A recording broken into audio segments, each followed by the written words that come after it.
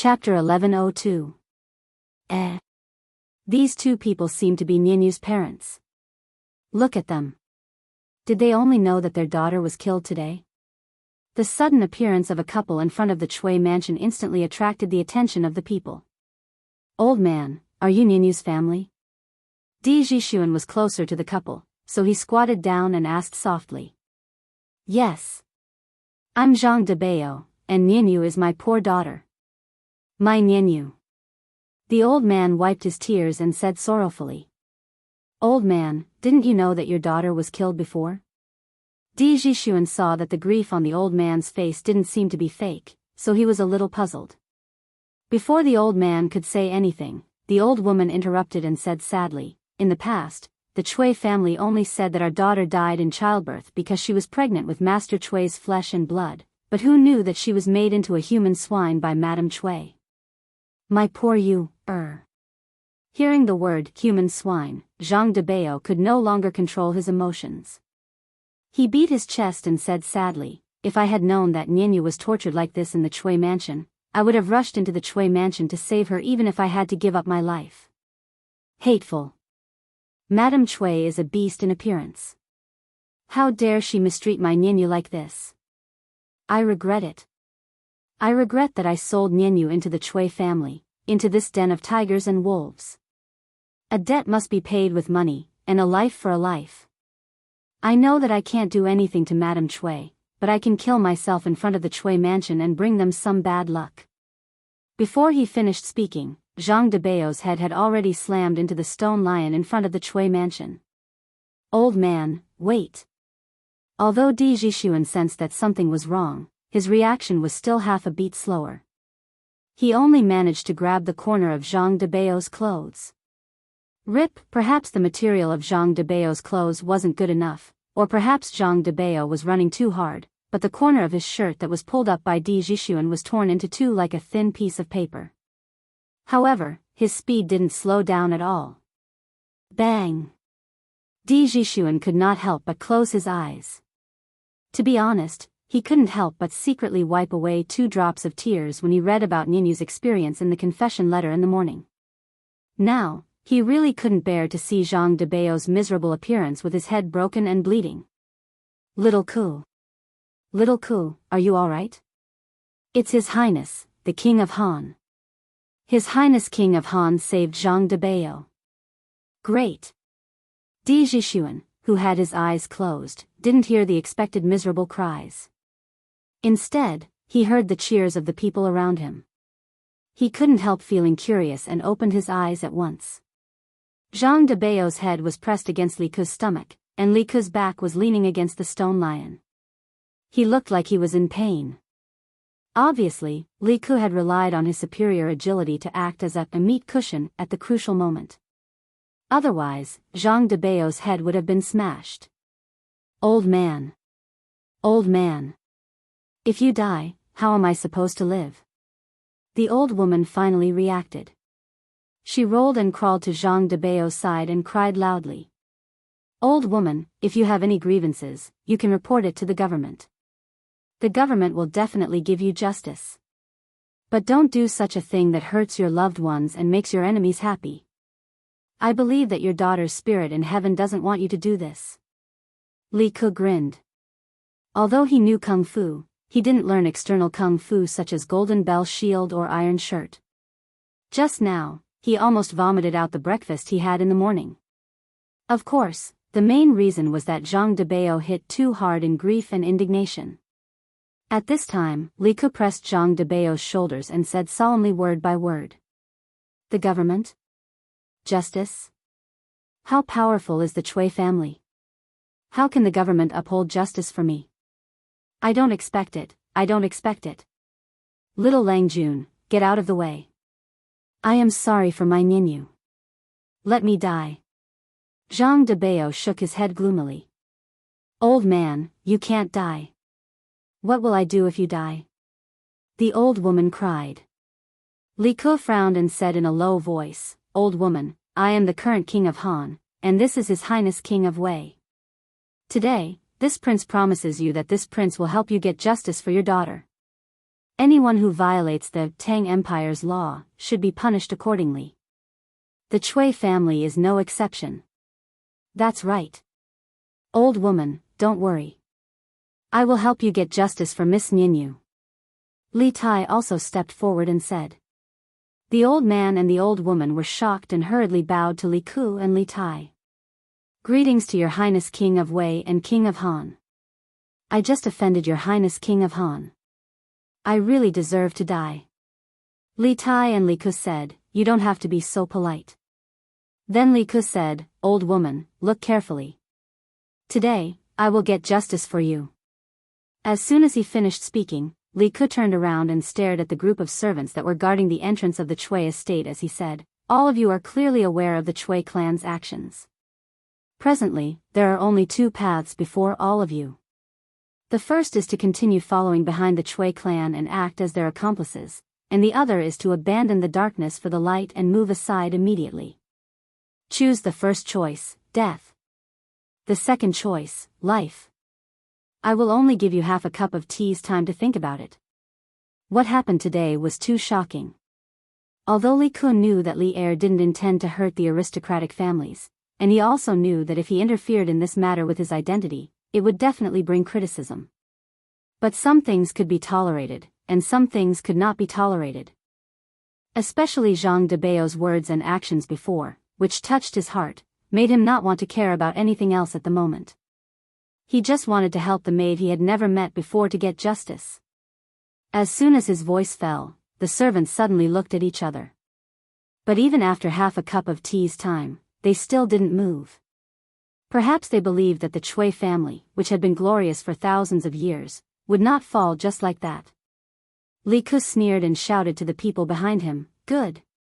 Today, the lady of the Chui family, Wang Shi, is vicious and merciless. She cruelly killed the maid Ninyu and turned her into a human swine. This is really shocking and infuriating. What's more hateful is that after Ninyu died, Wang Shi still didn't let her go. She sent people to dig up her body and feed it to the dogs. Such a wicked woman, who was born as a human, should pay with her life. According to the law, she should be punished. Arrest Wang Shi. Even the dignified king of Han was so moved in his heart, so how could the people who had long been filled with anger, eager to fight, and eager to give it a try remain indifferent? They heard this and shouted, arrest Wang Shi. Arrest Wang Shi. They said so, and at the same time, they did so. When an ordinary man is angry, blood splatters 5 steps. The thousands of people began to slowly press forward. Looking at this posture, it was as if they were going to flatten the Chui family. Chapter 1103. Don't come over. Don't come over. You dare to barge into private residences in broad daylight. Be careful that I don't send you to see the officials. Seeing the army pressing in, the servants of the Chui family started to feel terror. There were only a dozen of them. How could they be a match for thousands of common people and students? Also, many of these students were of noble status. Even if they wanted to attack, they did not dare to. Capture Wang Shi. Capture Wang Shi. At this time, there was no need for anyone to command. Wang Shi had sent people out of the city to destroy the corpses and evidence. Zhang Debao had angrily hit the stone lion. These two matters ignited the anger of the common people. The people of Guangzhou never lacked courage. Previously, they had been angry, but due to the power of the Chui family, they did not dare to act rashly. But when a person's anger could not be suppressed, then they would either die in silence or explode in silence. This group of people filled with courage chose to explode in the end. The anger of the Son of Heaven, millions of corpses, blood for thousands of miles. The anger of an ordinary man, 2 corpses, blood for 5 steps. Even a clay figurine had a temper, much less these strong men of Guangzhou. The prestigious families that had been high up for almost 1,000 years were so insignificant and lowly in front of the angry common people. The servants of the Chui family retreated again and again. In the end, they had no place to retreat because behind them was the gates of the Chui family. Charge. Charge in. Capture Wang Shi. Capture Wang Shi! Someone shouted loudly. The common people threw away their fear and pressed towards the servants in front of the gates of the Cui family. It was really pressing. Facing this enormous flow of people, the servants of the Cui family were like small boats in the ocean, insignificant and powerless. This was the power of the common people. This was the power of the common people that those high and mighty people usually said to be weak. After today, after knowing how powerful they were, there might be fewer people in the aristocratic families and fewer tragedies like Nianyu. Nianyu, today, these common people will help you get justice. While they are late, justice has not been absent. On a beam across from the Cui mansion, Li Zishuan was holding a jug of wine and coldly watching from the sidelines. At this moment, he saw the citizens rushing towards the Cui mansion, so he poured himself a cup of wine and murmured. Of course, the main reason he came here was because he was worried. If the Cui family sent out powerful experts to kill the commoners, he could take care of them. After all, there were many of his students here. Boom! Just at this moment, the Cui Manor's iron gates, which had stood tall for thousands of years, under the impact of the commoners, were basically unable to put up any resistance and instantly collapsed. It was a pity that the door had just been fixed after Li Zishuan damaged it a few days ago. But now, he was being stepped on again. Ah! Run quickly.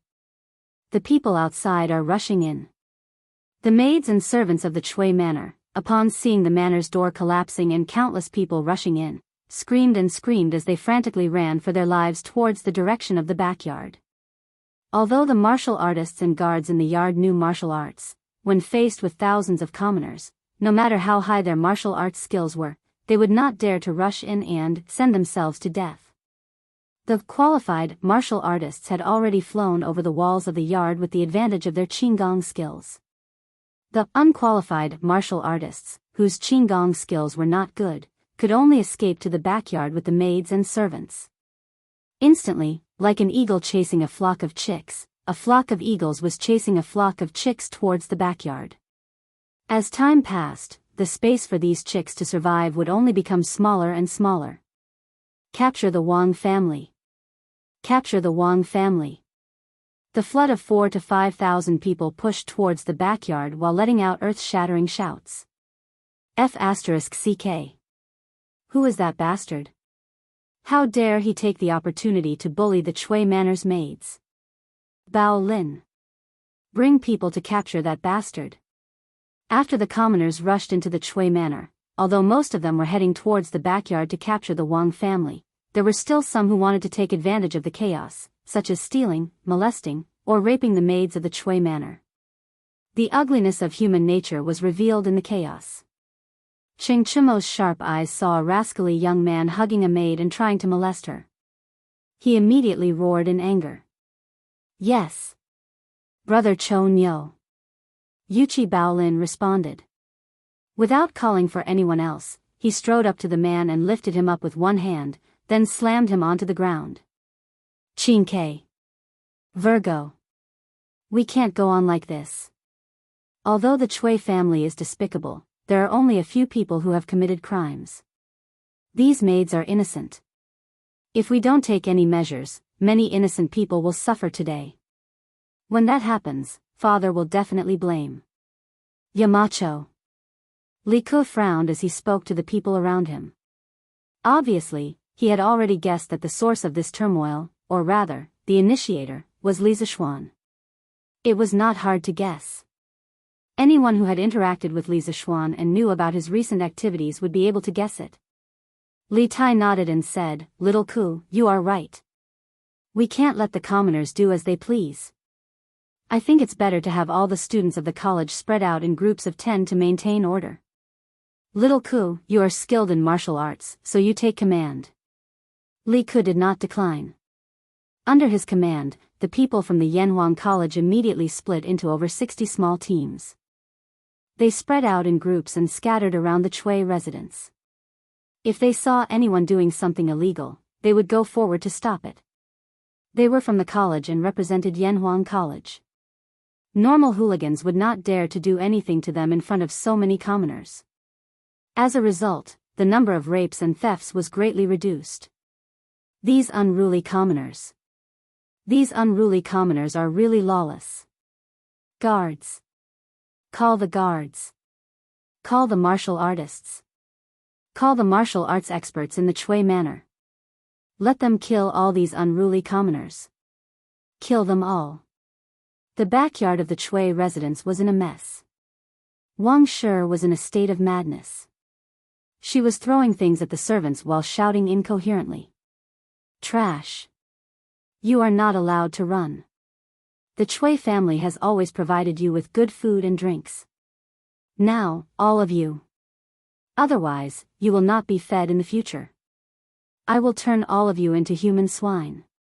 At this moment, Wang Shi saw a group of maids and servants escaping from the front yard. She took out a sword from somewhere and slashed at those people. Ah! The maidservants and servants hurriedly scattered in all directions. Wang Shi wanted to chase after them, but she couldn't. She could only stand there and curse. Capture Wang Shi.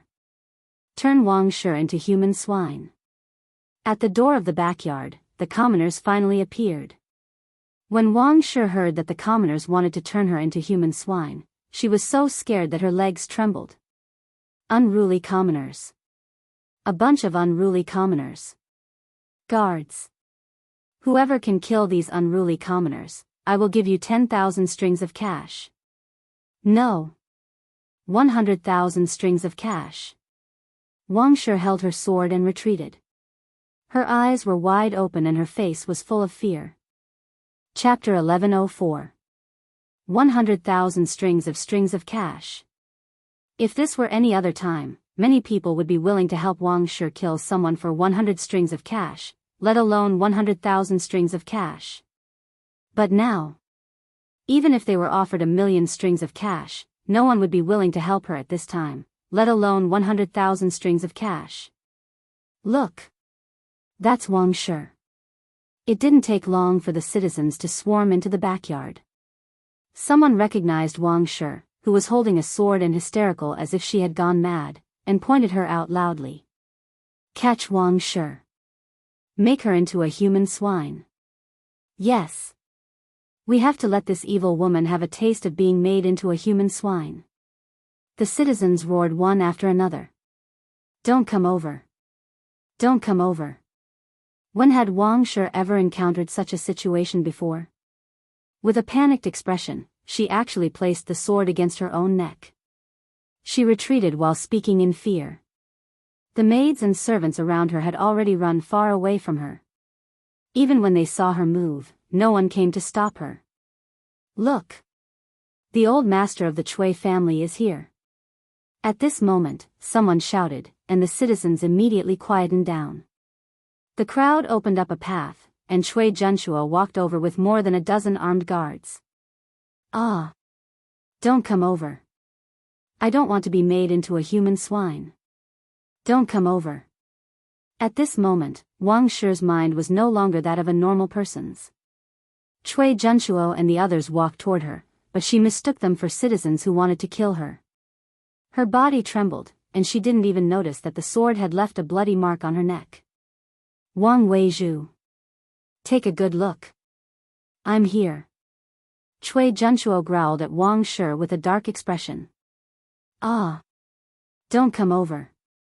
I don't want to be made into a human swine. Wang Shi was even more terrified. She screamed and exerted force with her hand, and the sword in her hand slit her throat without any resistance. She immediately collapsed to the ground, leaving behind a pool of blood. Bam! Everyone fell silent. No one would have thought that the dignified matriarch of the Chui family would be so frightened by a group of citizens that she committed suicide. Although this venomous woman deserved to die, the commoners felt that such a death was too easy for her. Chui Junshuo took a few deep breaths. He did not expect that the people would invade the Chui residence in such a large scale. Now that the Chui residence had been destroyed, Wang Shi had committed suicide, and the Chui family had become the laughing stock of the world. This result was worse than the worst that he had expected. He glanced at Madame Wang's corpse, then turned to look at the vast crowd behind him. With all his strength, he said in a deep voice, "I am Cui Junchuo." He was the former master of the Cui family. The Cui family has indeed done a lot of wrong things in recent years, and Wang Weizhu really shouldn't kill Nianyu privately. It's my fault for not managing the family well.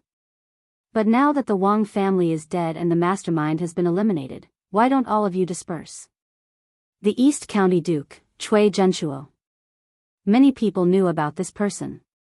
Hearing him say this, many people subconsciously prepared to give up. In any case, the most vicious Wang Shi in their eyes was already dead. There was no point in staying here any longer. Although Madame Wang is dead. But what about the people that the Cui family has invaded and kidnapped over the years? Just when some people wanted to leave, someone in the crowd shouted, and the crowd became restless again. That's right. The Cui family has done a lot of evil in the past. They have invaded so much land and kidnapped women. How can the death of Madame Wang solve it? Yes. All the evildoers of the Cui family must be punished. Cui Junchuo frowned, but he was secretly anxious. He was anxious that the people from the imperial court had not arrived yet. That's right, at this time, he would rather go to the imperial court to be judged than to reason with these people. Because most of the civil and military officials in the imperial court were gentle people, and because of the large number of these people, they might directly rush up and kill all the people of the Cui family. Haha. As the saying goes, those who do evil are doomed to destruction. When the Cui family did those evil things back then, did they think that they would be punished today? At this time, a faint voice came from afar. Although the voice was not loud, it reached the ears of everyone present. Who's that? Cui Junchuo's gaze froze as he saw Li Zishuan flying over the heads of the crowd and landing steadily at the front of the crowd. Marquis Yongmen? Did you enjoy watching the show from the side? When enemies meet, their eyes are exceptionally red. At this time, Cui Junchuo of course hated Li Zishuan, but more than that, there was a trace of indescribable complexity. At first, he did not think that he would lose. Yesterday, he even had the thought of turning defeat into victory, and retaliating against Li Zishuan. But he did not expect that after just one night, Li Zishuan had successfully made the Cui family, a 1,000-year-old aristocratic family, into a street rat that everyone wanted to beat up. A 1,000-year-old reputation, in the end, could not win against that thin confession. But in the end, whose fault was this? If the Cui family did not do those dirty things, even if Li Zishuan had a grudge with the Cui family, could he make up something out of nothing? 1,000-mile dike, collapsed by an ant hole. A 1,000-year-old aristocratic family, in the end, was destroyed in the hands of a pig like Madame Wang. Haha. Watch the show. This marquis is not watching the show. This marquis is using this grand scene to pay tribute to Miss Nianyu in the underworld, to ask her to rest in peace. Li Zishuan stood with his hands behind his back and said in a low voice. At the same time, he was secretly sizing up Cui Junchuo. He had fought with Cui Junchuo several times, but it was always in the dark. Today was their first time, and probably their last time. Hearing this, Cui Junchuo's expression changed several times. After a long time, he said, that Nianyu is just a little maid in the Cui family. If she knew that in the future, she would be able to make the Marquis of Yong, and bring so many people to seek justice for her, she would probably feel lucky, right? Li Zishuan sneered, lucky? The dead cannot come back to life. If possible, who in the world would not want to keep living? Dead is dead. Even if this marquis avenged her, she would not feel lucky. She should regret entering the Cui family and meeting Madame Wang, this poisonous woman, and Cui Shanfu, this coward. You. Cui Junchuo was a little angry. The Cui family was almost dead, and Li Zishuan still wanted to step on the corpses. This was too much. The imperial edict has arrived. Unrelated people, immediately make way. At this moment, a group of imperial guards rushed into the Cui family and rushed into the backyard. Then, they spread out and barely surrounded the people in the backyard. Why was it barely? This was because there were too many people in the backyard. The less than 100 imperial guards that they had brought with them were simply not enough to deal with them. Then, a general in silver armor came forward and said loudly, "His Majesty has decreed that all people should immediately disperse. His Majesty will personally deal with the matter of the Chui family. He will definitely give justice to Nianyu and the people of the world." Chapter 1105. The young general in silver armor was Sun Jiping. He had participated in the Battle of Snake Spirit Mountain and could be considered as an old acquaintance of Li Zixuan. After such a long time, he had been promoted from a small leader to a guard with a sword in front of the palace. He could be considered to have a prosperous career. When the people heard Sun Jiping say that Li Zixuan would deal with this matter personally, they did not want to make a fuss and left. The students of the academy did not leave. At this time, Li Ku went to Li Zixuan and whispered a few words in his ear. Li Zixuan nodded gently and did not say anything. Sun Jiping did not have time to chat with Li Zixuan at this moment. He looked at the people of the Chui family and said loudly, "His Majesty has an order. Chui Junshuo, East Commandery Duke of the Chui family, and Madame Wang, enter the palace immediately. There must be no delay." Chui Junshuo secretly breathed a sigh of relief. He had been looking forward to it for a long time. Finally, the people from the palace came. It was better for the imperial court to judge the Chui family than the people. After all, the imperial court would be reasonable. It was difficult to reason with the angry people. "General, Madame Wang committed suicide a quarter of an hour ago." "I'll go with you."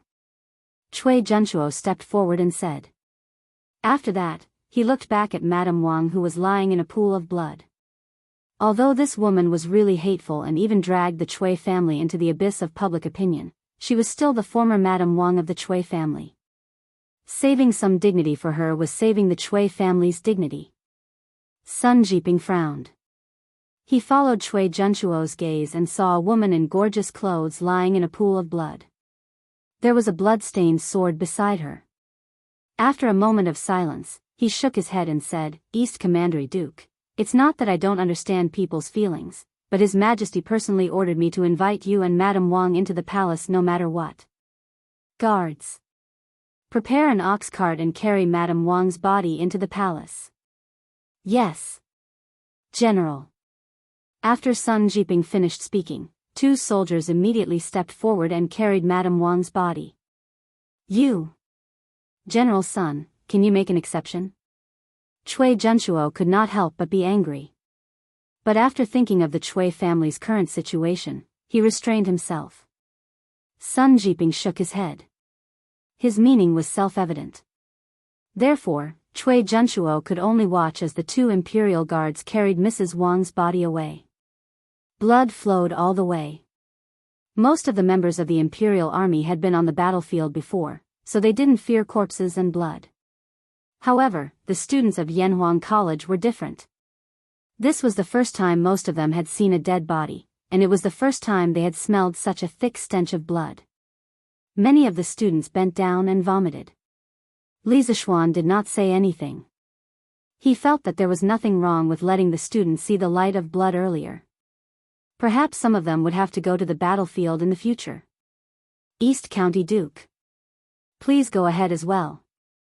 After Wang Shi was loaded onto the ox cart, Sun Jiping pointed to a prisoner's cart next to him and said to Chui Junshuo.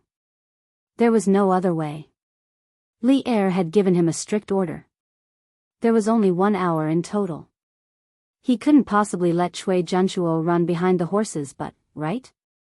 Or let Chui Junshuo ride a horse behind him. If the criminal got lost, how was he going to explain himself? After thinking about it, only the prisoner's cart was more reliable. It could guarantee the speed and ensure that the criminal wouldn't escape. Anyway, in Sun Jiping's opinion, the Chui family would definitely not be able to make a comeback this time. There was no need to be afraid of Chui Junshuo's identity. Chui Junshuo's expression changed.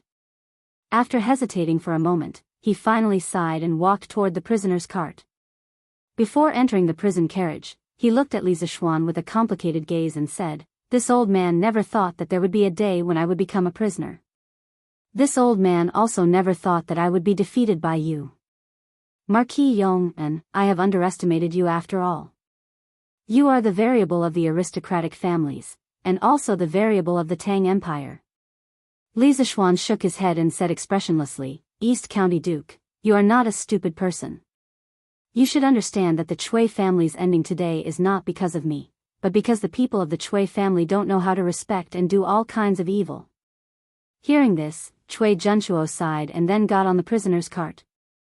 Sun Jiping waved his hand, and the imperial guards quickly left the backyard of the Chui family.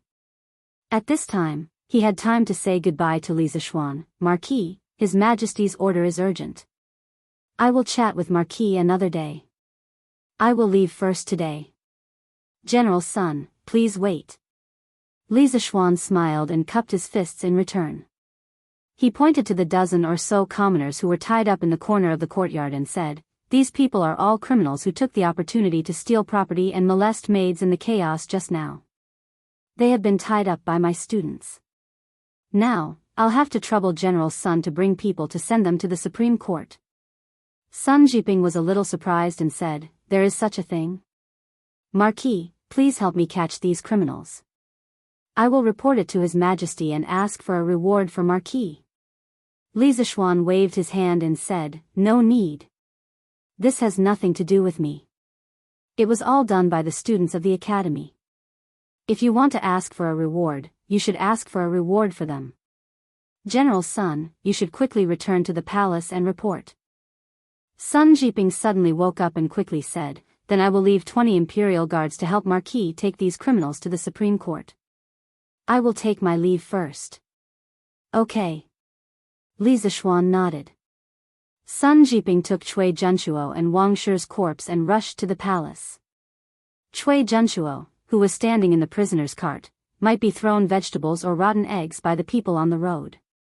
Li Zishuan didn't care about this. What he needed to consider now was the problem of dealing with the aftermath.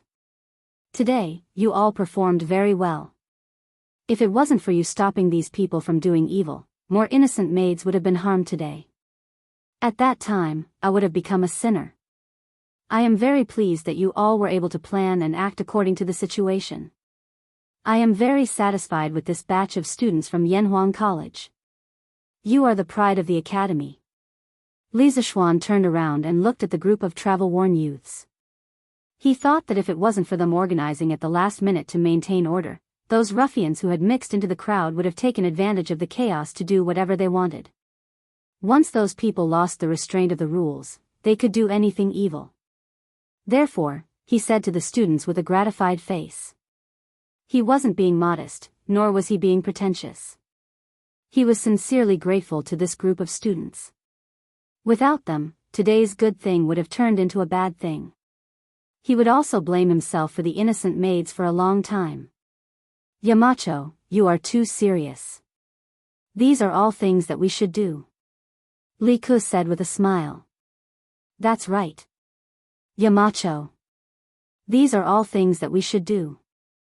The rest of the students said one after another. Today's experience filled them with a sense of accomplishment. They would probably never forget it for the rest of their lives.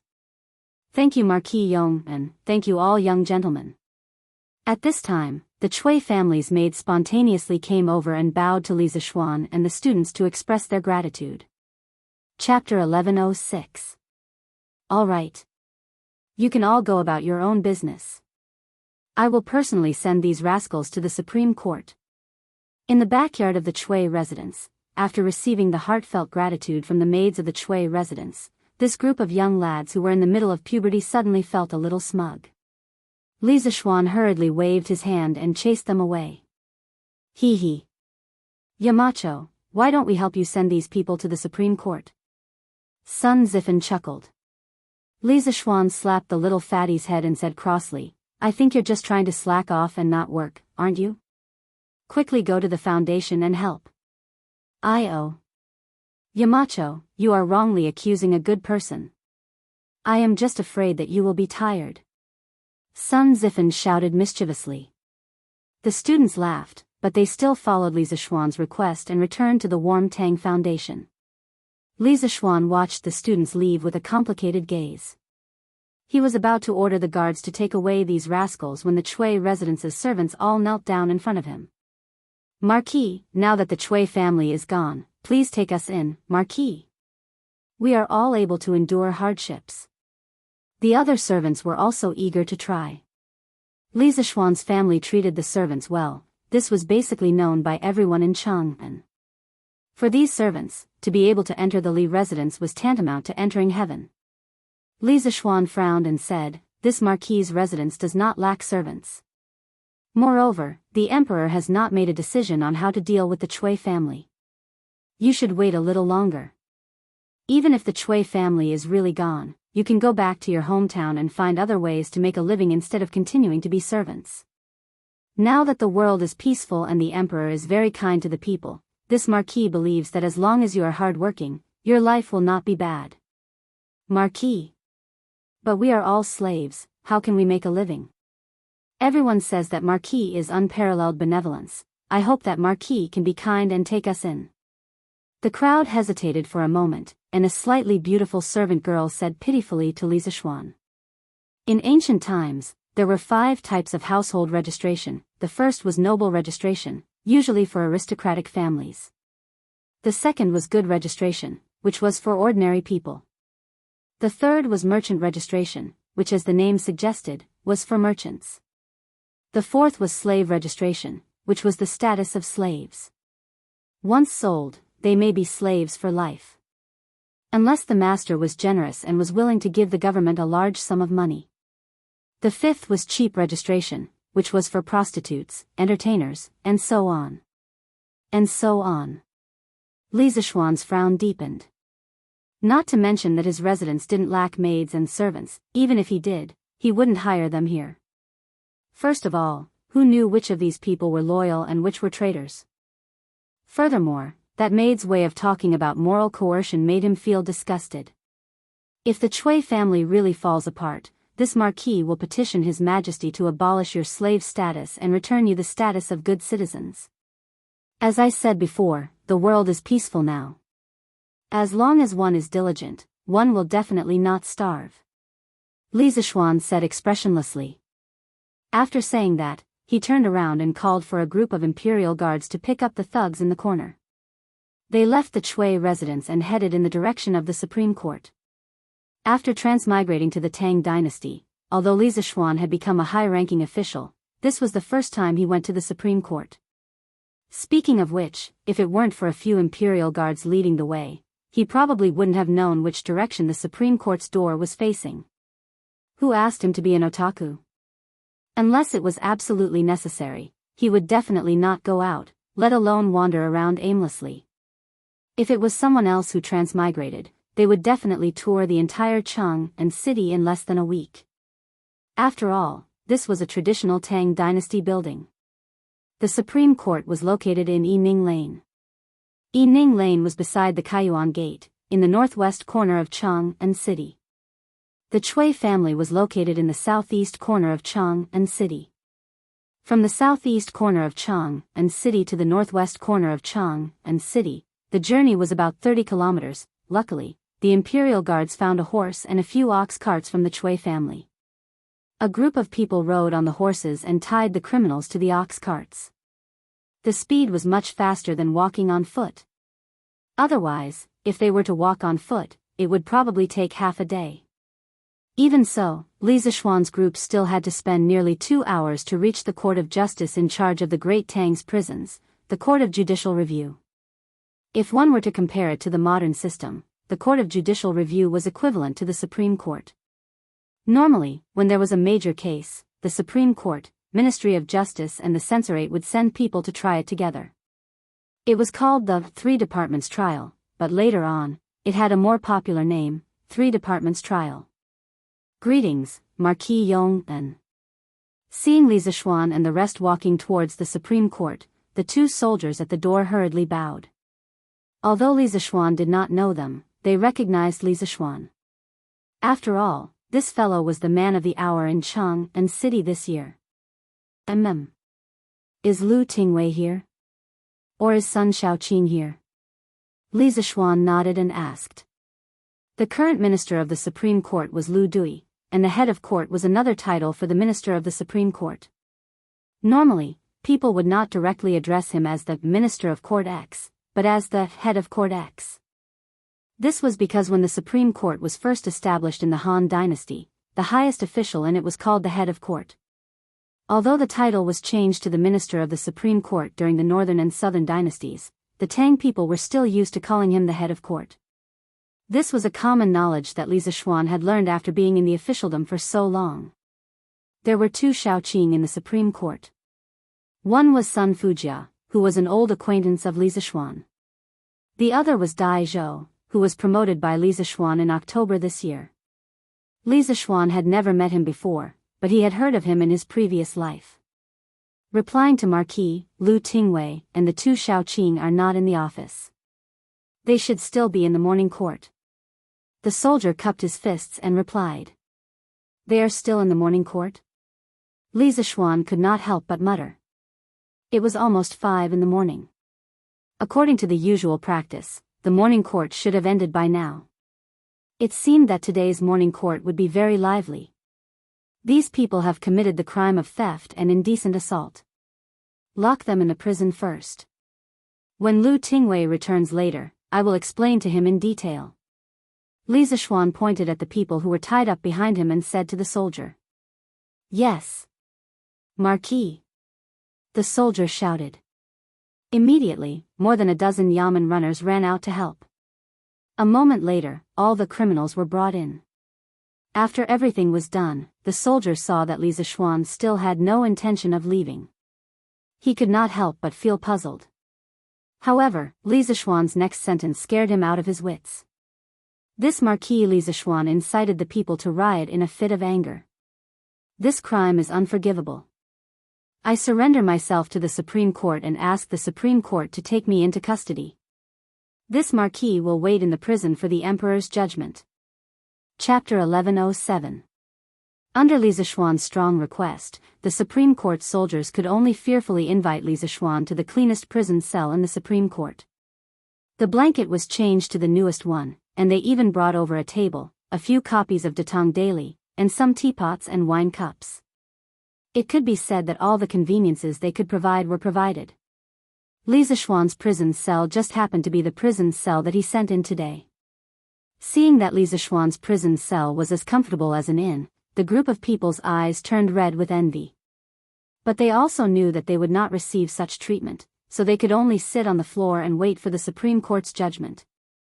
Other than this new blanket, take away the rest. This Marquis is here to go to prison, not to stay in an inn. This Marquis appreciates the intentions of these few little brothers. What was surprising was that Li Zixuan actually rejected the special treatment given by the officials, and requested for the Supreme Court's officials to take away all the things. As for leaving the new blanket behind, it was really because he could not stand the dirty and hard blanket from before. But then again, as a big brother, it was reasonable for him to ask for a new blanket, right? Marquis, you are still innocent, you don't have to torture yourself like this, right? The soldier had a difficult expression on his face. They knew that Li Zixuan was a good official who wholeheartedly served the people, otherwise they would not spend so much effort. I have already made up my mind, there is no need to persuade me anymore. Just do as I say, and then go do your own things. Li Zixuan waved his hand and said. He did this not to put on a show, nor was it purposely pretentious. It was because the current era that he was in required him to do so. This time, although he had used the power of thunder and successfully pushed the Chui family into a state of eternal damnation, but the method he used was somewhat taboo. Because he had used the public's will.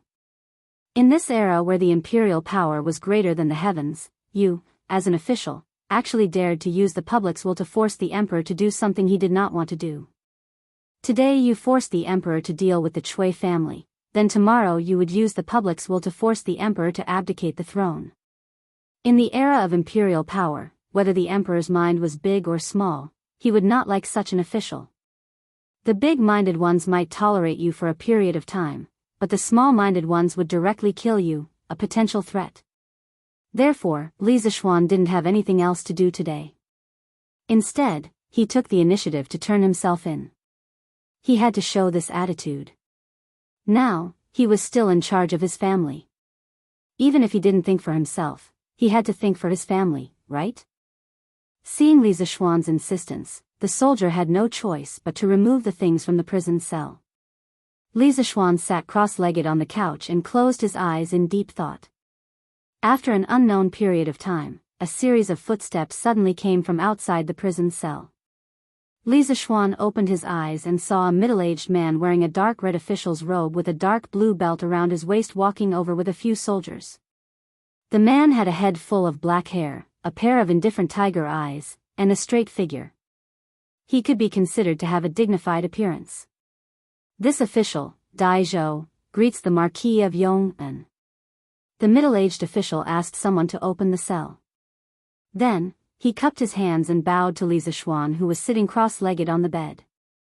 Although he was older than Li Zishuan, his official position was lower than Li Zishuan's. Since he was in the officialdom, he should follow the rules of the officialdom. So it's Dai Xiaoqing. Nice to meet you. Li Zishuan stood up and cupped his hands in return.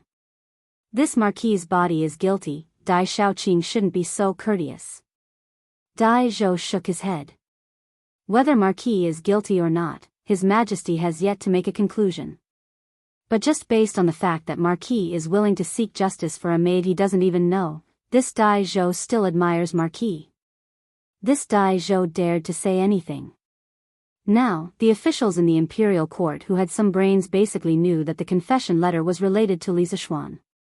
But Li Zishuan's methods were obviously taboo. Under such circumstances, Dai Zhou still dared to publicly praise him. If it fell into the ears of someone with ulterior motives, it might become a weakness. Dai Xiaoqing must be joking.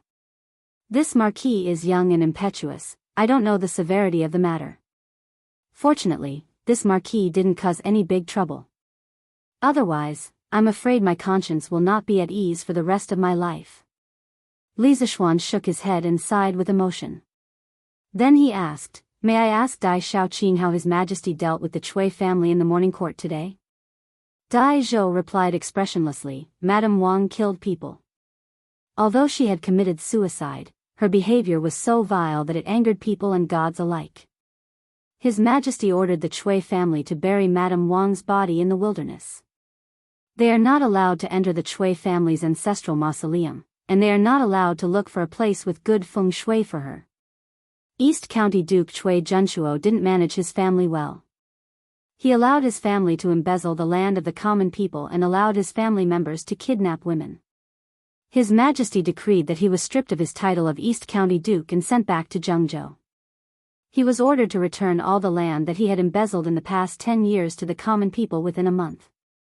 Those who kidnapped women must also be handed over to the local government within a month. In addition, His Majesty sent the left Prime Minister Wei Zheng to Hunan Province to thoroughly investigate all the officials who have covered up or colluded with the Chui family in Zhengzhou in recent years. He wanted to clean up the local government and return the common people to the common people. Hearing this, Li Zishuan was relieved. Old Li was finally willing to completely deal with the Chui family. His plan was not in vain. Moreover, sending Wei Zheng to Hunan Province was the most ruthless move. Didn't your Chui family get wind and reign in Hunan Province in the past? Wasn't it all because the local government took care of you? Now I will remove those officials who took care of you.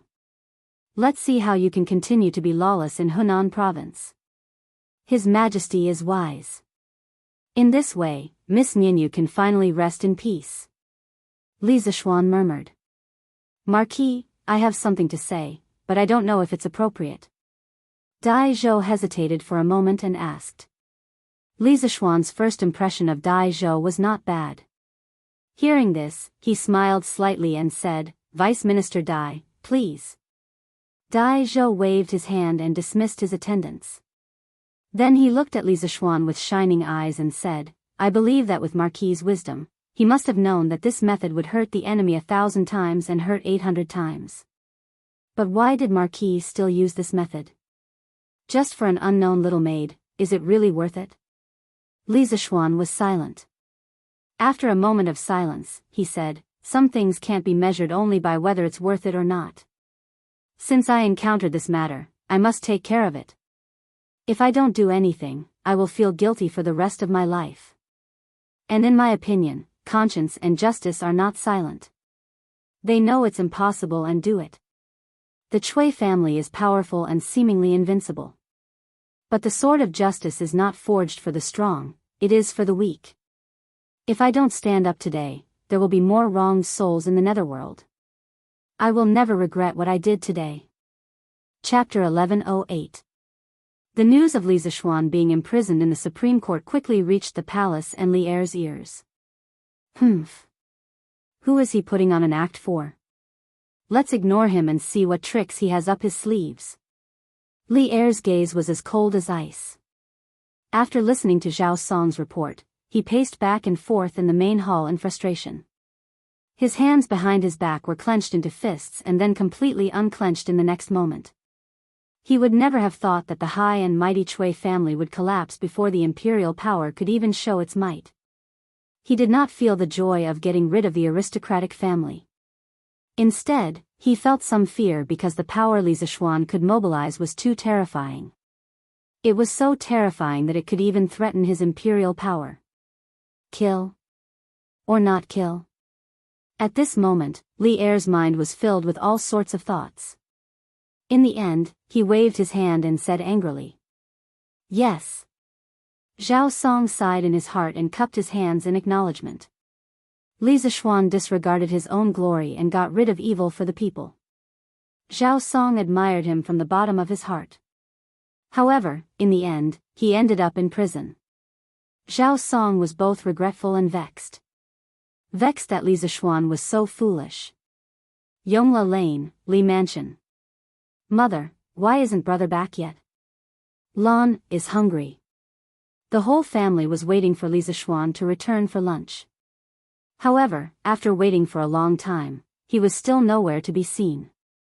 Lan could not help but rub her stomach and said pitifully, "Soon. He should be back soon." Mrs. Li had been feeling uneasy since the morning. When she saw that Li Zishuan hadn't returned yet, the ominous premonition in her heart grew even stronger. She patted Lan Er's little head and called out, "San Bao, didn't you say 4 hours ago that the Chui family's turmoil had ended? Why isn't Xian back yet?" San Bao said anxiously, "Madam, the Chui family's turmoil had ended 4 hours ago." However, the young master took a group of people to the Supreme Court. The Supreme Court is far away from Dunhua Square. The young master is probably still there. Madame Li nodded, but the ominous feeling in her heart did not dissipate. Father. Mother. Not good. I found a letter left behind by my husband in the room. At this moment, Han Yushi hurriedly ran in with a letter in her hand and said anxiously, "Yushi, what happened to Xian Er? What does he mean by leaving a letter?" Mrs. Li immediately panicked. She subconsciously thought that something had happened to Li Zishuan. Li Jingma had always been calm. He patted his wife's hand and said, "Yushi, what did the letter say?" Han Yushi looked around and said softly, "San Bao, little he, you all go down first." It wasn't that she didn't trust the servants in the residence, but the fewer people who knew about this, the better. "Yes. Young madam." Although San Bao and the rest wanted to know what had happened, they had to listen to their mistress. After all the servants in the hall left, Han Yushi said, "Father, mother, grandfather, grandmother, my husband said in his letter that he will go to the Supreme Court to reflect on himself for a few days. As long as we don't think about it, and don't tell anyone about it, he will be back in less than 10 days. Reflect on himself for a few days? Why would Xian Er go to the Supreme Court to reflect on himself? Old master, did something happen to Xian Er? To ordinary people, the Supreme Court wasn't a good place to go. After all, most people didn't want to be involved in a lawsuit. Therefore, Mrs. Li was at a loss after hearing this. Sigh. In the end, it's a loss of 800 to hurt the enemy. Yi Guizhong was old and experienced. How could he not understand the meaning behind this letter? He sighed heavily and said to Mrs. Li, "Yuzhu, you and Jingma don't have to worry. Although Xian destroyed the Chui family, the hidden danger is also quite big. Now that he has tied himself up in the Supreme Court, retreating in order to advance, he might be able to resolve the danger for himself. We can only do as he says. Don't think about it, and don't tell anyone about it. This is the only way to help him. Li Jingma understood immediately. Although he was worried about his son, he couldn't say it out loud. He could only force himself to calm down and comfort her. That's right. Don't worry, madam. Xian has always been very confident. If he says nothing will happen, nothing will happen. We'll just do as he says in the letter. Let's eat. Li Zishuan quietly lived in the Supreme Court. Of course, there were very few people who knew about it. His family didn't say anything. The officials who knew that he was in prison were basically the big shots in the court. Naturally, they wouldn't be so bored as to spread rumors. The collapse of the Chui family made the common people unable to adapt for a while. Of course, this matter also became the most talked about matter in the first year of Jingguan. It could also be said that it was the biggest news in the first year of Jingguan. 3 days had passed, but the enthusiasm of the commoners in their discussions about the Chui family had not diminished in the slightest. The commoners who had participated in the Chui family operation had been bragging to the people around them for the past 3 days, but they still enjoyed it. After all, they were the awesome people who had defeated the Chui family, a 1,000-year-old family. Of course, in these 3 days, the common people didn't know that Li Zishuan had been locked up in the Supreme Court's prison. The students of Yanhuang College also didn't know. The upper echelons of the Tang dynasty, without exception, chose to deal with this matter coldly. They chose the 3 no's policy: don't talk, don't ask, and don't say anything. The people of the Li family firmly followed Li Zishuan's 3 no's policy: don't think, and don't say anything. As a result, it was naturally difficult for others to know that Li Zishuan was in prison. However, it didn't mean that everyone didn't know. Father. Is our Yamacho locked up in the Supreme Court by you? That night, Sun Zifan returned home and found his father. He asked angrily, "What's wrong with you?" When the students of Yanhuang College participated in the warm winter operation, in principle, the students who lived close to the school could go home at night. Sun Fujia raised his eyebrows and said in a deep voice, "Fan, where did you hear this news from?" Asking this meant that Sun Fujia tacitly agreed that Li Zishuan was in the Supreme Court. Sun Zifan couldn't help but open his eyes wide and said, "It can't be. Father? You guys really locked up Yamacho?" "No, Yamacho is such a good person, why do you guys want to lock him up?" Sun Fujia knew that he had misspoken and scolded with a straight face, "You're just a child, so don't interfere in this matter. It's because the Marquis of Yong is too good a person that he has to stay in the Supreme Court's prison for the next few days. This is to help him get rid of a disaster. If you really want what's good for your Yamacho, then keep this secret for this old man. If this is made public, only death awaits your Yamacho. Do you understand?" Chapter 1109. An entire night had passed, but Sun Zifan's mind was still replaying the words his father said to him last night. He did not understand why good people had to go to jail if they were too good. He did not understand why he could not spread the news that Li Zishuan was in jail and get more people to help. He also did not understand why Sun Fujia refused his request to visit the prison. He didn't sleep much the entire night because the person he respected and admired the most was still locked up in prison. He felt very uncomfortable. "Qingke, you're right. The mountain elder was really locked up in the prison." Sigh. In the morning, Sun Zifan did not eat breakfast at home and went straight to the Warm Tang Foundation. The students had just come from Yunshan and were eating breakfast there. He, Li Tai, and Li Ku squatted under a tree and ate steamed buns while speaking gloomily. "Don't worry. Yamacho will definitely be fine. My father will not do anything to Yamacho." Li Tai patted Sun Zifan's shoulder and said while chewing something in his mouth. Obviously, Sun Zifan had heard the news about Li Zishuan from him. "But I don't understand, why did my father tell me?" Sun Zifan hesitated for a while and finally asked the question in his heart. After he finished speaking, Li Tai and Li Ku were silent for a while. In the end, Li Ku said, Ziffin, your father is right. At this time, the fewer people who know that Yamacho is in jail, the better. Why? Li Ku paused for a moment and said, because with Yamacho's reputation among the people, if the people know about this, they might cause a huge commotion. At that time, Yamacho will become a treacherous official who forced the emperor to abdicate and will never be able to rise again. Sun Ziffin could not help but be stunned. He was not stupid and quickly understood the crux of the matter. Then, a layer of cold sweat suddenly appeared on his back. He finally understood the seriousness of the matter and that his father did not lie to him last night. The fewer people who knew about Li Zishuan's situation, the better. Gulp. Sun Ziffin nervously swallowed a mouthful of saliva and said in a low but serious voice, Qin Ke, little Ku, we have to think of a way to help Yamacho hide this matter. In the future, if the students ask where Yamacho is, we will say that Yamacho is in seclusion writing books. Yes. Writing books in seclusion. What do you think? Li Taiyan nodded and said. Let's say that. But in my opinion, Yamacho will not stay in the Supreme Court for long. He will definitely be out in a few days. Sun Ziffin sighed worriedly, I hope so. Zhao Si, are you sure you want to go that way? I'm not sure. Marquis, please allow me to think about it. You wish.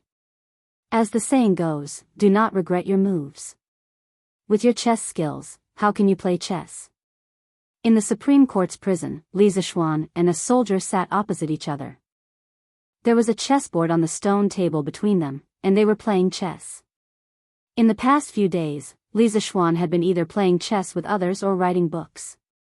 Coincidentally, the reason that Sun Ziffin had used to fool people had actually come true. Li Zishuan was really in seclusion writing books. He was writing the academy's teaching materials for next year. However, his seclusion was too unprofessional. Who would find someone to play chess with during seclusion? At this moment, the officer named Zhao Si opposite Li Zishuan looked like he was about to cry. He thought to himself, since you don't want me to regret my move, why did you ask before? Smack. Haha. I checkmate you. Li Zishuan's single carriage directly attacked the root of the problem, checkmating Zhao Si. Checkmate again? Zhao Si scratched his head, looking depressed. He stared at the chessboard without blinking, thinking of a way to break the game. Li Zishuan saw this and laughed. Haha. No need to look anymore. You have nowhere to go. Give me the money. Zhao Si looked at it again, unwilling to give up. In the end, he still couldn't see a way out. He could only take out a copper coin from his pocket and put it in Li Zishuan's hand. Unconvinced, he said, again. This time, I'm so close. Next time, I'll definitely beat Marquis. 1 copper coin per game. Oh, no, to be precise, if Zhao Si lost, he would give Li Zishuan 1 copper coin. If Li Zishuan lost, he would give Zhao Si 100 copper coins. In order to attract people to play chess with him, Li Zishuan set up a bet where one put in twice the effort and 100 times the return. In the past few days, he had actually won a few dozen copper coins. He was truly a heartless abuser. In his previous life, Li Zishuan was not a chess expert. It was mainly due to the influence of the elders in his village that he started playing chess when he was young. Later on, when he grew up, he knew how to use the computer. He also often went to penguin games to abuse or be abused by experts. Occasionally, he would study a few endgames online. To modern professional chess players, he was very noob. However, to the people of the Tang dynasty who had not experienced the information explosion era, he could already be called an expert. At least, it was not much of a problem for him to completely abuse the people in the Supreme Court prison. Scram. Brat, you only have that little bit of skill, and you still have the nerve to show it off? Let me do it. Just at this moment, Dai Zhou silently arrived behind Zhao Si and fiercely kicked Zhao Si's butt as he said. This prison cell was very special. It was not locked, so Dai Zhou was able to silently walk in. Hey! This subordinate greets Dai Xiaoqing. Dai Xiaoqing, please. Zhao Si rolled and crawled up from the ground. Not only was he not angry, he even smiled cheekily at Dai Zhou. If this was in the modern world, he would definitely be a bootlicker. Marquis Yong, and how about this Dai play a few games with you? Dai Zhou smiled. Li Zishuan had a good impression of Dai Zhou. This was a rigid but humorous person. Thus, he smiled and said, since Dai Xiaoqing is in the mood, how about we play a few games? Dai Zhou smiled even more happily. He did not clean up the chessboard, but said, then this bet, I wonder if you can raise it by 10 times? N? Li Zishuan was stunned. He could not help but laugh, haha. Looks like Dai Xiaoqing wants to earn money from this marquis. But this game has not even started yet, and Dai Xiaoqing is so confident that he can win? Dai Zhou waved his hand, so what if I can't win? It's just 10 coins for a game. But if I win, this Dai can get 1,000 coins. This kind of deal is worth it. This Dai does not believe that I can't win 1 out of 100 games. This fellow did not hide his intention to earn some extra money from Li Zishuan. Hearing this, Li Zishuan felt both angry and amused.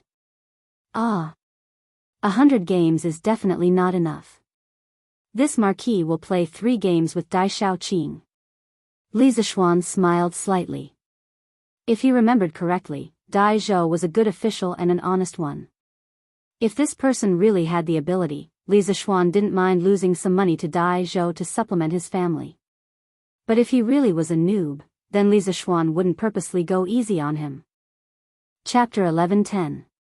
In the Supreme Court's prison cell. The most popular Marquis Yong, and was actually playing chess with the Supreme Court's newly promoted vice minister. They were even gambling. If news of this got out, it would probably shock everyone to the core. Dai Zhou sat opposite Li Zishuan. At this time, he had already put away his smile. After a moment of deep thought, he started with a move, horse 2 into 3. Li Zishuan was naturally not to be outdone.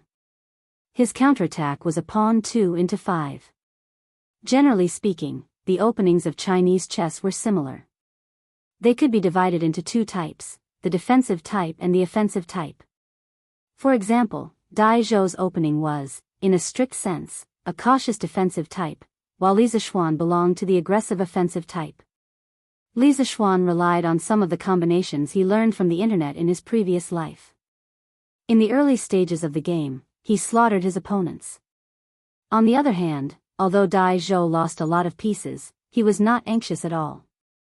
He continued to follow his own train of thought and slowly deployed his own defensive circle. The two of them moved to the middle of the game and gradually entangled with each other. In this kind of entanglement, the side with the sharper attack should have the greater advantage. However, from the current situation, it seemed that Li Zishuan was gradually at a disadvantage. Li Zishuan could not help but frown. He had underestimated Dai Zhou's ability. In terms of chess style, Li Zishuan's chess style was extremely bold and fierce. His footwork was wide, and it seemed like he wanted to fight to the death. He often liked to pursue thrilling situations in his games. From the standpoint of a bystander, watching his games was the most satisfying. To sum up his style of chess in one sentence, it could be called infinite scenery at the perilous peak. On the other hand, Dai Zhou's chess style was steady and his footwork was solid. Under his moves, the originally disadvantaged chess game was revived by him. Not only that, as the game progressed, he made the changes in the board very complicated. It was as if he had set up a Dragon's Gate formation. It was both real and fake, and it confused Li Zishuan many times. Time and time again, he set up ambushes to lure the enemy deep. Dai Zhou quickly killed Li Zishuan's carriage and horse. The scales of victory were slowly tilting towards his side. Gulp. Zhao Si's eyes almost popped out of their sockets as he watched from the side.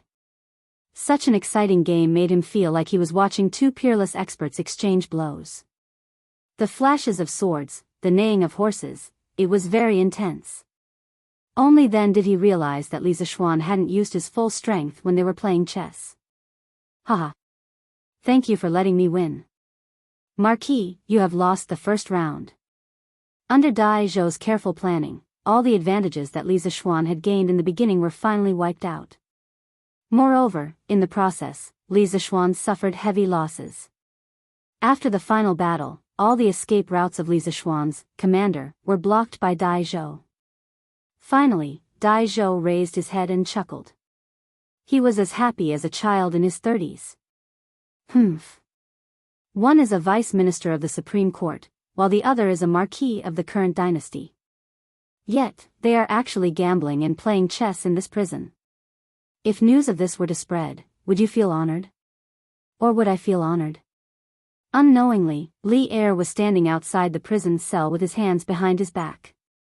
It seemed that he had been standing there for a long time.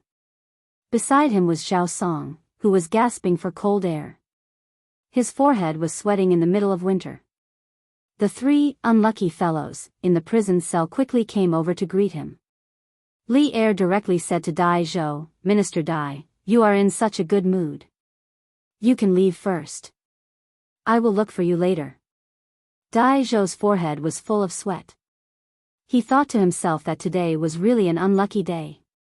In his own territory, playing chess to earn some extra money, he actually met Li Er. How unlucky.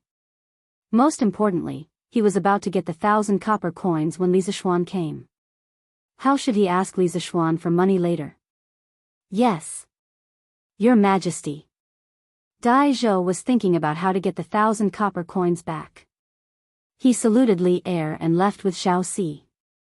At the same time, to prevent the other prisoners from affecting Li Er and Li Zixuan's conversation, he also ordered the prison guards to transfer all the prisoners in the nearby prison cells away. I heard that you were reflecting on yourself here. But now, it seems that you are living quite well here. Li Er stood in front of Li Zixuan and said expressionlessly. Li Zixuan smiled helplessly and sighed, 3 feet of land without any sunlight. I am just trying to find joy in hardship. Li Er's gaze froze and said, Are you blaming me? No. Then, do you feel wronged? Li Er's face was expressionless as he spoke again. Also no. Li Zixuan shook his head and said in a low voice, Eating from the monarch and sharing the monarch's burdens is the duty of a subject. But what I did this time, not only did I not share your Majesty's burdens, but I also added trouble to your Majesty. If it was in any other dynasty, my head would have already left my body. How could I still have a place to play chess and write books like now? So, I do not blame anyone, nor do I feel wronged. Instead, I am filled with gratitude. Hearing this, the depression in Li Er's heart dissipated a little. With his hands behind his back, he paced around the cell and said, Do you know that in these 3 days, the Empress has come to find me 3 times, Chang'e has come to find me 5 times, and Qingqian has come to find me 3 times. They were all speaking on your behalf. In the end, if I did not let you go, I would become a fatuous monarch in their eyes. Li Zixuan was moved. He hurriedly said, I am grateful for the friendship of the Empress, the Crown Prince, and the Princess. But entering the prison to reflect on myself was my own choice. I feel very uneasy for causing trouble for your Majesty. Haha. If I had known that you were such a troublemaker, I would not have placed you in the imperial court. Li Er shook his head and scolded unhappily. Then, he did not speak again. At this time, he noticed a thick stack of manuscripts on the bed and asked casually, What are these? Li Zixuan cupped his hands and answered, Your Majesty, these are the teaching materials of the academy for next year. I happen to have nothing to do in the prison, so I settled down to write books. So many? You wrote all of them in the past few days? Li Er's face was suddenly shocked. This was because even if 3 scholars worked together to compile this thick stack of manuscripts, they would not be able to write so much in 3 days. Subconsciously, he went forward and flipped through it to see if the contents were scribbled by Li Zixuan to make up the numbers. But when he opened it, the word awkward was written on old Li's face. This was because he had flipped through some of the contents in the 2nd volume of chemistry. He could not understand the equations in it at all. Ahem. I did not expect you to be so concerned about your academy. Even in prison, you did not forget to compile teaching materials. In order to hide the embarrassment on his face, Li Er hurriedly coughed and said. Chapter 11:11. Your Majesty, what do you mean by my academy? That's your academy. You're the dean of the academy. I'm just a gardener, using the academy to realize my dreams. The one who really uses it is your Majesty, and the one who benefits is Tang Empire. When these seedlings of Yanhuang College grow up, they will definitely hold up the vast blue sky for Tang Empire. In the Supreme Court's prison, Li Zishuan cupped his hands and said to Li Er. He had no choice. Being born in such a feudal society, if he wanted to develop the academy well, he had to hug the thigh of the royal family. Li Zishuan didn't want to rebel against Li Er. This boss was too strong, and he couldn't do anything. Whoever didn't want to do it, he wouldn't do it anyway. Even in the modern world, if you want to do well, don't you need to hug the thigh of others? Li Er's gaze was deep. He was satisfied with Li Zishuan's attitude. Although what happened a few days ago made him angry, Li Zishuan still knew when to advance and retreat most of the time. Brat, if you had always been so sensible, how could you have fallen to the point of being imprisoned? If it weren't for the fact that the Empress and Chang'e were pleading for you, I would have beheaded you long ago. Li Er said resentfully. Li Zishuan said with a smile, Your Majesty is magnanimous and wise. Naturally, it's not something that ordinary people can compare to. I believe that under Your Majesty's leadership, Tang Empire will definitely be able to catch up with the era of Qin Huang and Hanwu. Since old Li was willing to come to the prison, it meant that he had no intention of killing Li Zishuan. He was only here to find a way out. For the sake of his family, Li Zishuan was willing to give old Li a way out. Besides, he wasn't bragging. The golden age of Jingguan in history was indeed catching up with the era of Qin Huang and Hanwu. Now that he, a transmigrator, joined, Tang Empire would only be stronger. Ha! When did you learn how to flatter? If Wei Xuanqing was here, he would definitely accuse you of flattering the emperor. Li Er pointed at Li Zishuan and said unhappily. However, the slight smile at the corner of his mouth showed that he did not reject this kind of flattery. Brat, your intelligence is outstanding. In all of the Great Tang, there's probably no one who can compare to you. But why was he so muddle-headed this time? I've repeatedly ordered you not to touch the Cui family, but you've caused me such a big mess in one night. You can't even bear it for a year or two. After rambling for a long time, Li Zishuan finally got to the point. Li Zishuan could not help but heave a sigh of relief. Anyone who had quarreled with friends before would know that under normal circumstances, if the other party didn't even pay attention to you after a quarrel or kept talking about other things, it meant that the other party was really angry. However, if the other party was willing to talk to you about the source of the quarrel, it meant that the other party wanted to resolve the conflict and eliminate the differences between them. Your Majesty, you have the world at heart, so of course you have to consider the big picture. However, I don't have to think so much every time. The Cui family is heartless and has killed so many people. Since I've seen it, I can't stand it anymore. Otherwise, I'll definitely dream of the cries of the ghosts in hell. I know that I've let my emotions affect my decisions, but if I were given another chance, I would still do the same. Even if I'm punished by Your Majesty, I won't regret it. Li Er fell silent. For some reason, he suddenly recalled what Empress Zhongsun had said to him last night, Your Majesty. The Marquis of Yong, and inciting the anger of the people to destroy the Cui family was indeed a little impulsive. However, I don't believe that with the Marquis of Yong and's intelligence, he wouldn't have not thought of the severe consequences. However, he still did it in the end. This shows that he dares to love and hates evil. He isn't an ambitious and scheming person. Thus, I believe that Your Majesty's worries are unnecessary. The Great Tang needs a righteous hero like the Marquis of Yong, and Your Majesty also needs a loyal and capable official like the Marquis of Yong, and moreover, the Marquis of Yong and's own initiative to bind himself to the Court of Judicial Review was for Your Majesty's sake. He knew that with his current reputation among the people, if your majesty were to punish him, your majesty's reputation among the people would definitely be affected. With such a straightforward official, I don't wish for your majesty to make the wrong decision because of some groundless suspicions. I implore your majesty to reconsider. After a long silence, Li Er finally recovered from his contemplation. He inwardly breathed a sigh of relief, but at the same time, he also felt an inexplicable sense of loss. He looked at Li Zishuan with a complicated gaze and said, "The Chui family is truly abominable, but you, a brat, inciting the people to riot is also unforgivable. If not for the imperial court doing its best to clean up your mess, Chang, and would have been thrown into chaos in the next few days. Seeing that you were able to reflect on your actions in the last few days, we will punish you with 2 months of seclusion. While you're at it, you have to submit a letter of self-reflection within 3 days." Hearing the light punishment of 2 months of seclusion, Li Zishuan couldn't help but rejoice, thinking that old Li was finally willing to let this matter pass. However, when he heard the letter of self-reflection, Li Zishuan's eyes widened and his forehead was covered in black lines. "What's wrong? You're not willing to write? That's fine too."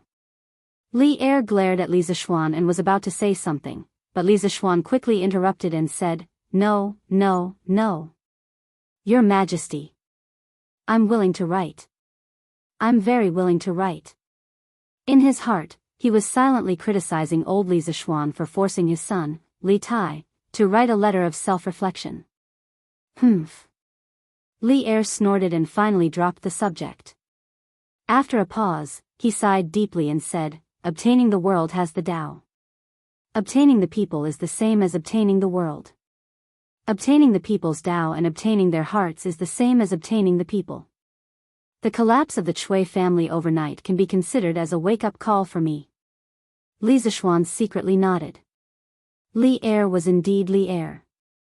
After realizing the power of the people, the first thing he thought of was not to suppress them, but to obtain their hearts and use them for himself. What a bold spirit. Your Majesty, as the saying goes, a ruler is a boat, a commoner is water. Water can carry a boat, but it can also capsize a boat. The Chui family thought that the people were weak and powerless, so they wantonly oppressed the people and harmed the servants.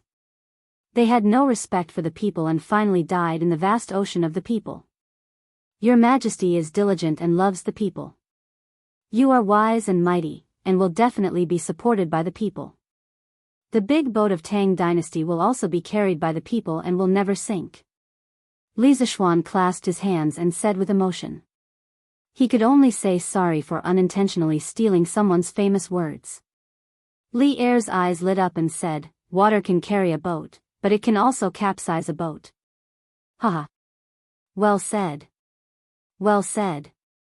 Hearing this, my trip today was not in vain. Li Er, who had a clear mind, laughed and walked out of the prison. The power of the people united was indeed great, but as long as the people became the water that carried the boat, what was there to fear?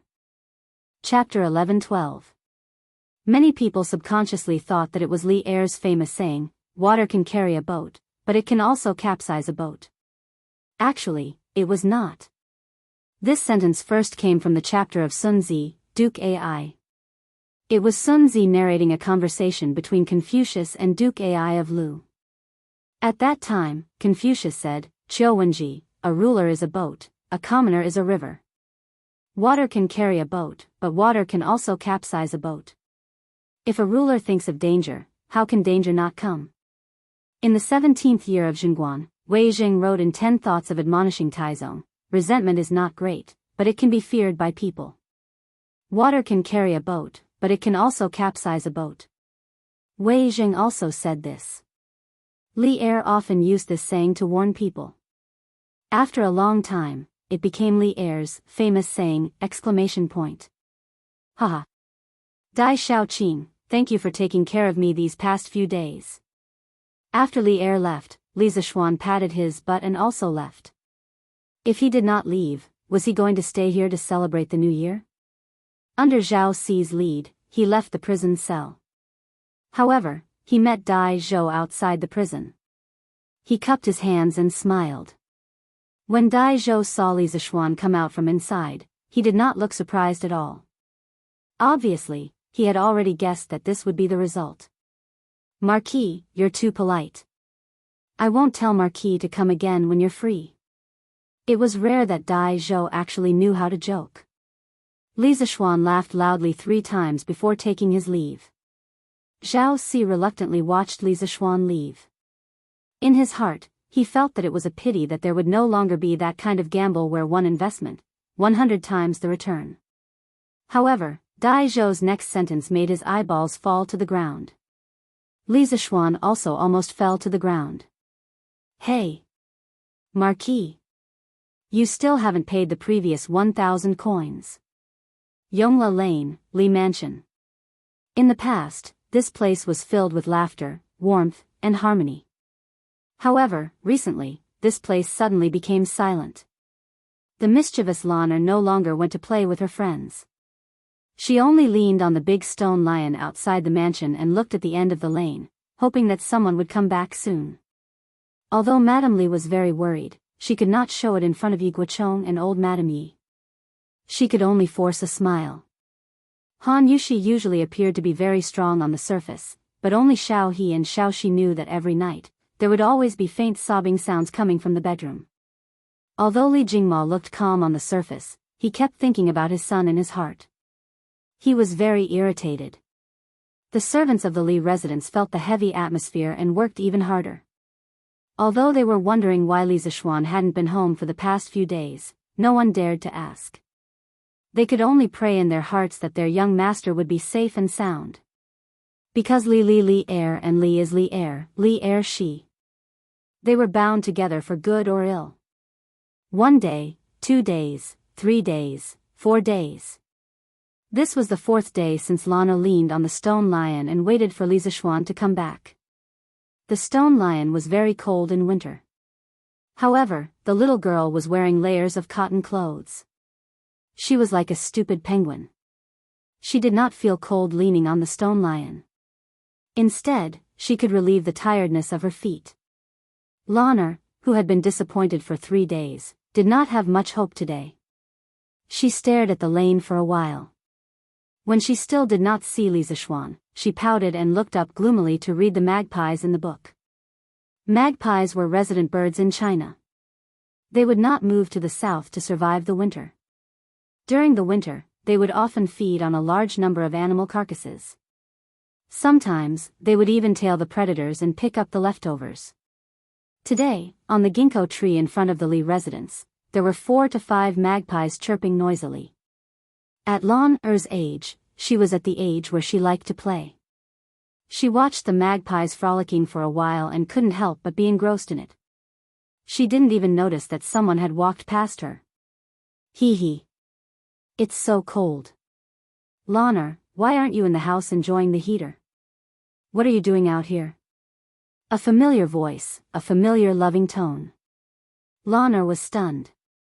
She looked in front and saw Li Zishuan standing in front of her with a smile. Surprise. Excitement. Grievance. Wow. Brother. You're back. Sob. Brother, you're finally back. Lana missed you so much. Lan rushed forward and hugged Li Zishuan tightly. She pressed her face against the latter's stomach, laughing and crying at the same time. Yo! Isn't this the Duke of Yongnan? I haven't seen him for a few days. Yeah. It seems that ever since the Chui family fell, the Duke of Yongnan has not appeared in Yongla Lane. Maybe the Duke of Yongnan went to do something else. A few people in Yongla Lane happened to pass by. When they saw Li Zishuan, they could not help but be surprised. They discussed in private. Seeing this, Li Zishuan quickly patted Lana's little head and said, Hee. Brother misses Lana too. Let's go. Let's talk at home. Ugh. Brother, how many days has it been since you last bathed? You stink. Lana suddenly covered her nose and screamed as she retreated far away. Li Zishuan's face darkened. He almost vomited blood. When he entered the residence, his father, mother, maternal grandfather, maternal grandmother, and his own daughter-in-law naturally came forward to express their condolences one by one. Even Yi Fashion, a taciturn person, came forward to say, "Cousin is fine now." This child had been helping out at the Warm Tang Foundation for a while. Later, when Li Qingxian sent some people from the Eastern Palace over, Yi Fashion saw that there was no shortage of manpower and returned. Hee hee. Today is a joyous occasion. Wang Zhong, tell the kitchen to prepare a big banquet. Everyone in the residence will have good meat and good wine at noon. The simplest way to express happiness was to share it with others. Li Jingma ordered simply. Yes. Old master. Wang Zhong relayed the news with a smile. Instantly, the servants were all jubilant. Not only because there was good wine and good meat, but more importantly, because their backbone had returned. That joyous and warmly residence had also returned. The news that Li Zishuan had personally come to the Supreme Court's prison and pardoned Li Zishuan quickly spread through the upper circles of Chang'an. This time, when Li Zishuan had voluntarily gone to prison, everyone in the imperial court had remained silent. This was because the problem of the people's hearts was too big. If it was not handled properly, it would bring trouble to oneself. Those who wanted to impeach Li Zishuan saw that the 1,000-year-old families had fallen under Li Zishuan's feet, and a layer of sweat had formed on their backs. Who would dare to impeach Li Zishuan? Troll Wei was not afraid of Li Zishuan's revenge. However, most of Li Zishuan's actions were commendable. He even secretly supported Li Zishuan in his heart to get rid of the Cui family. Why would he impeach Li Zishuan? As for the officials close to Li Zishuan, they all knew that the more coldly this matter was handled, the better it would be for Li Zishuan. Therefore, they did not prematurely plead for leniency. However, after only 3 days, Li Zishuan had personally come to the prison cell and released Li Zishuan. This greatly exceeded everyone's expectations. At the same time, Li Zishuan's imperial favor had once again refreshed everyone's understanding of him. Chapter 11-13. At the Qing estate. Qing Yaojin, Yuqi Jingda, Qin Xiong, Li Jing, and Niu Jinda were all gathered around a stove to eat hot pot. Unlike Li Zishuan's home, where the stove was stuffed under a perforated table to cook hot pot, Qing Yaojin felt that this seemed stingy, so he had someone place a large iron pot on the stove. The group of people gathered around the iron pot to eat, each person having a small table with cut vegetables and sauces on it. It could be said that it was both lively and warm to eat. Haha. I told you that this kid would be fine. Once His Majesty's anger subsides, he'll naturally be released. Halfway through the meal, Qing Yaojin laughed heartily as they talked about Li Zishuan. Pfft. I wonder who was it a few days ago who was like an ant that had stirred up trouble, rushing to find His Majesty to reason with him. If second brother Qin hadn't held him back, who knows how many times His Majesty would have quarreled with him these past few days. Yuqi Jingda dipped his chopsticks into a large mouthful of mutton, dipped it in sauce, and happily ate a mouthful. He then took a sip of wine as he mocked. Speaking of which, right now, he was already infatuated with the way mutton was eaten. Recently, the servants in Yuqi Fu would often see their lei enter the kitchen, peng, peng, peng. Immediately after, they would see Yuqi Jingda carry out a plate of bright red mutton rolls.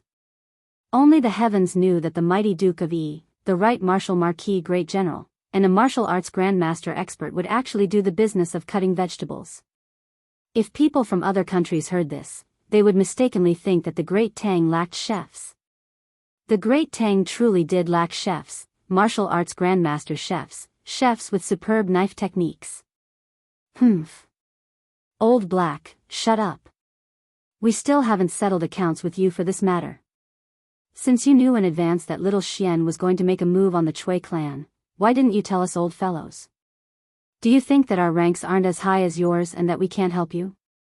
Or do you think that our old arms and legs aren't as good as your martial arts? When Qing Yaojin heard that, he slammed the table and exploded. They only realized after the fact that Yuqi Jingda had long predicted that Li Zishuan would move against the Cui family, and even help Li Zishuan secretly add fuel to the fire. Otherwise, how could they explain the 300 crossbowmen and a large number of martial marquises lying in ambush at the Right Marquis mansion that night? Qing Yaojin's words couldn't be said to not be poisonous. Yuqi Jingda's old face darkened even more. If he said something wrong, he would offend everyone in this room. Pa! Yuqi Jingda slapped the table and said angrily, Madman Cheng, don't you dare slander this old man. Even if you knew in advance, what can you do to help little Xian? The Chui family has a deep foundation, and it's impossible to defeat them with ordinary methods. Madman Cheng, if you knew about this in advance, it would only spoil the situation. Besides, this old man didn't expect Xiao Xian to take action so quickly. However, the reason why Xiao Xian was able to succeed this time was because he launched an attack on the Chui family at lightning speed. Otherwise, when His Majesty or the Chui family reacted, he wouldn't have another chance. Humph. Twisting words and forcing logic. Qing Yaojin refused to accept this and wanted to continue arguing, but he was interrupted by Qin Xiong. He. Jingda's words are reasonable. Since the Chui family has been destroyed and Xiao Xian has been released from prison, there's no point in talking about these things. Eat hot pot. Eat hot pot. Haha. Second brother Qin is right. Eat hot pot. Haha. This thing tastes really good. Niu Jinda laughed loudly. Afternoon. Li Zishuan, who was reflecting on his mistakes behind closed doors, at home, was waiting for Li Qingxian and Chang'e to arrive. The brother and sister pair came in a carriage, specially coming to visit Li Zishuan. Xiao Xian, why do I feel that the heating in your house is warmer than in the Eastern Palace? Li Qingxian asked in surprise as soon as he entered the house. The recent changes in Cheng and city did not affect the progress of the heating in the palace at all. Now, the Eastern Palace, Lijing Palace, Ganlu Palace, Chang'e Palace, and other places were all installed with heating. This thing could not be removed if one was used to it. Therefore, Li Qingxian had people install heating in Taiji Palace, which was the place where all the officials held morning court every day. This way, all the civil and military officials in the imperial court could enjoy the treatment of heating in their spare time. Li Zishuan smiled slightly and said, He. How can the size of this house compare to your Eastern Palace? Qingxian, if you want to be warm, you have to install at least 3 times the amount of heating in the Eastern Palace, right? The imperial palace buildings were much larger than ordinary houses in terms of length, width, and height. Under the same environment, if the palace wanted to be warm, it naturally had to install more heating. Li Qingxian patted his head and said in realization, yes. That's true. When I go back today, I'll have the craftsmen quickly modify it. Li Zishuan smiled and looked at Chang'e. He asked, Chang'e, when it's winter, the air outside is cold. You have qi disease, so it's best if you don't go out as much as possible. Also, you have to install more heating in your bedroom as much as possible. This can reduce the chances of you getting sick. Ever since Chang'e entered the house, her eyes could not move away from Li Zishuan. However, she was also afraid that Li Zishuan would notice her abnormal state.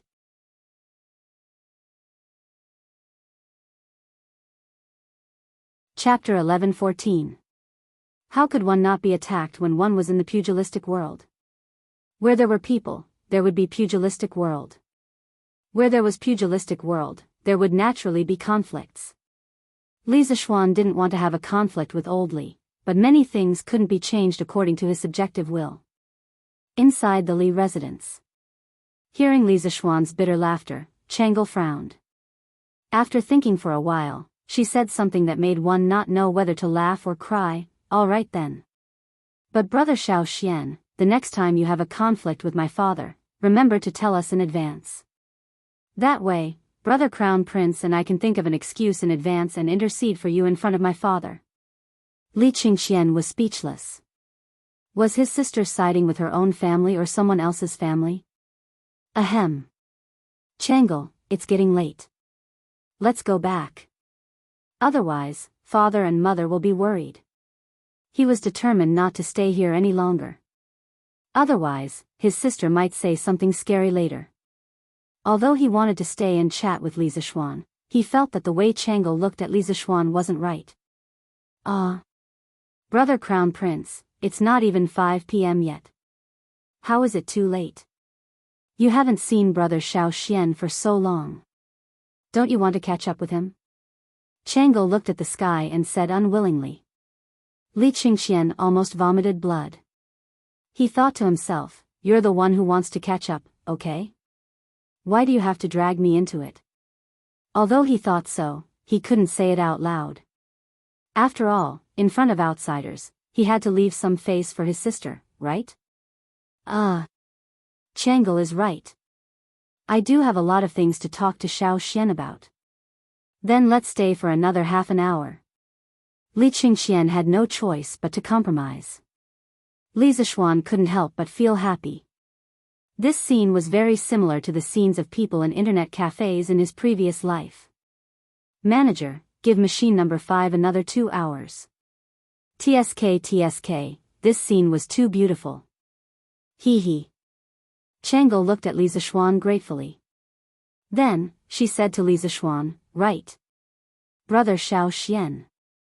The song, Dedication of Love, that was sung in Cheng and City last time was composed by you, right? Li Zishuan nodded and said, yes. It's me. Why? Changle's eyes were twinkling, wow. Was it really composed by you? This song is so nice. The rhythm and lyrics were very different from the previous songs, but it was still very nice to listen to. I didn't expect Big Brother Little Xian to be proficient in music as well. Coincidentally, at this moment, Han Yushi brought over 3 cups of steaming hot tea and greeted with a smile, come, come, come. The weather is dry. Your Highnesses, have a cup of tea and moisten your throats. Husband.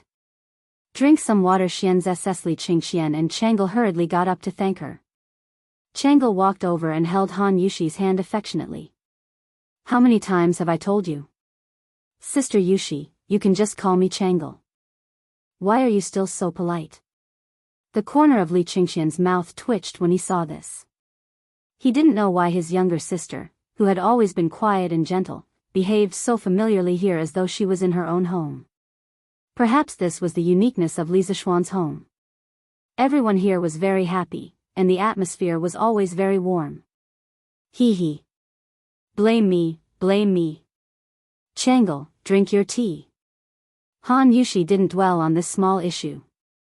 She laughed and said, what were you talking about earlier? When I came in, I saw you chatting so happily. Oh. We were talking about the song, Dedication of Love, that was widely sung in Cheng and City a while ago. Brother Xiao Xian is so awesome. He's good at studying, good at martial arts, and even knows how to compose songs. Sister Yushi, you're so lucky. Changle held the teacup and said with sparkling eyes. Han Yushi looked at Li Zishuan with jealousy. She also admitted that Dedication of Love was indeed nice, but the person Li Zishuan taught was not her, but the top courtesan of 100 Flowers Tower, Fang Fian.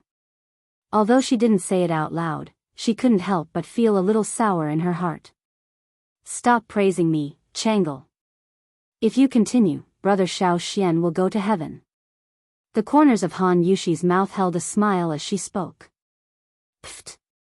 Changle smiled and said, it's not as serious as you say, Sister Yushi. By the way, Brother Xiao Xian, it's going to be the new year soon. Do you have any new songs recently? It'll be lively then.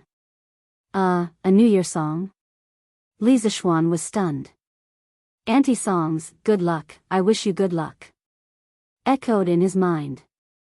He hurriedly shook his head. Wasn't it a little too out of place to create this song in ancient times? No. I don't have any free time these days. How would I have time to think about this? Oh. Changle replied with a slightly disappointed oh. Li Qingxian then asked, Xiao Xian, speaking of the new year, Curious Pavilion Workshop has made a lot of money this year. And I didn't expect that there would be so many big deals as the new year is approaching. This is a good sign.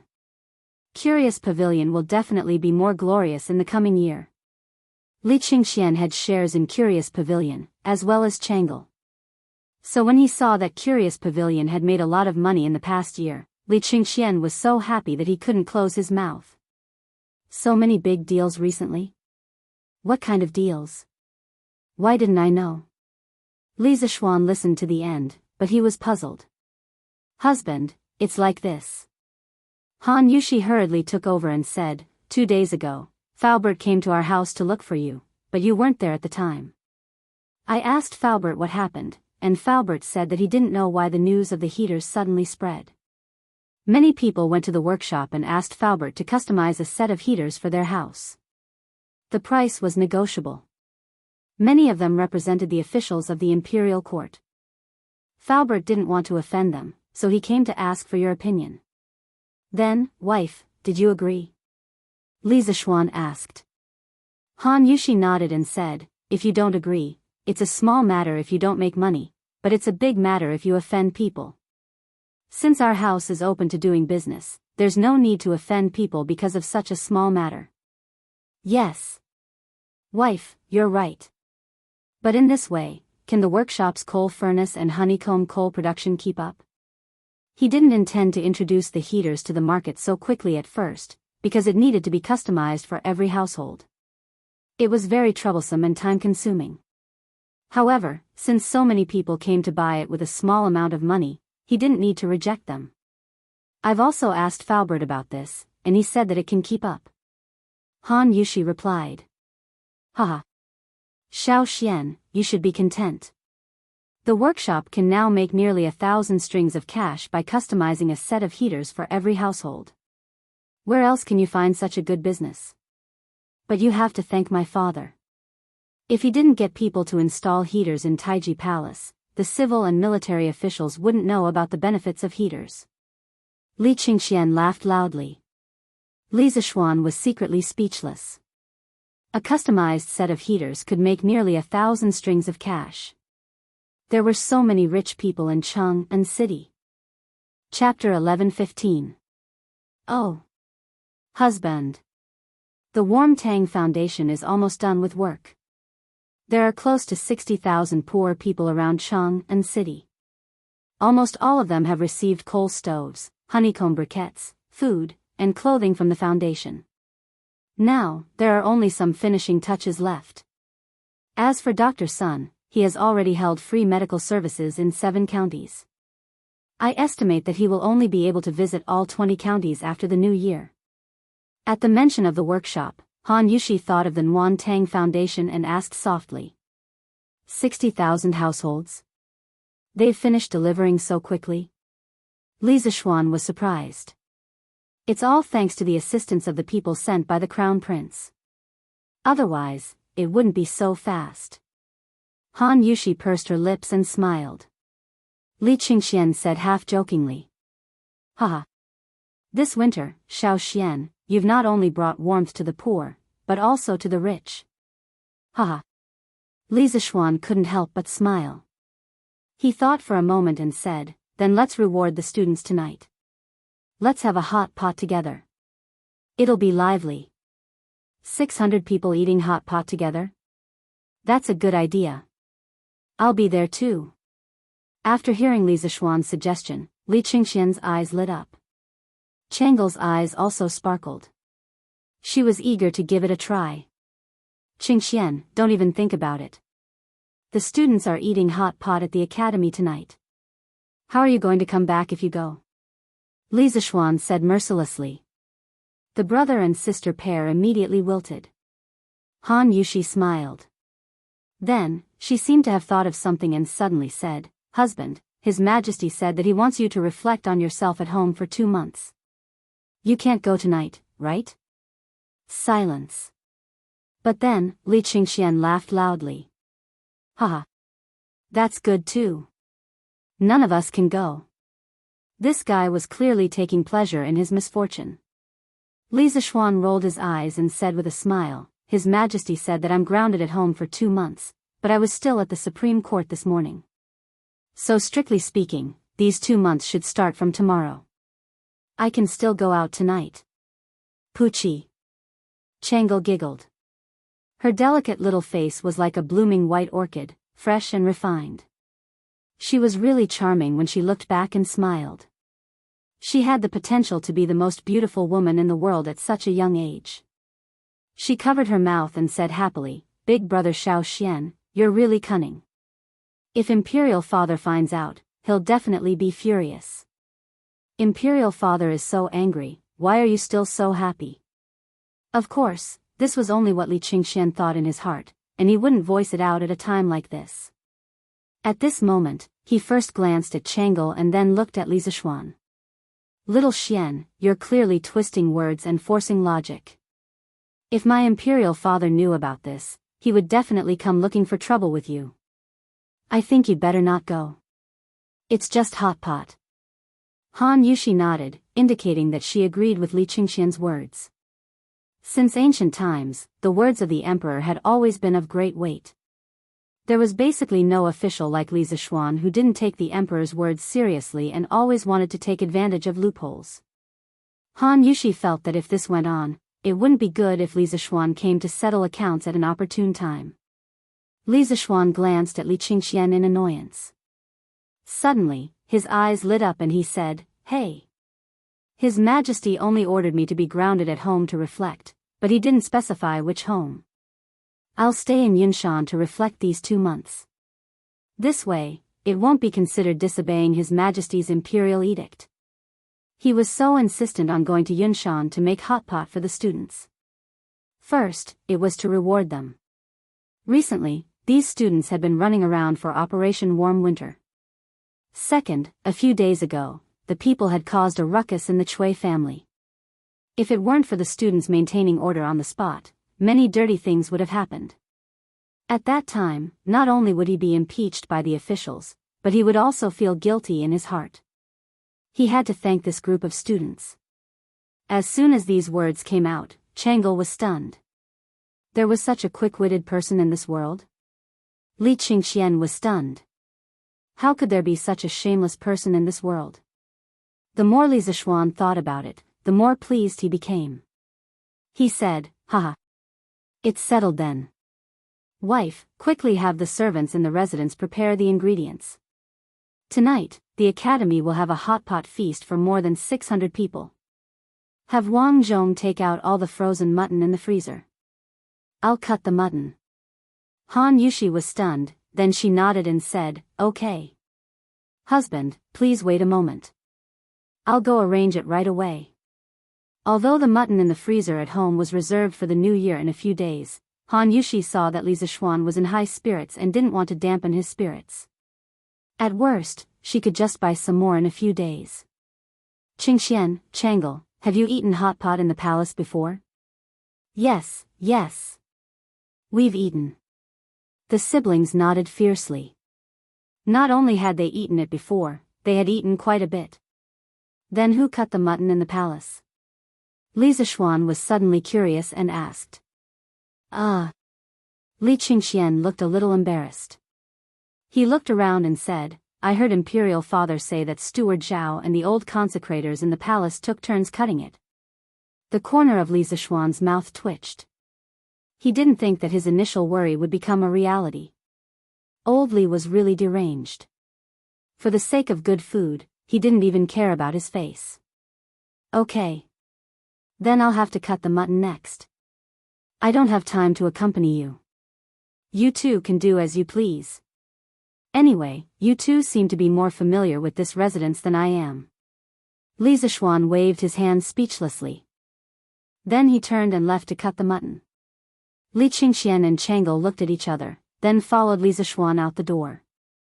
In the kitchen of the Li residence, the two of them witnessed the peerless swordsmanship of a grandmaster expert. Only then did they understand why the mutton they ate in the past had to be cut by Zhao Song or the imperial consecrators personally. It was because ordinary people couldn't possibly have such amazing and dazzling swordsmanship. After admiring Li Zishuan's peerless swordsmanship for a while, Li Qingxian saw that it was getting late. He quickly pulled Chang'e back to the palace. Everyone in the Li residence was busy. Madame Li and Li Jingma didn't have any objections to Li Zishuan treating the students to hot pot. In their opinion, their son had just been released from prison and should be celebrated. However, They were a little dissatisfied that Li Zixuan was going to Yunshan to do closed-door cultivation. It was almost the new year, and Li Zixuan was obviously going to Yunshan for the new year. However, the old couple still couldn't bear to leave their home in Chang'an City. However, these were all trivial matters. With Madame Li's love for her son, she was naturally obedient. As for Li Jingma, what choice did he have? At 5 in the afternoon, Li Zixuan and his family, along with dozens of servants, set off for Yunshan. Li Zixuan planned to give up 2 villas in Yunshan for his parents, as well as the Yi families Yi Guochong and old Madame Yi to temporarily live in. This way, the family wouldn't feel crowded even if they spent the new year in Yunshan. As for Li Zixuan, he went to the Warm Tang Foundation and personally waited for the students who had gone to the nearby counties to send warmth back. Chapter 11:16. Master. Yamacho, you're here? When Li Zixuan arrived at the Warm Tang Foundation, there were a few people lining up outside to donate money.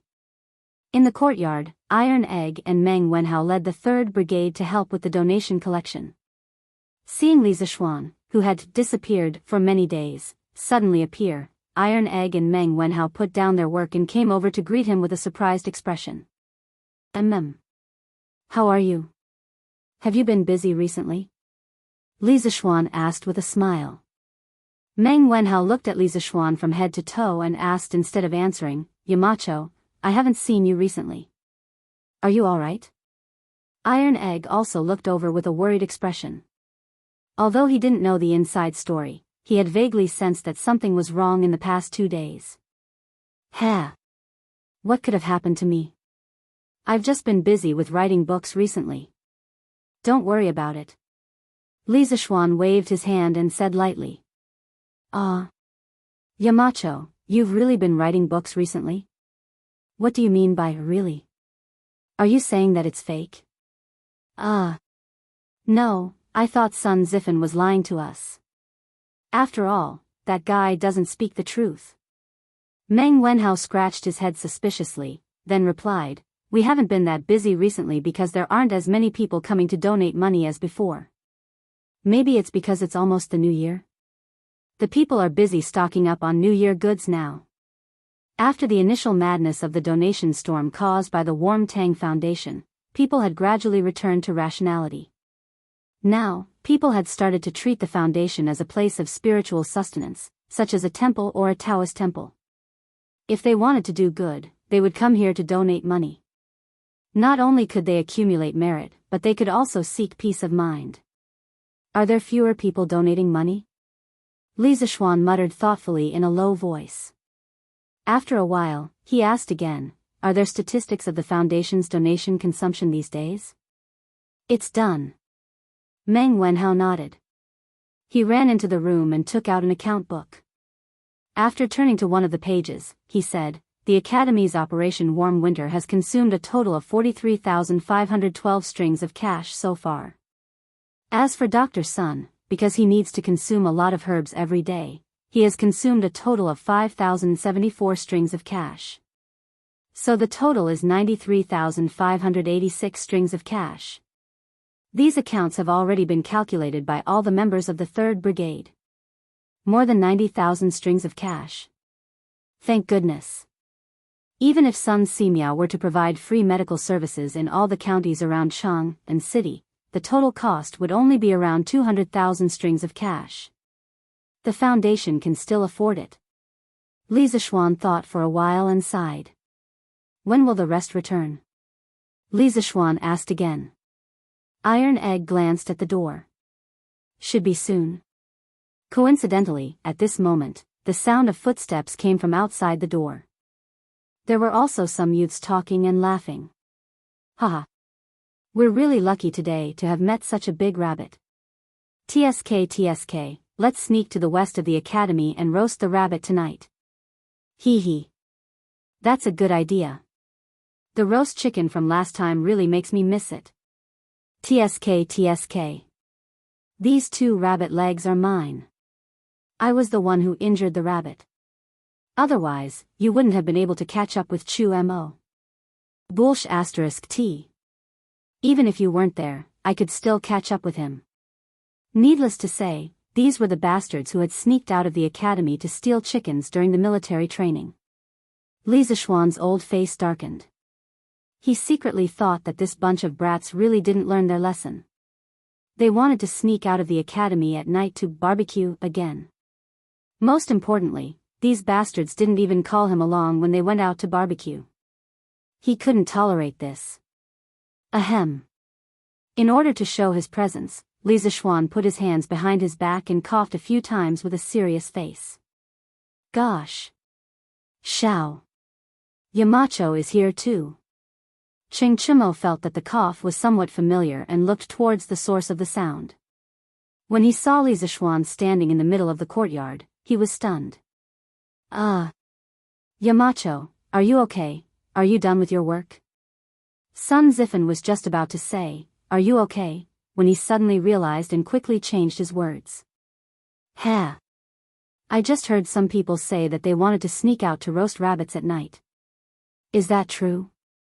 Li Zishuan said lightly. No. Absolutely not. Ching Chimo quickly hid the rabbit behind him and shook his head. Humph. Give it to me. Li Zishuan glanced at him and said unhappily. No. Yamacho, we spent a lot of effort to catch it. Ching Chimo insisted. Li Zishuan said with a faint smile, you really don't want to give it to me? Then you won't have a share of the hot pot tonight. Hot pot? Yamacho, you want to treat us to hot pot? Li Tai's eyes lit up. He was the first batch of people to try hot pot. When he heard that he could eat the hot pot personally made by Li Zishuan, he immediately became excited. Although there was hot pot in the palace, he always felt that Li Zishuan's hot pot was better. Li Zishuan nodded.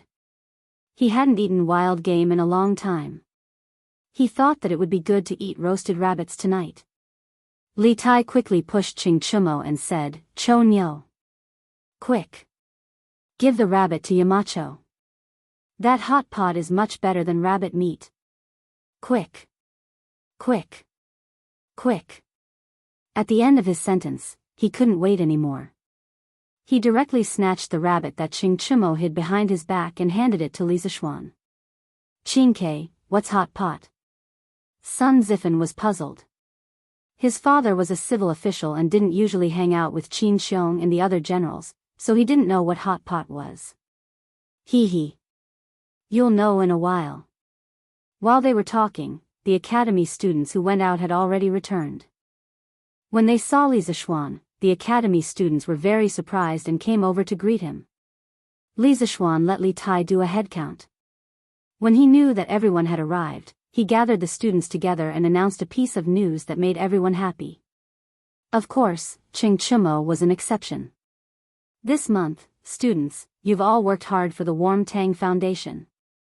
In order to reward everyone for their hard work, the academy is holding a special banquet tonight and treating everyone to a new dish that you've never eaten before.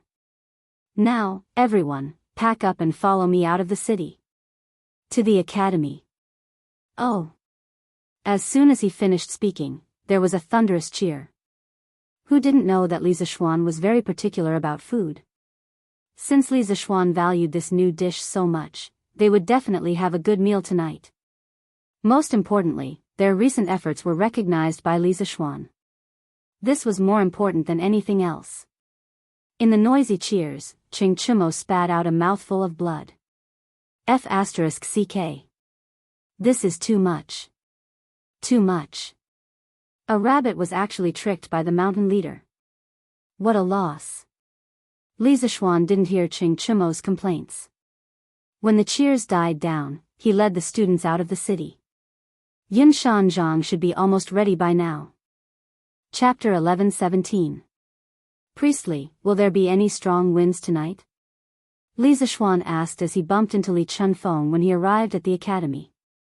He was just a fake Taoist priest and a fake astronomer. How could he know anything about the weather and the weather?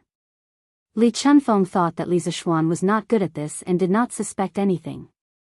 He looked up at the sky and said, Marquis, there is no strong wind tonight. Li Zishuan heaved a sigh of relief. He quickly ordered his men to set the banquet at the academy's field. He was worried that the wind would blow tonight, so he set the banquet at the cafeteria. However, since Li Chunfeng said that there was no wind tonight, he had nothing to worry about. Li Zishuan trusted Li Chunfeng's weather forecast 100%. If you are free tonight, how about having hot pot with me? Although Li Chunfeng was not an official teacher of the academy, Li Gang had assigned him a dormitory because he often observed the sky at night in the Cloud Mountain. This way, he would not have nowhere to stay at night. Since the Marquis has invited me, how can I not go? This is the first time I've heard of hot pot. Today is a good opportunity to broaden my horizons. Li Chunfeng placed his hands behind his back and chuckled. Li Zishuan was curious to see how Li Chunfeng would look like when he ate the hot pot. He wondered how Li Chunfeng would look like. Haha. I won't disappoint you. After knowing that the hot pot banquet was going to be held at the field, the students of the academy moved the tables, chairs, coal stoves, and even torches. The group of servants that Li Zishuan had brought along distributed the mutton, fish slices, bean sprouts, and other hot pot ingredients to each table. Strictly speaking, there were 8 people around one stove tonight. Just the students alone had more than 80 stoves. Including the academy's teachers, there were more than 100 stoves. It was a spectacular scene. Fortunately, there was no wind tonight. Otherwise, they would have to hold the hot pot banquet in the cafeteria. With so many coal stoves in the cafeteria, wouldn't they be poisoned? With all the ingredients on the table, there was no opening speech. Li Zishuan only shouted, "Let's eat." Then, the students and teachers around the stove began to dig in. In the beginning, only Li Zishuan, Li Tai, Qing Chimo, Qin Huayu, Yuqi Baolin, and the others were eating. This was because the others didn't know how to eat the raw ingredients around them. Fortunately, humans were very good at imitating. When the people nearby saw how Li Zishuan, Li Tai, and the others ate, they all followed suit. They began to dip the ingredients in the pot and dip them in the sauce to eat. It was like a stone falling into a lake. In the beginning, only the area near the point of impact was affected by the ripples, but as the ripples spread, the water surface further away would also be affected. Not long after, word spread from 1 to 10, and from 10 to 100. Basically, all the teachers and students on the field knew how to eat the so-called hot pot. Oh. Delicious. It's so delicious. Is this still mutton? How come I've never eaten such delicious mutton before? Sun Zifen dipped his chopsticks into the mutton, dipped it in the sauce, and put it into his mouth. The freshness of the mutton combined with the saltiness of the sauce almost made him swallow his own tongue. Delicious, it's really delicious. Li Tai didn't even raise his head. He was stuffing food into his mouth as he spoke vaguely. It wasn't that he was a reincarnation of a hungry ghost, but that the people around the stove were a bunch of animals. If he was like Sun Zifen, that idiot, he wouldn't be able to eat anything in a while and could only drink the soup. No one in the academy would accommodate him just because he was the Prince of Wei. F***ck. Ching Chimo, are you a F*** King Pig? Bao Lin, why did you steal my food? Little Ku, you eat so fast too? Sun Zifen, who was lamenting for a while, looked down and was shocked. He could only hear him wailing like a ghost and howling like a wolf. This way of eating has a different flavor. I've eaten dozens of years of food before, but it doesn't seem to add up to the amount of food I've eaten in a year at the academy. Yanhuang College is really a paradise on earth. Hee hee. Li Gang, Yen Silu, Li Zishuan, and the heads of the 5 academic departments were originally sitting at the same table. However, Li Gang's grandson, Li Anren, was called to another table by the drunkard. Li Gang's little grandson, Li Anren, was able to take the seat as he wished. At this time, Li Gang tasted the mutton rolls that were dipped in the sauce with his chopsticks. He squinted his eyes and praised. Ha! Li Wenji, I might not agree with other things you said, but I agree with this sentence very much. In the entire academy, there was only one person who dared to call Li Gang that. It was probably only the bearded man. This old hooligan didn't submit to anyone but Li Zishuan. As for Li Gang, this great scholar, he used to disdain him. However, after getting along with him for a long time, he would often bicker with him. At this moment, the bearded man ate a large portion of the mutton and drank a mouthful of iced wine. The hot and cold wine stimulated all the taste buds in his mouth. The mellow wine aroma made the fresh taste of the mutton roll even more intense. The bearded man had traveled all over the world in his life, but he had never enjoyed so much. At this time, when he heard Li Gang's praise, he couldn't help but loudly echo. Li Gang shook his head. He didn't get angry because of the bearded man's rudeness. He must have gotten used to it. "Mr. Bearded Man, why is your wine still smoking? Did you put it in the pot to cook?" Li Anren's eyesight was quite good. He could actually see the white smoke coming out of the bearded man's cup under the light of the torch. "Hey, Anren. When you grow up, you must go to Yanhuang College. Don't be like your grandfather and spend your whole life studying. Do you understand?" The bearded man smiled at Li Anren and said, "You're not allowed to talk about my grandfather." Li Anren pouted and said crisply, "Hey." The bearded man shook his head. He pointed to the wine cup in his hand and said, "Do you know why I told you to go to Yanhuang College? Do you see? When ordinary people see that my cup is smoking, they think that the things in the cup must be hot.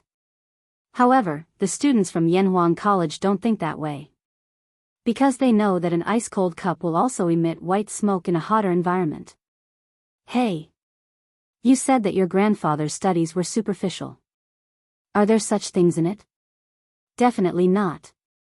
The heavens took pity on him." The dignified pirate leader who traversed the 4 seas actually understood science. Li Zishuan, who was drinking a mouthful of wine, almost spat it out.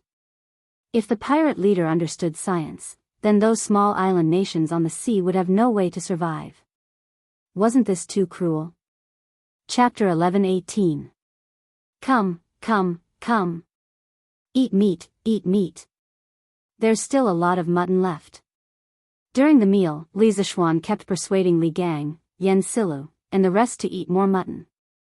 As for himself, he only took a few bean sprouts.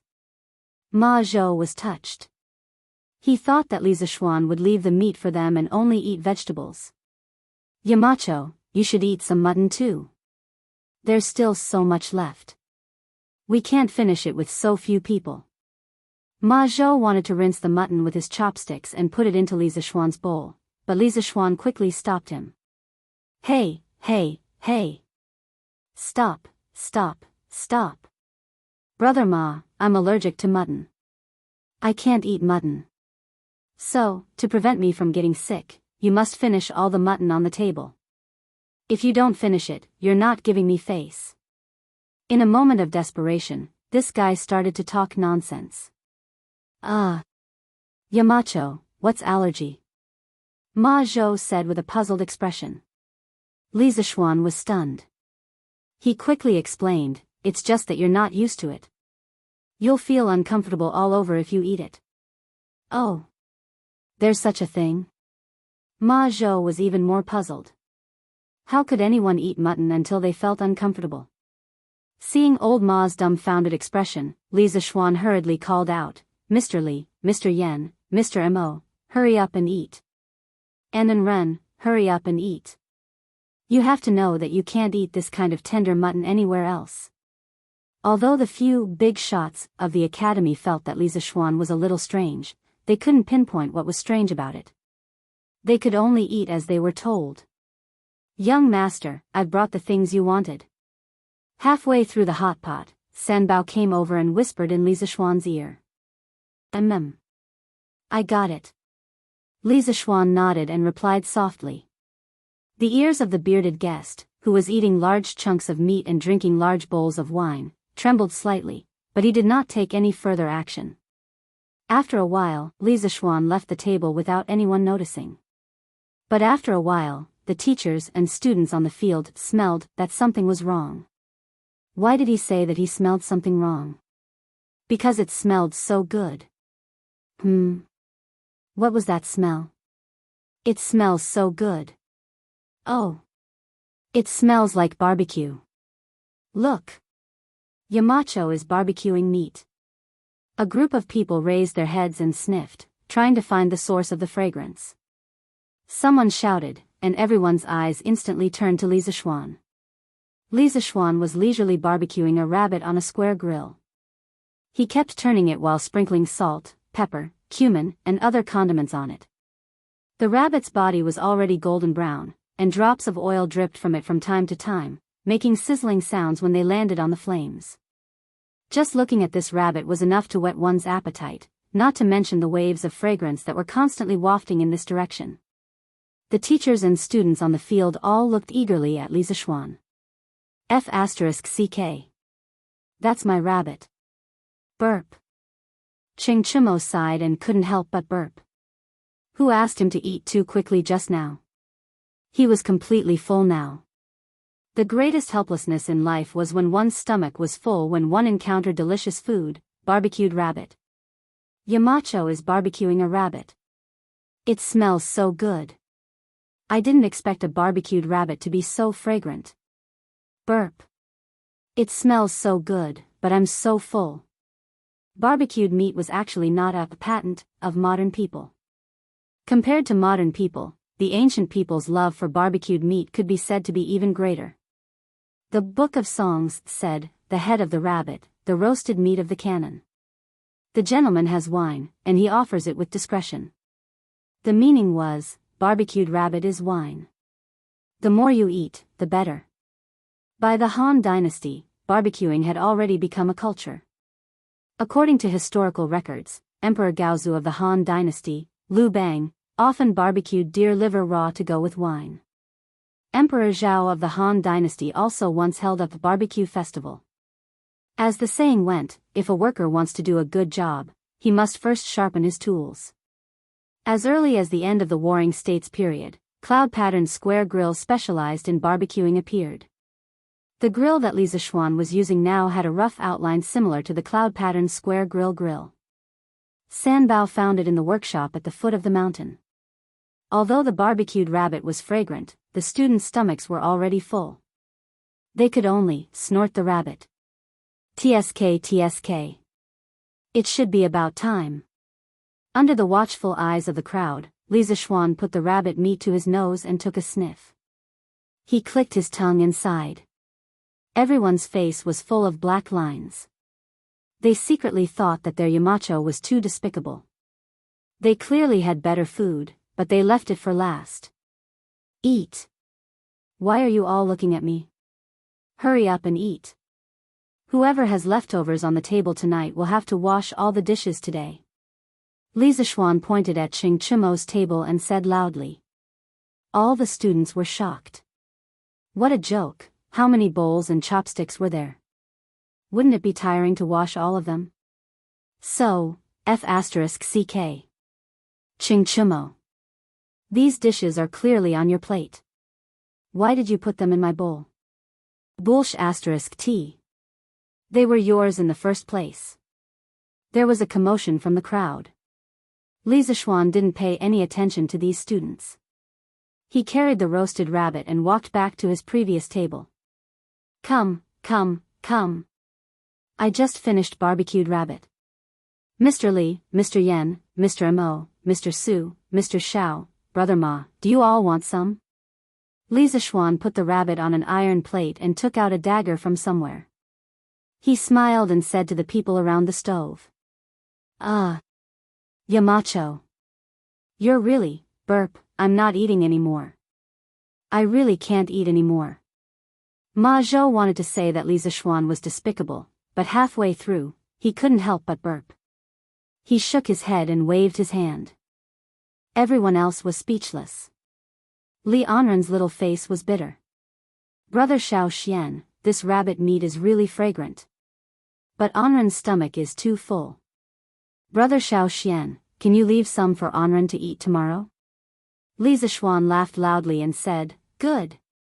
I'll leave a rabbit leg for Anren. Hey. Yamacho. Since you gentlemen have no more space in your stomachs, why don't I help you share the burden?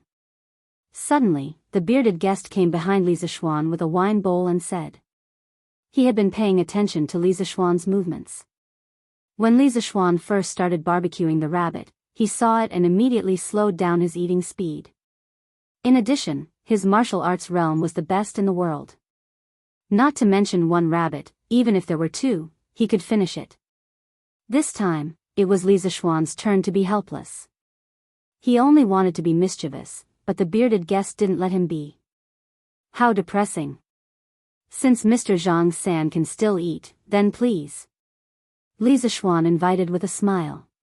Haha. Then I'll drink a few cups with Yamacho. The bearded man laughed heartily, while Li Zixuan held his forehead with his hand, feeling a headache coming on. Chapter 11-19.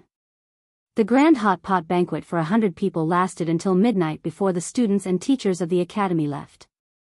Everyone was very tired these days, but after eating this hot pot banquet, especially after receiving Li Zixuan's affirmation, the students suddenly felt less tired. They did not regret choosing to stay during the previous holiday because this winter holiday was very meaningful for many of them. Set a heart for heaven and earth, and set a life for the people. This was not only Li Zixuan's dream, but also their dream, and they had always been acting like this. They had walked a long way on this road, but there was still a long way to go. Fortunately, for everyone, they were not alone on the road ahead. They all had a group of like-minded companions to forge ahead together. When Li Zixuan returned to the courtyard, Han Yushi had already fallen asleep. As for the other two courtyards, when he came back and passed by, he found that the lights inside were already out. Presumably, his father, mother, grandfather, and grandmother had already fallen asleep. After all, it was close to the end of the year, and he suddenly decided to spend the new year in Yunshan. His father and mother would definitely have a lot of things to arrange the next day. Li Zixuan did not wake up the two maids, Xiao He and Xiao Shi. He casually washed up and quietly went back to his room to sleep. 2 months. I can have another 2 months of holiday. Li Zixuan lay on the bed and looked at the ceiling. He could feel his wife's gentle breathing beside him and could not help but sigh in his heart. Being grounded for 2 months was torture for others, but for him, it was a holiday. Since Yanhuang College was established, he basically did not have a day of leisure. If he was not busy at the academy, he would be giving advice at the workshop. Now that he had 2 months of holiday, he should spend some time with his family. After all, he worked so hard to earn a family business, so that everyone in the family could live a carefree life and not be bullied by others. Imperial Palace, Lijiang Palace. Li Er had just finished reviewing the memorials and came to Empress Zhangsun to lie down. He suddenly muttered, I heard that Li Zixuan is treating the students of Yanhuang College to hot pot in Yunshan tonight. This stinking brat actually ignored my order of confinement. How preposterous. Empress Zhangsun was stunned. Chang'e and Li Qingxian didn't tell her or Li Er about this after they returned to the palace. After being stunned for a moment, she said, Your Majesty, you only restricted the Marquis of Yong'an, but you didn't specify where. He had a home in Yongla Lane, and he also had a home in Cloud Mountain. So strictly speaking, he is not disobeying His Majesty's decree. Although she understood that Li Zixuan was not really angry, Empress Zhangsun still defended him because she knew that Li Zixuan's role in the Tang dynasty was irreplaceable. Li Er was amused. Humph. No wonder this brat dared to go to Cloud Mountain so openly. It turned out that he had such a plan. Maid Guanyin, look at how bold he is to play petty tricks in front of me. Empress Zhangsun covered her mouth and laughed. It's mainly because Your Majesty is broad-minded. Otherwise, the Marquis of Yong'an wouldn't be like this. This is the sign of a prosperous era. Haha. Let's not talk about it. Let me see if Maid Guanyin is broad-minded or not. Li Er suddenly laughed evilly. His hands and feet started to move, which naturally caused a wave of coquettish anger. Your Majesty. The next day, Li Zixuan originally planned to sleep in, but things like biological clocks couldn't be changed so easily. Just after 7 in the morning, he got up. When he went downstairs, he saw his father, mother, and the 3 members of the Yi family all come over. Although their family lived in different courtyards, they still ate together. The distance between the courtyards wasn't far. Little Xian, your Yanhuang College is really imposing. Previously, grandmother heard that you built an academy in Nanyang. She thought it was just a few straw huts, but how is this a straw hut? It's simply a paradise on earth. After dinner, I have to go to the academy to take a good look. Oh, right, does your academy allow outsiders to enter? Seeing Li Zixuan come down, old Madame Yi happily chattered. Yi Guizhong, who was beside her, was also moved. However, due to the restraint of an elder, he didn't say anything. He only stroked his beard and kept glancing at Li Zixuan. Li Zixuan couldn't help but laugh. Grandmother, the academy naturally doesn't allow outsiders to enter. However, since you want to go, you can go as many times as you want. Old Madame Yi was excited at first, but then she waved her hand and said, that won't do. Although grandmother can't help you much, I can't break the rules you set. Grandmother can just take a look from outside. Compared to those people in his previous life who liked to use connections to get in through the back door, this grandmother of his was really kind and reasonable. Li Zixuan couldn't help but sigh in his heart. Mother. The academy is on holiday now. You can go and take a look if you want. It's not considered breaking the rules. Yi Yuzhu hurriedly persuaded. Li Zixuan also nodded and said, Grandmother, my mother is right. The academy is on holiday now. You can go as you wish. Old Madame Yi then replied, Haha. That's good. Since it's not considered breaking the rules, I'll go and take a look today. After breakfast, the Yi family of 3 went to Yanhuang College accompanied by Mrs. Li. Li Zixuan wrote a note and handed it to Han Yushi. He said, Yushi, if you go to the foundation today, remember to hang this message outside the foundation's gate. Han Yushi looked at the content of the note strangely and was suddenly shocked. She said, Husband, this. Did His Majesty agree to this? Li Zixuan said proudly, Of course. Look at what you're saying, wife. If His Majesty didn't agree, how would your husband have the guts to make a private decision? Han Yushi patted her chest and sighed in relief. She said, Phew. That's good. I'm going to the foundation today, so I'll help my husband announce this announcement. Be careful, wife. Latest announcement, from this year onwards, the businessman who donates the most to the Warm Tang Foundation will be awarded the title of Righteous Businessman by the Imperial Court. Today, the Warm Tang Foundation opened its doors as usual. Although there were fewer people who came to donate money than usual, there were still some people. The people in line quickly realized that the foundation today was different from usual. There was an eye-catching sign at the entrance, and the words on the sign were as follows. Everyone was shocked. Righteous Businessman. The Warm Tang Foundation actually had the power to be recognized by the Imperial Court as a righteous businessman. This was serious news. Chapter 1120. Old Master. Old Master. Big news. Big news. Chongren Lane, Chow family's courtyard. A servant in a green shirt and a gray hat rushed in and said as he ran. Old Master Chow was flipping through the latest issue of Datong Daily. Datong Daily had developed to this point. Other than reporting on recent news, there were also many business opportunities in it. For example, there was a shortage of coal in Bing Province and Qinzhou. For businessmen, if they could capture business opportunities immediately, it meant that there was a chance to make money. What's the fuss about? Xiao Wendong frowned when he heard the servants shouting outside. Old Master. Big news. Today, a notice was posted in front of the Warm Tang Foundation. It says that from this year onwards, the person who donates the most money will be rewarded with the title of Righteous Merchant. The servant pushed the door open and bowed. If the superiors were good, the subordinates would be even better. Xiao Wendong had wanted the title of Righteous Merchant for a long time. The servants of the Chow family naturally paid attention to this news. Wasn't there a servant who came to report the news as soon as it was released? Smack. Xiao Wendong slammed the newspaper on the table and stood up. What? The Yanhuang Chamber of Commerce wants to give the person who donates the most money the title of righteous merchant? The servant replied, yes, old master. Chao Wendong's eyes widened and his breathing quickened. He said, is the source reliable? The servant said confidently, don't worry, old master. I personally saw the notice posted in front of the Warm Tang Foundation.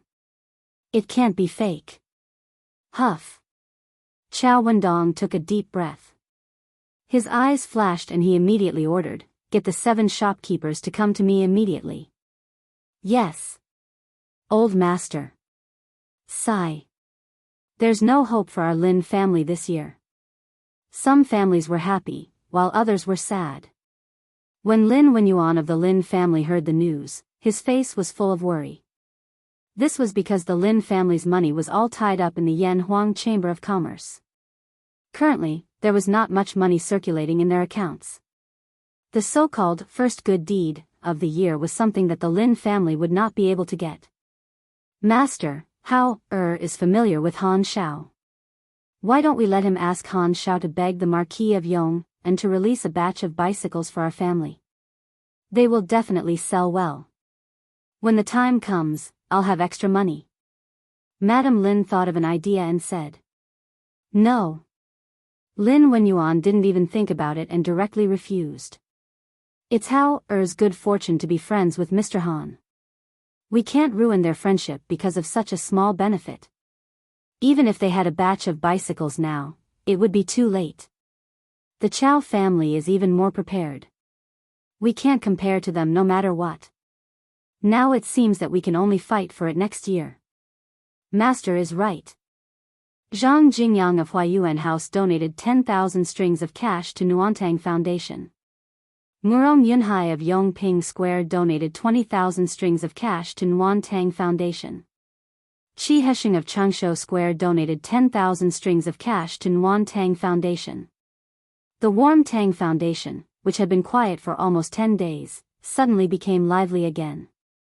All kinds of large donations came in, attracting circle after circle of passers-by. The popularity of the event was even greater than before. Yo! Why are there so many people donating money today? And they're all donating 10,000 strings of cash. What's going on? TSK. Didn't you see the notice on the door? From this year onwards, the Nuantang Foundation will give the title of Righteous Merchant to the businessman who donates the most money every year. It's already the end of the year. Aren't those who want the title of Righteous Merchant in a hurry? Oh. I was wondering why that was. So that's why. Hey. This way, the Nuantang Foundation can receive more donations and help more poor people in the future. Of course. I saw the students of Yanhuang College in Xinfeng County yesterday delivering coal stoves and clothes to Zhao Ermatzi's family. The Nuantang Foundation is really doing this for our good. Your Majesty is wise. The people gathered outside the Nuantang Foundation's gate and discussed. At the same time, they were praising the notice because they all knew that the more donations the Nuantang Foundation received, the more poor people would be able to improve their lives. This was a great merit, and at the same time, something that could benefit them. Chongren Lane's Chao Wendong donates 50,000 strings of cash to the Nuantang Foundation. Suddenly, a clap of thunder blasted through the entire Ani Lane. Everyone was stunned. 50,000 strings of cash. Old Master Chao is so generous. Oh my God. Old Master Chao is too kind. This year's righteous merchant is definitely going to be him. Of course. In addition to the previous donation, Master Chao has donated a total of 60,000 strings of cash. Li Er did not know that the people were praising him. However, when he heard about the notice posted by the Nuantang Foundation after the morning assembly, his old face immediately darkened. Bastard. That brat dares to make a decision on his own? Who gave him the guts? Li Er slammed the table and stood up angrily. Your Majesty, please calm down. Empress Zhongsun brought a bowl of lotus seed soup over and happened to see Li Er throwing a tantrum. She quickly came over to console him. Humph. Guanyin, look. Isn't that brat getting bolder and bolder? Li Er threw the booklet in his hand on the table and snorted. Empress Jongsun put down the lotus seed soup and picked up the booklet. She opened it and read it seriously. A moment later, she frowned and said hesitantly, "Your Majesty, I feel that with the Duke of Yong'an's personality, he would not act on his own in the face of such an important matter. Your Majesty, please think carefully. Did you promise the Duke of Yong'an to do this?" Li Er raised his eyebrows. "Guanyin, you don't believe me?" "I wouldn't dare." Empress Jongsun hurriedly bowed. "Your Majesty is busy every day, so it's inevitable that you will remember some things incorrectly. Although the Duke of Yong'an is somewhat frivolous on the surface, he would not be so rash when it comes to matters of right and wrong. Therefore, I would like to be so bold as to ask your Majesty to recall." Li Er shook his head. "I might remember other things incorrectly, but I will not remember this matter. At the time, Li Zishuan asked me to give rewards to merchants who donated a large amount of money, so I gave him a righteous merchant spot. But that was clearly starting from next year. That brat probably took advantage of a loophole again. Humph. He's getting bolder and bolder." The specific situation that day was enough. Enough. I will grant you a righteous merchant spot every year. Your Majesty. Then does this year count? Scram. Li Er's original intention was to start from next year, but he did not expect that Li Zishuan would take advantage of a loophole again. Your Majesty. This. Although the Duke of Yong'an might have taken advantage of a loophole, considering that he did it for the sake of the people, you should not blame him, right? Empress Jongsun held back her laughter and persuaded. Chapter 11:21. When the civil officials heard the news of donating money to be rewarded with the title of righteous merchant, their reactions were very big. In their eyes, this was no different from Emperor Ling of Han selling his official position. Although the so-called righteous merchant was not an official, simply judging the amount of donations to decide whether to give the title of righteous merchant would damage the credibility of the imperial court and indirectly raise the status of merchants.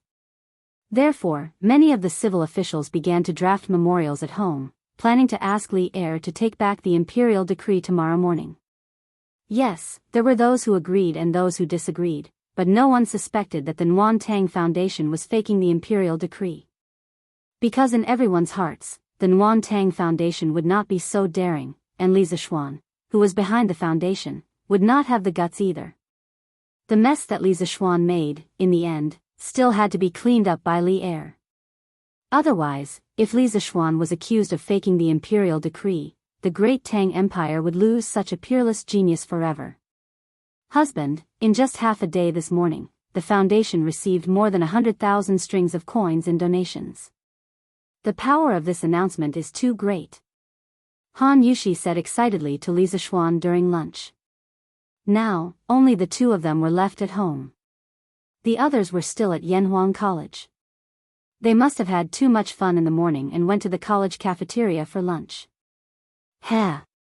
Of course," Li Zishuan said matter-of-factly as he ate. It's said that scholars value their reputation, while merchants value their profits. In fact, scholars and merchants both value their reputation and profits. Because with fame, profits will naturally come. Han Yushi thought about it thoughtfully, then nodded. "Husband, what you said makes sense. But my husband doesn't seem to value his reputation, nor does he value profits." Li Zishuan laughed and said, "What's the point of valuing those things? As long as our family can live happily for the rest of our lives, that's enough. Wife, don't you think so?" "Yes, yes." Han Yushi nodded her head heavily. After getting married, she finally understood that for a family, unity and harmony were the most important things. "Oh right, husband, did His Majesty really allow this announcement in the morning? How come I've never heard you mention it before?" Li Zishuan sweated slightly and said, "His Majesty did say that, but he hasn't officially issued an imperial edict yet. In any case, you don't have to worry. The only reason he released the news now was because he wanted the Nguyen Tang Foundation to increase its performance by the end of the year. After all, Oli had already agreed to award the title of philanthropist to the person who donated the most money every year. So, what difference did it make whether it started this year or next? The next day. As soon as the morning court session began, there was indeed an official who requested Li Er to retract his order. He even said, if not, the country will be in danger. Li Er was already prepared. He had Kongingda tell the civil and military officials the story of Zi Lu rescuing drowning and Zi Gong redeeming people. Ever since we ascended the throne, we have worked hard every day for fear of repeating the mistakes of the previous dynasty. Although the Great Tang is at peace right now, there are still many people who can't get enough to eat and wear. We are concerned about the suffering of the people, so we set up the Warm Tang Foundation to gather the strength of all the wealthy in the Great Tang to help the poor. However, if we want the people to continue doing good deeds, how can the court not give out some decent benefits? Thus, we set up this rule to award the title of philanthropist to the philanthropist every year. Furthermore, this so-called philanthropist title is just a title. He has no real power and will not receive any special treatment. Why are you all so against it? Since the incident had already happened, there was no way he could push the blame to Li Zishuan. Before Li Er went to court, he had already thought of an excuse to deal with the stubborn scholars. In fact, his excuse was basically the same one that Li Zishuan had used to persuade him. However, Li would remember this grudge. As for whether he would find a chance to make things difficult for Li Zishuan in the future, that person could only pray for the best. Your Majesty is wise. This old subject agrees with Your Majesty's philanthropist reward system. A person that even Li Er himself did not expect to stand out and support Li Er's philanthropist system. Who else could it be other than Wei Zheng? The Cui family had fallen, and Cui Junshuo was temporarily detained by the Supreme Court. After the new year, Wei Zheng would bring Cui Junshuo to Hunan province to clean up the government and thoroughly investigate the evil deeds that the Cui family had done over the years. This old subject has heard that those who seek for wood must strengthen their roots, those who desire to flow far must dredge their source, those who desire for the safety of the country must accumulate virtue. The source is not deep but the stream is far, the root is not solid but the tree is long, the virtue is not thick but the country's safety. Although this subject is foolish, I know that it is not right. The emperor is the weight of the divine weapon, the vastness of the region, the height of the sky, and the boundless safety of the land. Do not think of danger in times of peace, abstain from extravagance and thrift, the virtue is not thick, the affection is not strong, the desire is not strong, the root is cut in order to flourish, the source is blocked, the flow is long. Your Majesty's action is for the people. Although there are flaws, it is beneficial to the country. This old subject believes that Your Majesty's action is very good. You can even increase the quota of philanthropist merchants every year by 2 more.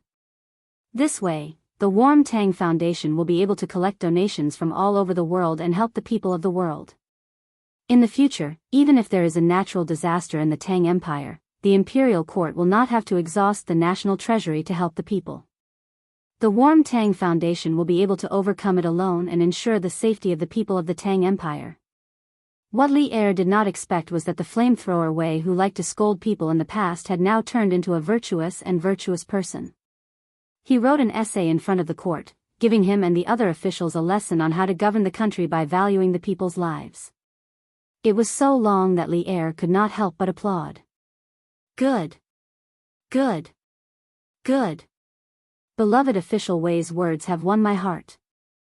I believe that the emperor is like a boat, the commoners are like water. Water can carry a boat, but it can also capsize it. I will always reflect on myself with this sentence. At the same time, I hope that all of you can take this as a warning and be good officials who serve the people wholeheartedly. Ensure the peace of the Tang Empire for generations. Li Er slammed the table and stood up. At this moment, the more he looked at Wei Zheng, the more he liked him. He even regretted sending Wei Zheng to the Hunan province next year. That's right. When Wei Zheng was sent to the Hunan province, it was partly for the sake of the public. In terms of fairness and honesty, there were not many people in the imperial court who could be compared to Wei Zheng.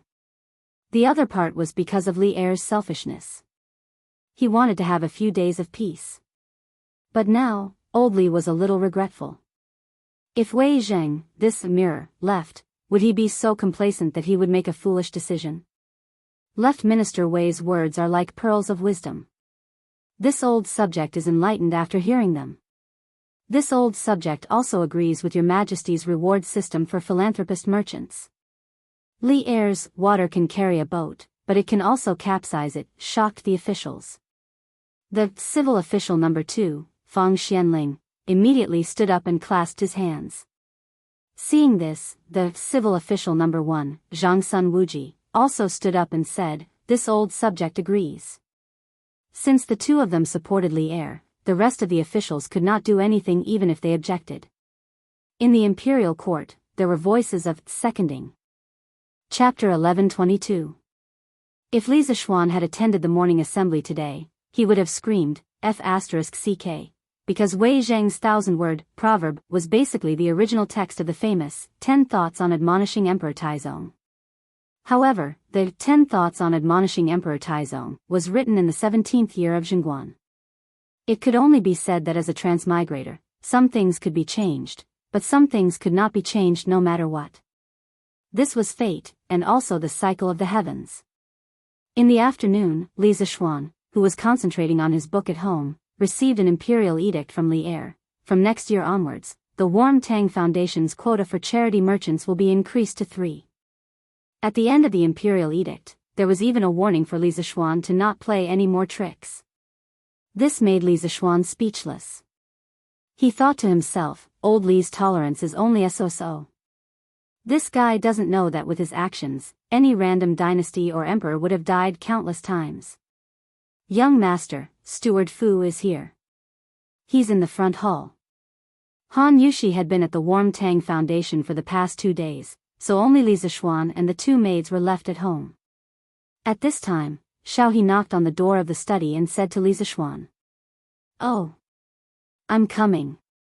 Li Zishuan replied, then put down his pen and walked out the door.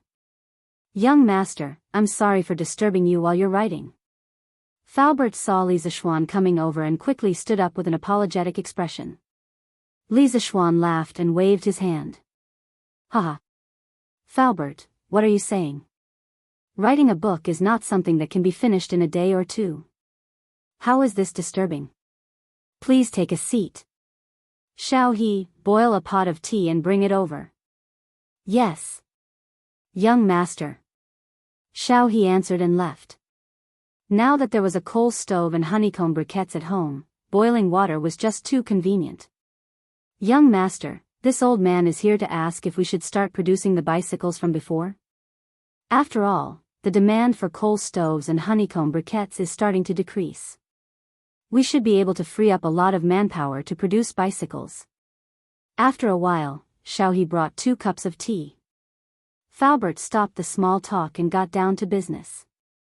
Li Zishuan was startled. After thinking for a moment, he said, "Since the workshop has enough manpower, we can naturally produce bicycles. But in this season, the people are usually so cold that they don't even want to go out.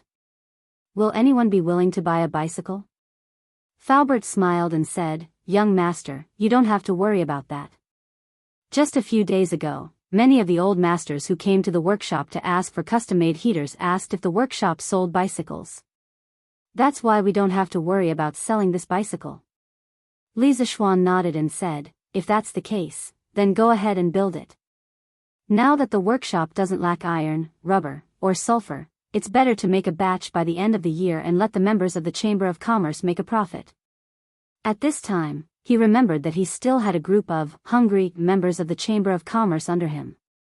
A while ago, the coal stoves and honeycomb briquettes were beneficial to the country and the people. But to the members of the Chamber of Commerce, it was not beneficial. Only bicycles were profitable. But in order to carry out the warm winter operation, well, he let the workshop focus on producing coal stoves.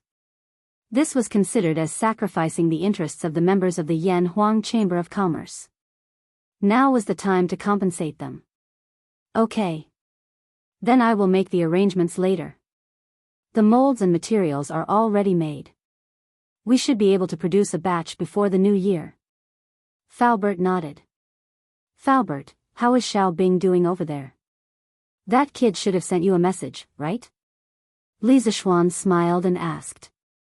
Hearing Li Zishuan mention his nephew, Uncle Fu's face was full of smiles. He replied, "Thank you for your concern, young master. That kid is fine. I heard that he used the money young master gave him to buy a house over there and bought a few acres of land. He said that he plans to let me retire in the future." Li Zishuan could not help but laugh.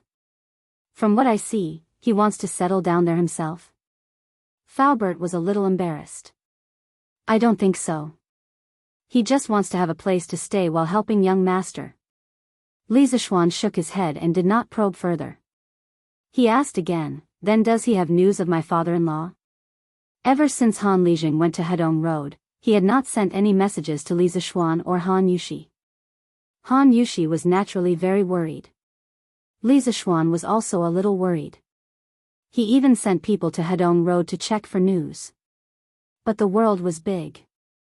If a person fell into a sea of people, how could it be so easy to find him? Faubert stroked his beard and carefully recalled for a moment. He said, I remember Xiao Bing mentioned in a letter that Han Lijing went to Yunzhou. He did not mention anything else. Li Zishuan's heart sank. After a moment, he nodded and said, I know.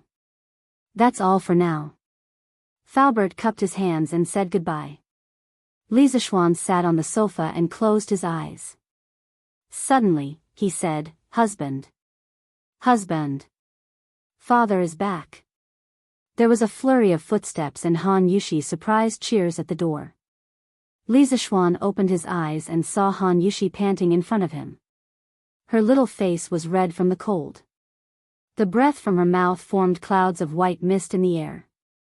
After a moment of shock, Li Zishuan said, Wifey, are you saying that father-in-law is back?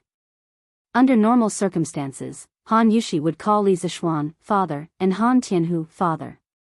Li Zishuan was very sensitive to the key point in Han Yushi's words. Yes, yes. Father is back. Han Yushi nodded happily. Li Zishuan heard and hurriedly stood up. He said, Where is he? Let's go and see father-in-law. At the same time, he finally felt relieved. As long as Han Lijing was fine, it was fine. Otherwise, his wife would cry to death. No need, Xiao Xian. I'm here. At this moment, Han Lijing appeared at the door and said. It turned out that Han Yushi had come to Yunshan with him. However, perhaps because Han Yushi was too excited and wanted to tell Li Zishuan the news earlier, she ran faster and arrived first. Li Zishuan looked over and saw Han Lijing standing upright in front of the door. His face was unshaven and looked a little weathered. Although his clothes were a little shabby, they still looked tidy. His back was as straight as usual, but there was more depth in his eyes, making him look a little melancholy. Father-in-law. Li Zishuan went forward and greeted him with a smile. How have you and Yushi been? Han Lijing asked with a smile. Both are good. Both are good. Father-in-law must be tired from the journey. Come in and sit down. Li Zishuan felt that there were many stories behind his father-in-law's smile. He guessed that he had experienced many things on this trip to Hedong Road. Chapter 1123. Father-in-law, I heard that you went to Yunzhou a while ago. Li Zishuan asked after Han Tianhu sat down in the Yunshan residence. Han Lijing replied, Yes, I went to Yunzhou to visit my old brothers. Li Zishuan sensed that something was wrong with Han Lijing's tone, so he asked, Father-in-law, did something happen? Han Lijing smiled bitterly and shook his head, Nothing, nothing. Let's not talk about it. When I came back, I heard that the Chui family had fallen. Is that true? Li Zishuan saw that his father-in-law did not want to talk about Yunzhou, so he did not ask further. He nodded and said, Yes, that's true. Han Lijing sighed with emotion, then his expression changed. Xiao Xian, tell me honestly. Did you secretly add fuel to the fire behind the Chui family's incident? There were less than 10 people in the Tang Empire who knew the real mastermind behind the Chui family's incident. Han Lijing could guess it because he knew that Li Zixuan had a history with the Cui family. Li Zixuan met his father-in-law's aggressive gaze and could only say helplessly, "I do have some connections." Han Lijing asked anxiously, "Does His Majesty know about this?" Li Zixuan smiled bitterly and said, "If His Majesty doesn't know, why would I be grounded for 2 months?" Han Lijing's face turned pale instantly. He said angrily, "Grounded for 2 months? Xiao Xian, you're still not satisfied with being grounded for 2 months? What you've done is taboo. Luckily, His Majesty is benevolent and magnanimous. Otherwise, even if you had 10 heads, it wouldn't be enough to chop them off. Xiao Xian, I hope that you can think twice before you do anything in the future. Don't let your emotions affect your decisions. Now, you don't only represent yourself. Behind you, there's Yushi, your father, mother, and sister, and even the students of the academy. There's more than one solution to many problems. Being rash and impulsive will only lead to endless troubles. Imperial power was greater than the heavens.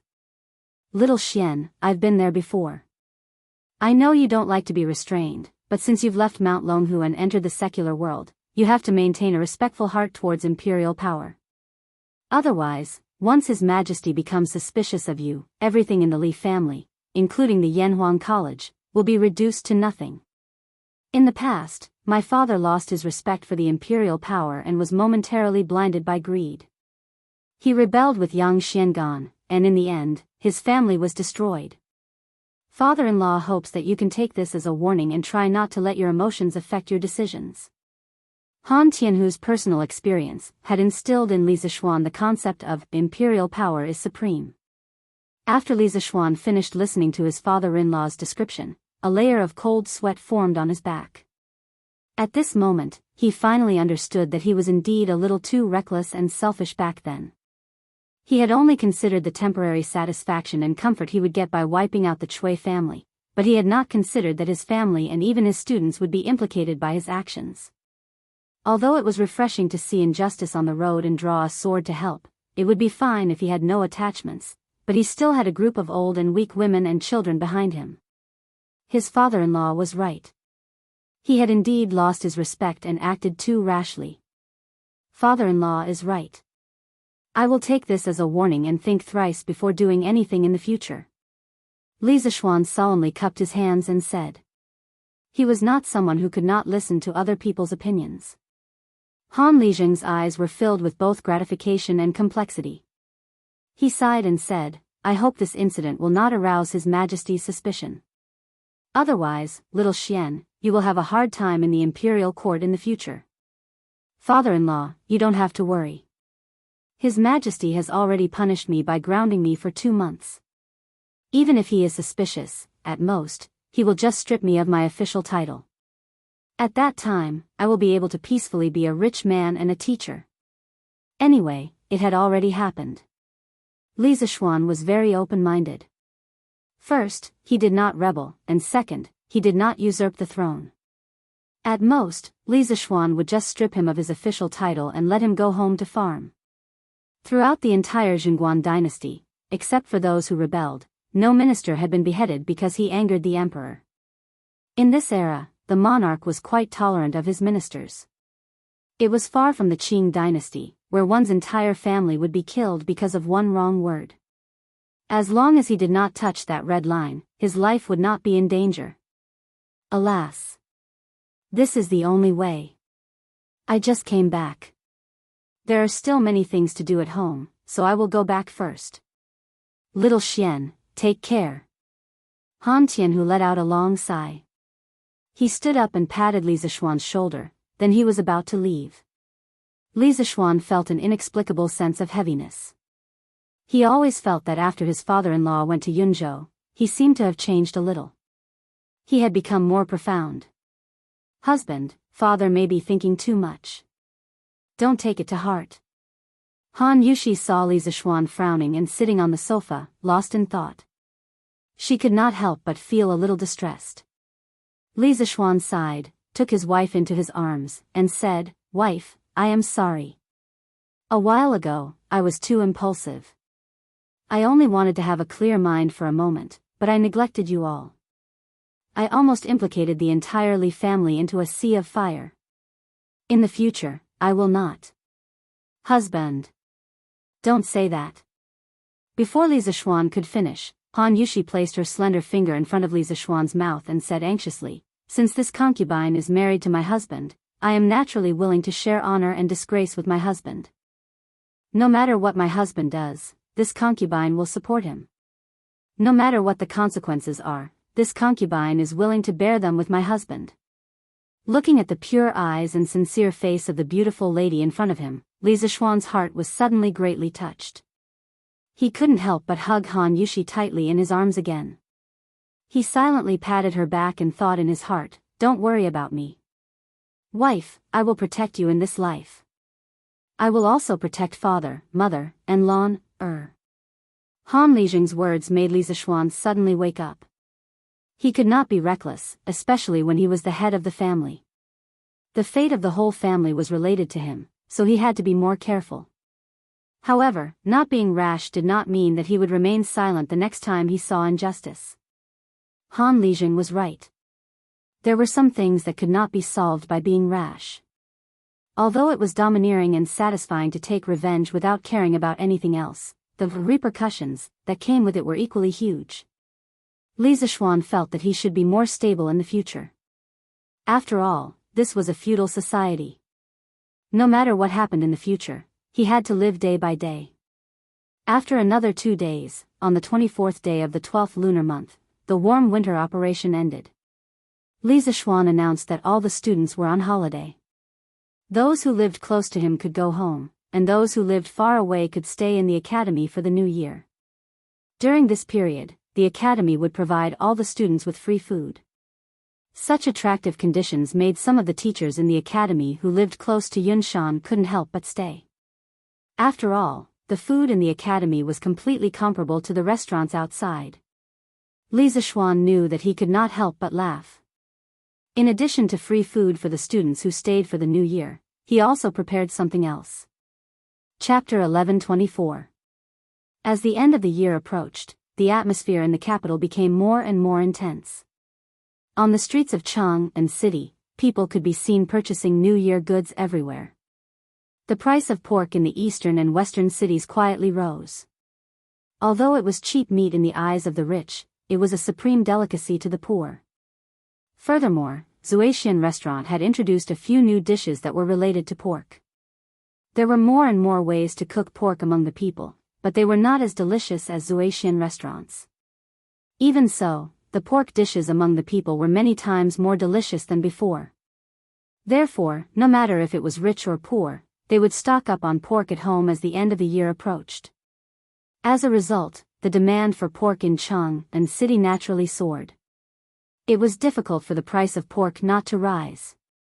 However, with the previous example of cloth prices skyrocketing in Chang and city and cloth merchants being arrested, the peddlers did not dare to go overboard. The price of pork was still within a controllable range. In addition to pork, the sales of other goods were also booming, such as cloth, silk, jade Buddha, porcelain, and so on. All kinds of small items for children to play with also filled the streets and alleys. Jianghu merchants also hoped to take advantage of this annual festival to make a fortune. Although Yunshan city was far away from the bustling city, one could still feel the flavor of the new year. Li Gang had 2 sons. The eldest son was called Li Shaoji. He left behind Li Anren, who died a few years ago. The youngest son, Li Lian, had been an official in another city and had returned to Chang 2 days ago. The old man had lived in Yunshan city for a long time and was used to the elegant atmosphere here. He insisted on celebrating the new year here. Li Lian was not by his father's side all year round. Naturally, he had to stay by Li Gang's side to fulfill his filial piety. Therefore, he brought his wife and servants to Yunshan city. The couple had stayed in the Cloud Mountain courtyard for 2 days. They were actually reluctant to go back because the house and furniture in the courtyard were too comfortable to live in. As the end of the year approached, Li Lian's wife also began to arrange for the servants to buy New Year's goods. She and Li Lian were very respectful to Li Zishuan, the owner of Yunshan. Therefore, when buying New Year's goods, they would often come over to ask Li Zishuan or Han Yushi if they wanted to help bring anything. Sometimes, Han Yushi would go to the Chang and Warm Tang Foundation and often use a carriage to give Li Lian's wife a ride. After a few exchanges, the two families quickly became familiar with each other, and there was a sense of closeness between them. Recently, Yen Lide had been coming to Cloud Mountain more frequently. In a few days, the officials of the imperial court would welcome a rare 7 days of annual leave. Yen Lide also planned to bring his family to Cloud Mountain for the new year. As a person grew older, he preferred peace and quiet. Therefore, at Yunshan, the Yen family's residence was also decorated with lanterns and colored banners to welcome the new year. As for Sun Simiao, the old Taoist had always been a loner. He had no concept of celebrating the new year, but he had a good disciple. After failing to invite Sun Simiao to his home for the new year, he asked Hu Hanyun to go to Yunshan Mountain to buy New Year's goods for his master. Of course, old Hu agreed. Even Lu Yue, who had always been stingy, became generous at this time. She let Hu Hanyun carry the pork and fish bought at home to Yunshan Mountain as if they were free. Hu Jing and Hu Zhen, on the other hand, helped Sun Simiao tidy up the courtyard inside and out after the free medical consultation every day. The two of them claimed that they would definitely go to Yunshan during the new year to celebrate with Sun Simiao. As for the free medical consultation in the surrounding counties, they would definitely have to stop in a few days and could only continue after the new year. Yen Silu returned to Chang'an after the holidays. He still had a big family in Chang'an. Wang Ji was unwilling to go to his brother's house, so he stayed in the academy. He bragged to the bearded man all day long and drank some wine. He was quite carefree. Ma Zhou rented a house in Chang'an City, so he had somewhere to go. However, he spent more time in the editorial department of Datong Daily recently. Mo Huai and Mo Lingwei went down the mountain and returned to their mansion in Plum Village, which was the house of Lu Shiren and his son. As for the rest of the Mo family, the civilian staff returned to their homes in Plum Village, while the military staff continued to guard the academy. This was because there were many scientific secrets in Yanhuang College. If they were stolen by someone with ill intentions, the loss would be huge. In fact, people like Ma Zhou, Wang Ji, Yen Silu, and Mo Huai were very likely to be evaluated as professors in the Academy's teacher title evaluation at the beginning of next year. When that time came, they would naturally obtain a modern residence in Yunshan Mountain that everyone envied. Li Zishuan did not lack money or residences. He lacked talents. If there were 10,000 talents like Ma Zhou and Wang Ji, he would dare to take them all. Wasn't it just a house for each of them? In Li Zishuan's eyes, it was just a small amount of money. However, if he did this in the modern world, he would really be a super rich boss. Even the richest man in the country would not dare to play like this. Fei Ji. Go and invite Mr. Li Gang over. Tell him that I've warmed a pot of good wine and invited him to taste it. Li Zishuan saw that the house was decorated with lanterns and colored banners, but he still felt that something was missing. Suddenly, he thought of something and gave the order. Yes. Marquis. Pang Feiji immediately received the order and left. After half an hour, Li Gang's laughter came from outside. You must be lying to me. You said that you've warmed a pot of good wine? Haha. I'm afraid you have something to ask me, right? His voice arrived before his person. Although Li Gang was already over 80 years old, his voice was still full of energy. As soon as he finished speaking, the old man had already arrived at the door. Li Zishuan quickly stood up and greeted him. What are you talking about, old man? Look at this stove. Isn't there a pot of good wine that I've warmed for you? Oh. It really is. Judging from the smell, it doesn't smell like a gentle village, and it doesn't smell like drunken immortal either. Why does it smell like herbs? Li Gang sniffed lightly, and his face was filled with confusion. Li Zishuan laughed and stretched out his hand. This is a medicinal wine recipe that I got from Sun Daozhong last month. Drinking it can strengthen the bones, strengthen the muscles, and nourish the blood. Moreover, the method of making this medicinal wine is quite unique, causing the taste of this medicinal wine to be even more unique. Mr. Lee, would you like to try it? He wasn't making this up. The prescription for the medicinal wine was real. Originally, it was meant for his father, but Li Jingma felt that his body was still strong and didn't need to drink it. After drinking it a few times, he didn't drink it. Now, it was a good idea to give it to Li Gang. At his age, the old man's ability to produce blood was insufficient, and his muscles and bones were seriously aging. He needed nourishment like this. Haha. Yamacho, you've praised this medicinal wine as if it's the only thing in the world. How can I not give it a try? Li Gang sat down and smiled while stroking his beard. Suddenly, he changed the topic. Yamacho, why don't you tell me why you're looking for me first? Otherwise, I won't feel comfortable drinking this wine. Li Zishuan's old face, or rather, his small face, immediately stiffened. Chapter 1125. Ahem. Mr. Li's eyes are as sharp as a torch, so I told you the truth. In the Yunshan residence, Li Zishuan coughed awkwardly before telling the truth. I wanted to ask for a few words from Mr. Li, but because I've been grounded at home by His Majesty, it's inconvenient for me to go out, so I had to ask Mr. Li to come over. Li Gang was speechless. Our residences are only a few steps away from each other. Even if you go out, do you think His Majesty will find trouble with you? Besides, there are no outsiders on Yunshan. Who would be so free as to inform His Majesty of such a small matter? Li Zishuan was sweating profusely. Who asked him to be well-meaning by his father-in-law 2 days ago? Naturally, he would be a little more careful when doing things. Ahem. Since His Majesty wants me to stay at home and reflect, then I must be sincere. Ha! Li Gang shook his head. He obviously didn't believe him, but he was too lazy to investigate further. At this time, he said, in terms of calligraphy, I'm far inferior to Deng Shan, Chu Suiliang, and Bo Shi, Yushernan. Why would Yamacho come to me for help? Haha. What I seek is Mr. Li's artistic conception and also Mr. Li's spirit. Mr. Li has noble character and unquestionable integrity.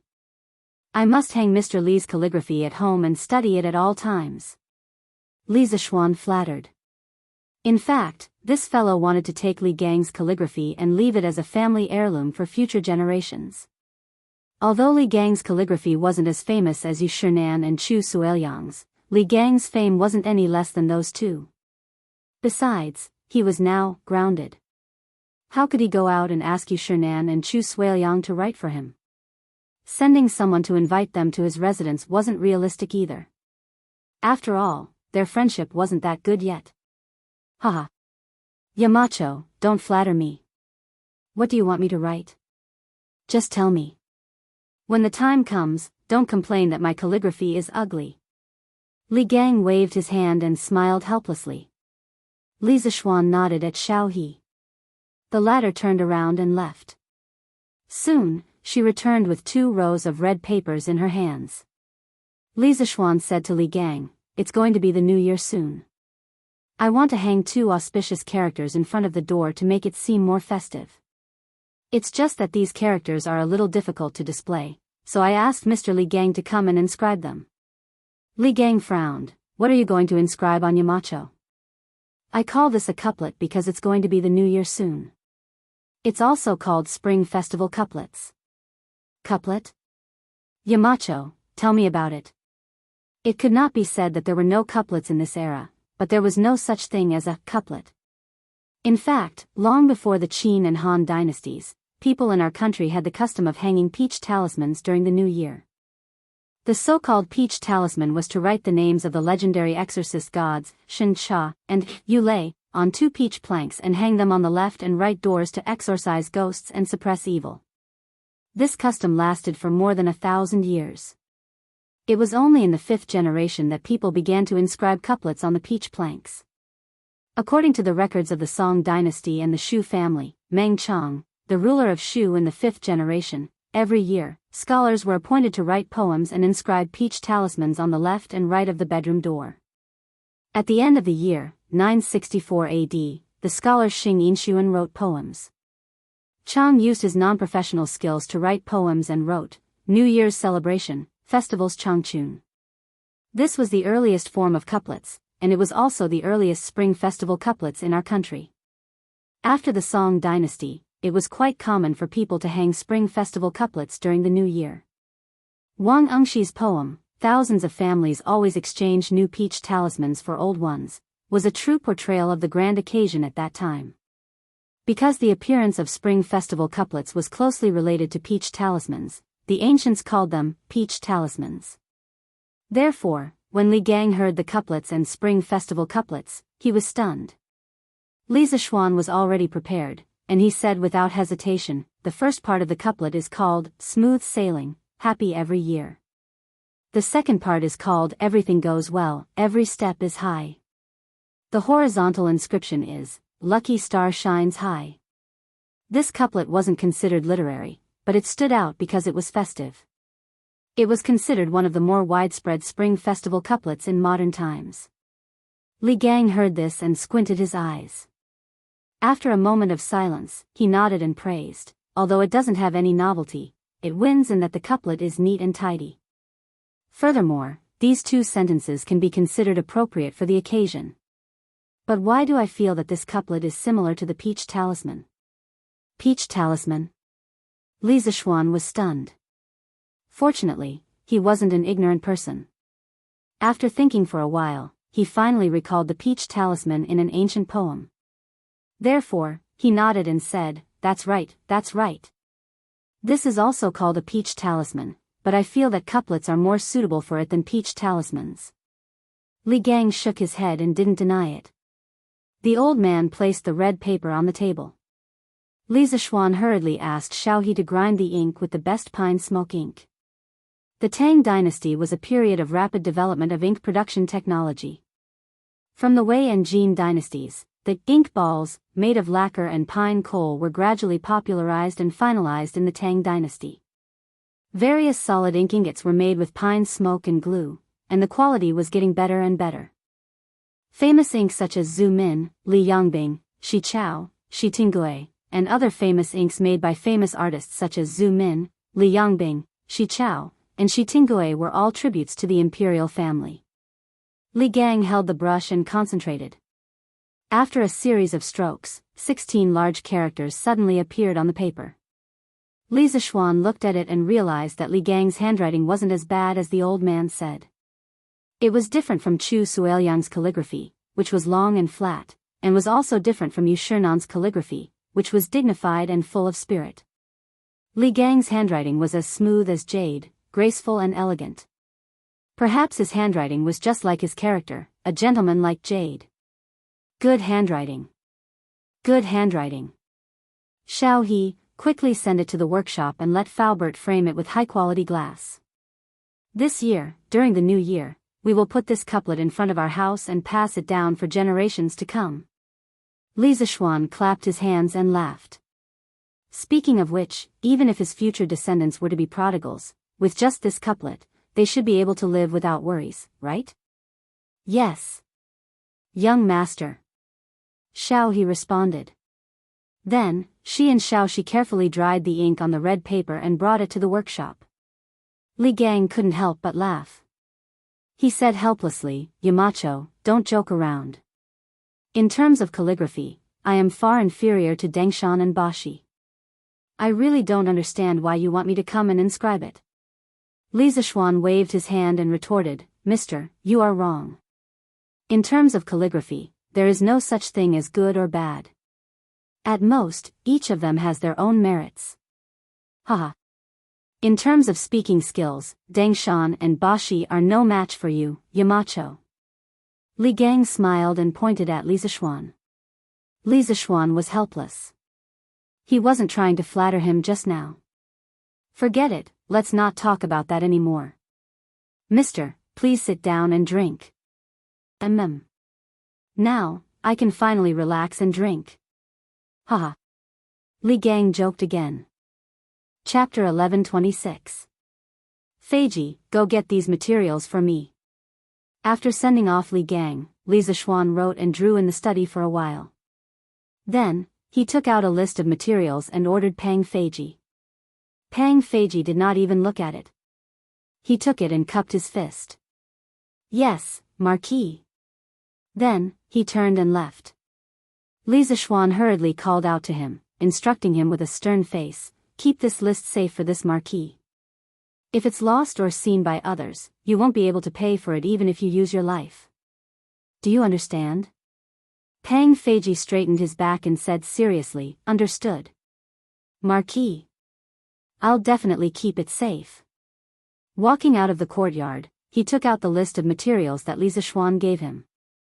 He was dumbfounded. This. What does Marquis want these things for? Is he keeping them for the new year? Previously, when Li Zishuan asked Li Gang to write couplets, Pang Feiji guessed that Li Zishuan was preparing for the new year even though he was not there. However, what did the things on the list have to do with the new year? Forget it. I don't care anymore. I just need to find these things for Marquis and make sure that no one else sees this list. Pang Feiji could not figure it out no matter how hard he scratched his head. In the end, he could only put the list back carefully and walk down the mountain. After instructing Pang Feiji, Li Zishuan returned to the study and continued writing. In fact, he had already written a portion of the second semester's teaching materials a few months ago.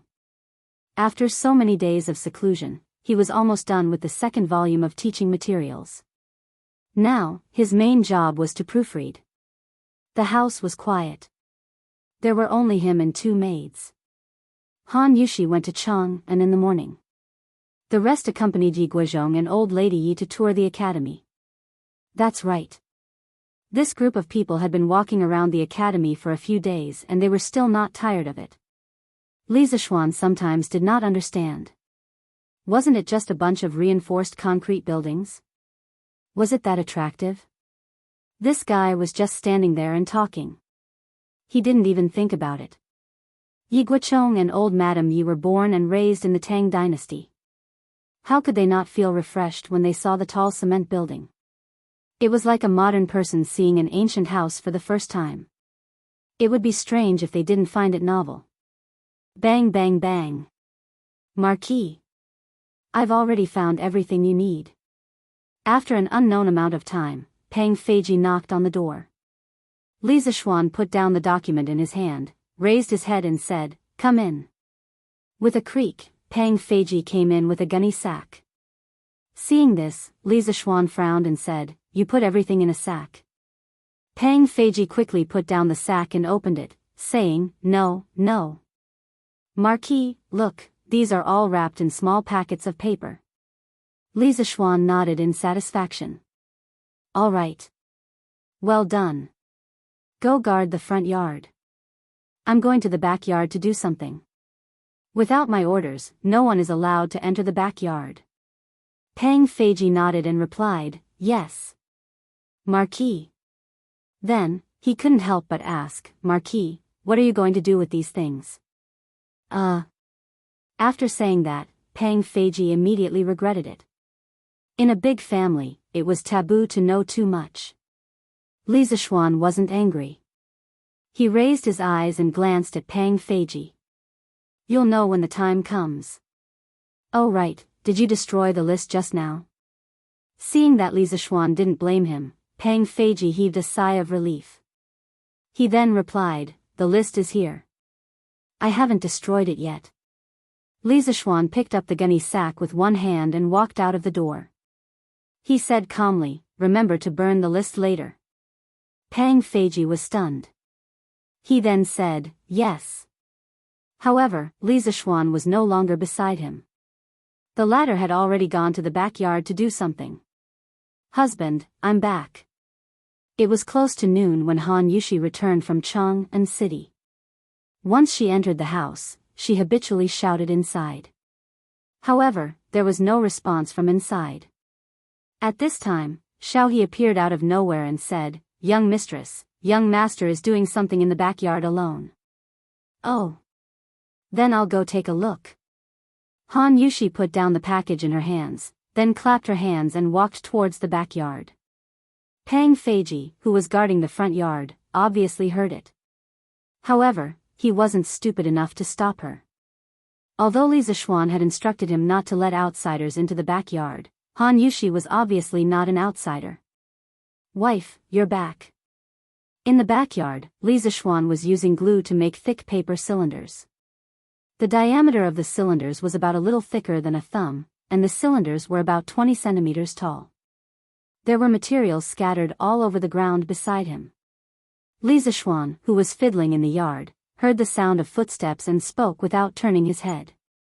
Judging by the sound, this was the tacit understanding between an old couple.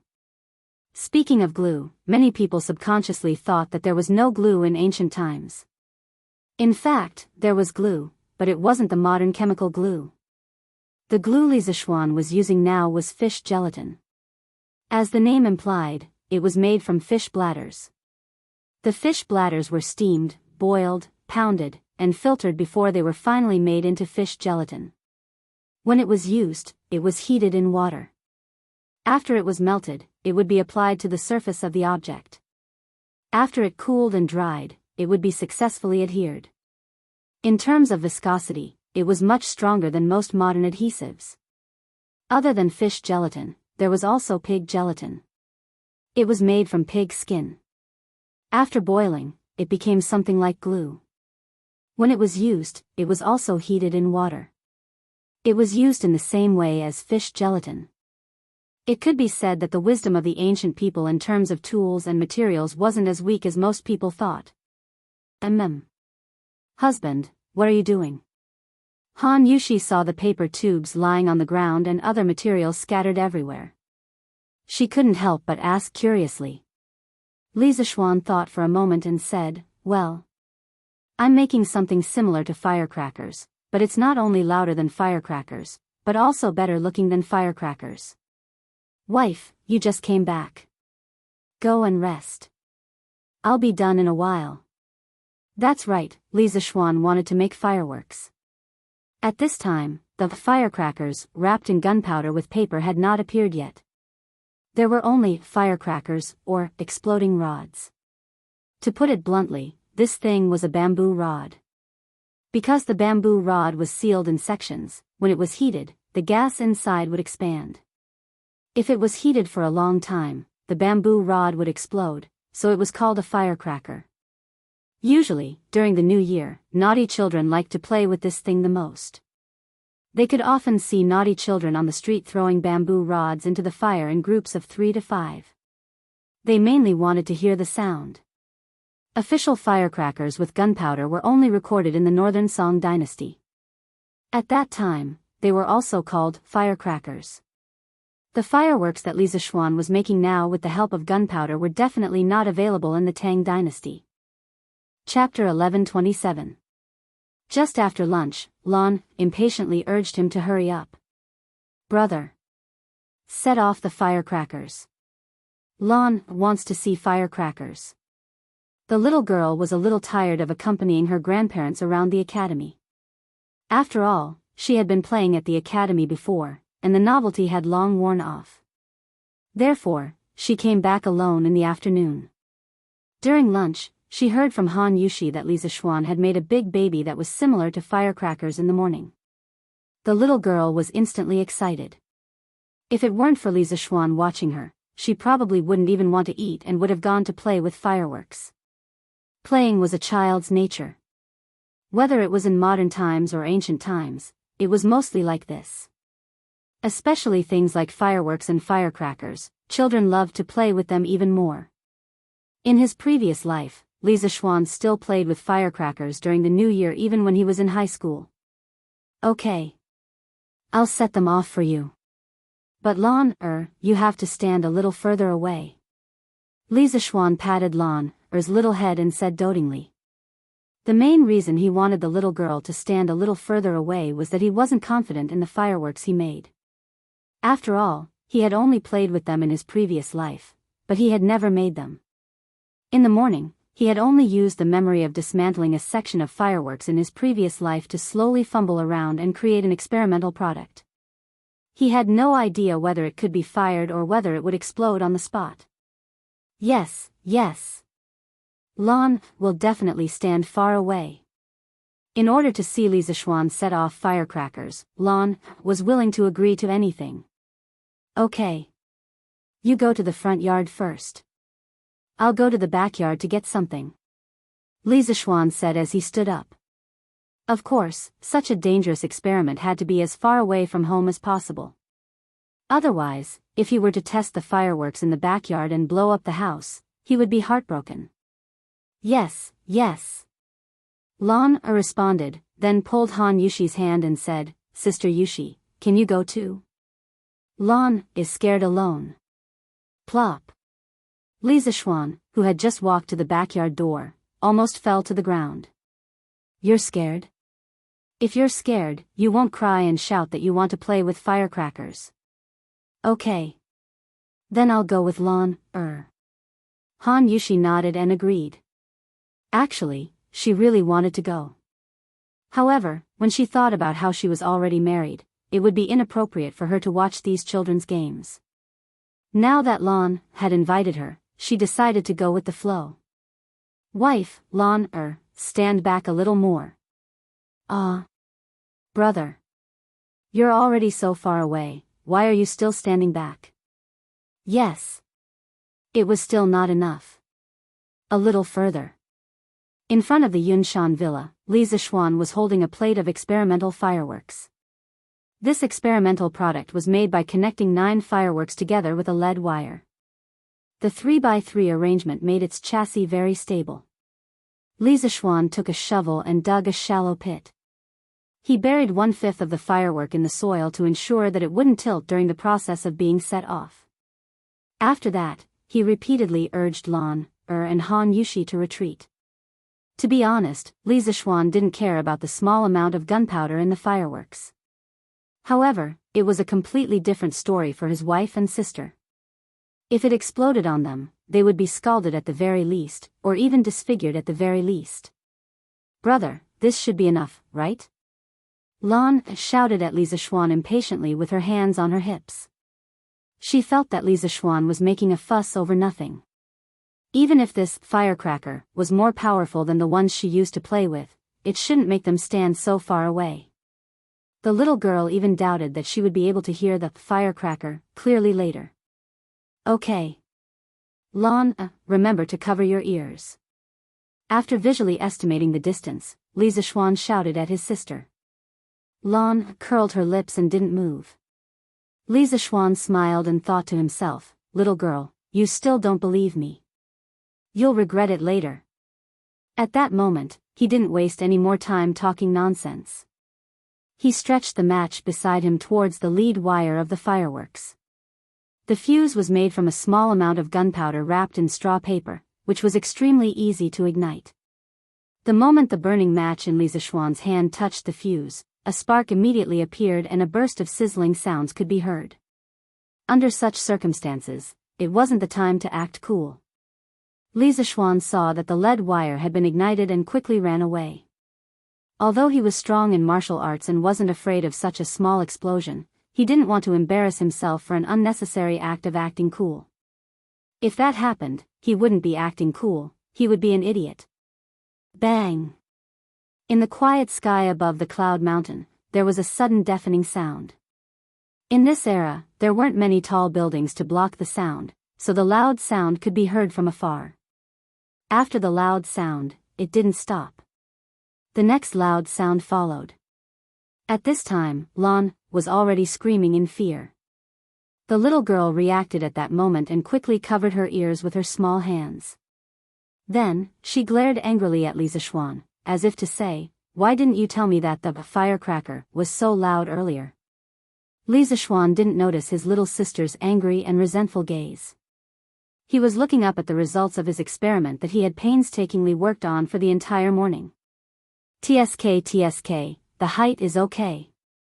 It's just that the sound is too loud. I have to reduce the amount of gunpowder. Also, the flame isn't bright enough. Maybe it's because it's daytime now. I can try again at night. Lisa Schwan looked up and whispered softly. Brother. This firecracker is amazing. Do you have more? 9 fireworks were released very quickly. It was the first time Lan had seen fireworks that could shoot up into the sky and explode. Although she was scared half to death at the beginning because she was caught off guard, she got used to it and the fear in her heart was immediately replaced by excitement. Hey!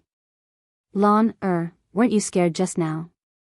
Li Zishuan said with a smile that wasn't a smile. Lan was embarrassed. Just as she was about to say something, the few of them heard the sound of something breaking through the air not far away. Then, they saw a bearded man and a white-haired old man rushing towards them. It was Mo Zhong and the bearded man. Yamacho, we just heard 9 loud sounds coming from here. What happened? Mo Zhong stopped in front of Li Zishuan and asked anxiously. Li Zishuan was stunned for a moment. Then, he said embarrassedly, nothing happened. I was just setting off firecrackers just now. Firecrackers? This time, it was Mo Zhong's turn to be stunned. He was the head of the Mo family. What kind of new things had he not seen before? Why hadn't he seen any firecrackers that were so loud? At this time, the bearded man saw the firework tube that had just been released in the distance. He walked over to take a closer look and said in surprise, "This is the firecracker Yamacho was talking about. Why is it made of paper? Wow! What's that? What was that sound just now?" It was Ching Chimo holding a football and running over with a group of students. He screamed as he ran. Chapter 11:28. Chou Niu, Qing Ke, Xiao Ku, Xiao Chong, and Bao Lin. You guys didn't go back to Cheng and are playing football in school? To put it nicely, the group of students came whistling like the wind. To put it bluntly, they were like a group of bandits, rushing over like a whirlwind. Li Zishuan looked at the football in Ching Chimo's arms and the group of students who were all sweating profusely as he asked. The academy was now on holiday, and the students who lived nearby were free to go home. Ching Chimo and his group did not go home to prepare for the new year, but instead, they were loafing around at the academy. It was really unreasonable. Ching Chimo wiped his sweat and said, "How can going home be more interesting than staying at the academy? If we stay at the academy, we can still play football with more people. But if we go home, we can only go to the brothel." Ouch! Yamacho, why did you hit me? The first half of Ching Chimo's sentence was the truth. After staying at the academy for half a year, this group of second-generation hedonists in Cheng and had basically gotten used to the social life at the academy. Here, everyone did not have to worry about their identity. They could work together and play together. Compared to the days of walking chickens, playing with dogs, and visiting brothels in the past, they undoubtedly preferred their current life. Every day was fulfilling and happy. Li Zishuan glared at this idiot and said unhappily, "Hit you? See if Uncle Ching will chop you up after I tell him what you just said." Ching Chimo immediately withered. He hurriedly said, what did I say just now? Why don't I remember?" Li Tai and his group all distanced themselves from this idiot, indicating that they did not know him. "Yamacho, what was that noise just now?" Li Ku looked up and asked seriously. "There, it's that thing under Mr. Zhang San's feet." Li Zishuan pointed at the bearded man not far away and said. The students immediately swarmed over, and Lan also followed curiously. "That's it? Isn't it made of paper? Why did it make a noise? Huh? Why are there burn marks on it?" Li Tai picked up the finished firework and looked at it from top to bottom. He couldn't help but mutter in disappointment. Exactly. How could a few broken paper tubes make such a loud noise? Yamacho must be lying to us. Ching Chimo also muttered. My brother didn't lie to you. Just now, Lan had seen it with her own eyes. After her brother ignited this thing, with a bang, something would rush out from it. It would rush into the sky and even explode. Brother Chinke, the noise you heard just now came from here. As one of the parties involved, Lan crossed her arms and explained to the group of mortals in front of her with a look of superiority.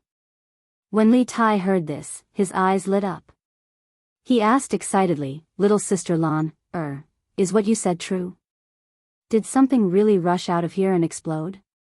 Lan nodded and said crisply, of course it's true. When this thing explodes in the sky, you can still see the flames. When Chingchumo heard this, his saliva almost flowed out. He said covetously, F***ck. Doesn't that mean that if I have this thing, I can blow up whoever I want in the future? Smack. Humph. Chingchumo, you're too bad, aren't you? How can you use this thing to blow people up? The bearded man standing next to Chingchumo slapped Chingchumo without hesitation. He was also a teacher of the academy, so of course, he had the right to teach Chingchumo a lesson. Ouch! Chingchumo cried out in pain. Seeing that the person who hit him was a great expert, how could he dare to be rash? He quickly explained, haha.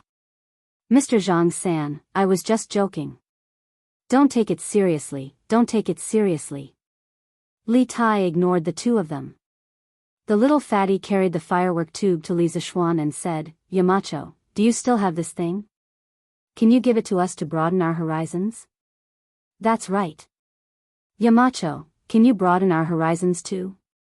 Zhang Sun Chong also jeered. Li Zishuan said helplessly, don't think too much. There's no more. The ones I made in the morning have been finished. Li Tai immediately became anxious. He quickly said, if you're done playing, why don't you do it again? Yamacho, are you short of manpower? We can all help. Yes, yes. We can all help. The rest of the students immediately said in unison. At the end of the day, they were still a group of brats. How could they resist the temptation of fireworks? Li Zishuan thought for a moment, then nodded and said, okay. All of you come. Mr. Imo, Mr. Zhang-san, do you want to come together? Me too. Me too. Yamacho. Hey. Xiao Xian, there's still me. Brother Xiao Xian. Anren also wants to see you make fireworks. Wang Ji, as well as Li Zishuan's neighbors, Yan Xiaoning and Li Anren, had all come. Okay. All of you, come. Li Zishuan waved his hand, then turned around and walked towards the courtyard. After a short while, a group of people started to make fireworks in the front yard. Of course, it was under Li Zishuan's guidance.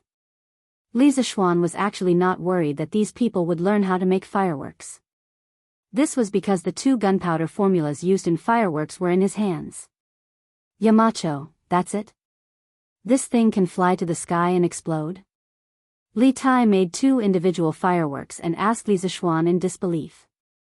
Li Zishuan glanced and said with a nod, N. That's right. Qingke, if you don't believe me, why don't you try lighting it? Hee hee. That's great. Li Tai had the same idea. He laughed and quickly took his two creations and walked away.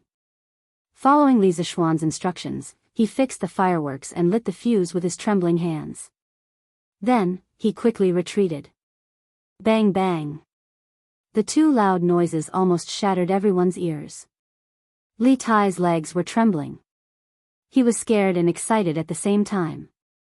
F***ck. That's awesome. Qingke. Chingchumo gave Li Tai a thumbs up. Then, he ran to Li Tai with his creations and asked, Qingke, help me take a look. Is this okay? Li Tai roughly looked and said, it should be okay. Hee hee. Okay. I'm going to set off the firecrackers too. Chingchumo smiled proudly. He hugged the two fireworks and walked towards the place where Li Tai had buried the bomb. Haha. Get ready to cover your ears. I'm going to set it off. Chingchumo laughed heartily as he turned his head and said to the crowd. The students stopped what they were doing and covered their ears. Only then did Chingchumo turn around, but when he saw who it was, he turned pale with fright. Holy shit! How did it light up? Run! It turned out that when he turned around to talk to the students, the fire in his hand accidentally touched the fuse. At that moment, he couldn't care less about anything else. He scampered off. But as luck would have it, when he was running, he brought along the soil next to his feet. The smoking firework fell just like that, and the direction it fell was exactly where the bearded man was. Swoosh! It was too late to say. The moment the firework fell, a bullet shot towards the bearded man. In the blink of an eye, it was in front of the bearded man. Ching Chumo, who hadn't run far, heard the sound of something breaking through the air. Bang! The bearded man's face was solemn. He shouted and gathered all the inner energy in his body to condense a force field in front of him. The bullet stopped 3 inches in front of him and couldn't go any further. Just when the bearded man heaved a sigh of relief, the bullet exploded with a bang, and the bearded man. Chapter 1129. Bang! The gunpowder inside the pellet that was flying towards the bearded man suddenly exploded. Instantly, heat waves surged and sparks flew in all directions. Even though the bearded man had condensed all of his internal energy, it was still difficult for him to defend against this sudden explosion of firepower. Pooh! Ha! After the smoke and fire dispersed, the bearded man, who had been bombarded by gunpowder, finally revealed his true appearance. His old face was as black as the bottom of a pot. His originally neat hair was now mostly standing up and there were many holes in his clothes. His originally dignified image of an academy teacher had instantly turned into an old beggar wandering the streets. No. His shamade appearance was even more miserable than a beggar's. At this moment, the bearded man opened his mouth. What was amazing was that there were actually a few wisps of green smoke coming out from his mouth. Seeing this scene, Li Zixuan could no longer hold it in and laughed out loud. He. Mr. Zhang San's appearance is so ugly. Lan Er covered her small mouth and giggled. The others present were already having a hard time holding it in. Seeing the brother and sister laughing first, how could they hold it in any longer? Instantly, they roared with laughter. Many people laughed until tears came out of their eyes. However, there were 2 people who were exceptions. One was the bearded man. This old fellow was originally not a kind person. In this world, there was almost no one who dared to humiliate him. If he had not stayed in the academy for so long and restrained some of his wild nature, the scene would probably have turned red. The other person was Ching Chumo. After this fellow felt the bearded man's gaze that wanted to eat him, he was so scared that he almost peed his pants. How could he still laugh? Cough cough. That? I have something to do at home. I'll take my leave first. In the midst of everyone's laughter, Ching Chumo coughed dryly and slipped away as he spoke. Of the 36 stratagems, escape was the best stratagem. He did not want to bear the anger of the bearded man. He felt that with his small body, he would not be able to bear it at all. Everyone was stunned. The bearded man roared and chased after him, "Bastard brat! Where do you think you're going? Even if your father comes today, I will beat you up so badly that even your mother won't be able to recognize you." Hearing this, Ching Chumo's heart was filled with shock. He hurriedly circulated 120% of his internal energy and ran as fast as he could. He felt that in all these years, he had never run as fast as he did today. However, he was only a trash who had just broken through to the Qi transformation realm not long ago. How could he be faster than the bearded guest, a peerless expert at the peak of the Grandmaster realm? After running roughly 20 to 30 zhang, the bearded guest flashed. Everyone only saw a blur in front of their eyes, and the bearded guest had already flashed behind Ching Chumo. Following that was the scene of an eagle carrying a chick. The bearded guest's face darkened as he carried Ching Chumo back. Bang! How dare you point a firecracker at someone? I didn't mean it. Bang! Who told you to play with firecrackers? Roar! I won't do it again. Bang! I'll let you run. Are you trying to run again? Stop running. Stop running. Mr. Zhang San, stop hitting him. Bang! Run. Keep running. Xiao Xian, Yamacho, help. Someone's going to die. For a moment, smoke and dust filled the air, mixed with the bearded guests cursing and begging for mercy. Everyone covered their faces, unable to bear to see someone being beaten up miserably. After a long time, the dust settled. The bearded man clapped his hands and swaggered off. When he left, he also took away the other firework that Ching Chumo had not yet had the time to set off. Ching Chumo was lying on the ground with a bloody nose and a swollen face, panting heavily. How could he have the time to care about this? At this moment, he was only praying that the bearded guest would leave quickly. All right. Stop pretending to be dead. Mr. Zhang San has already left. After a while, Ching Chumo did not hear any movement for a long time. Just as he was about to get up to investigate, he felt someone kick him beside him. Then, he heard Li Zishuan's voice. Huh? Gone? He's finally gone. Ouch. Xiao Xian, help me up. My waist is about to break. This idiot was still complaining that Li Zishuan did not save him earlier. He did not even call him Yamacho and directly called him Xiao Xian. Li Zishuan was not in the mood to bicker with this idiot.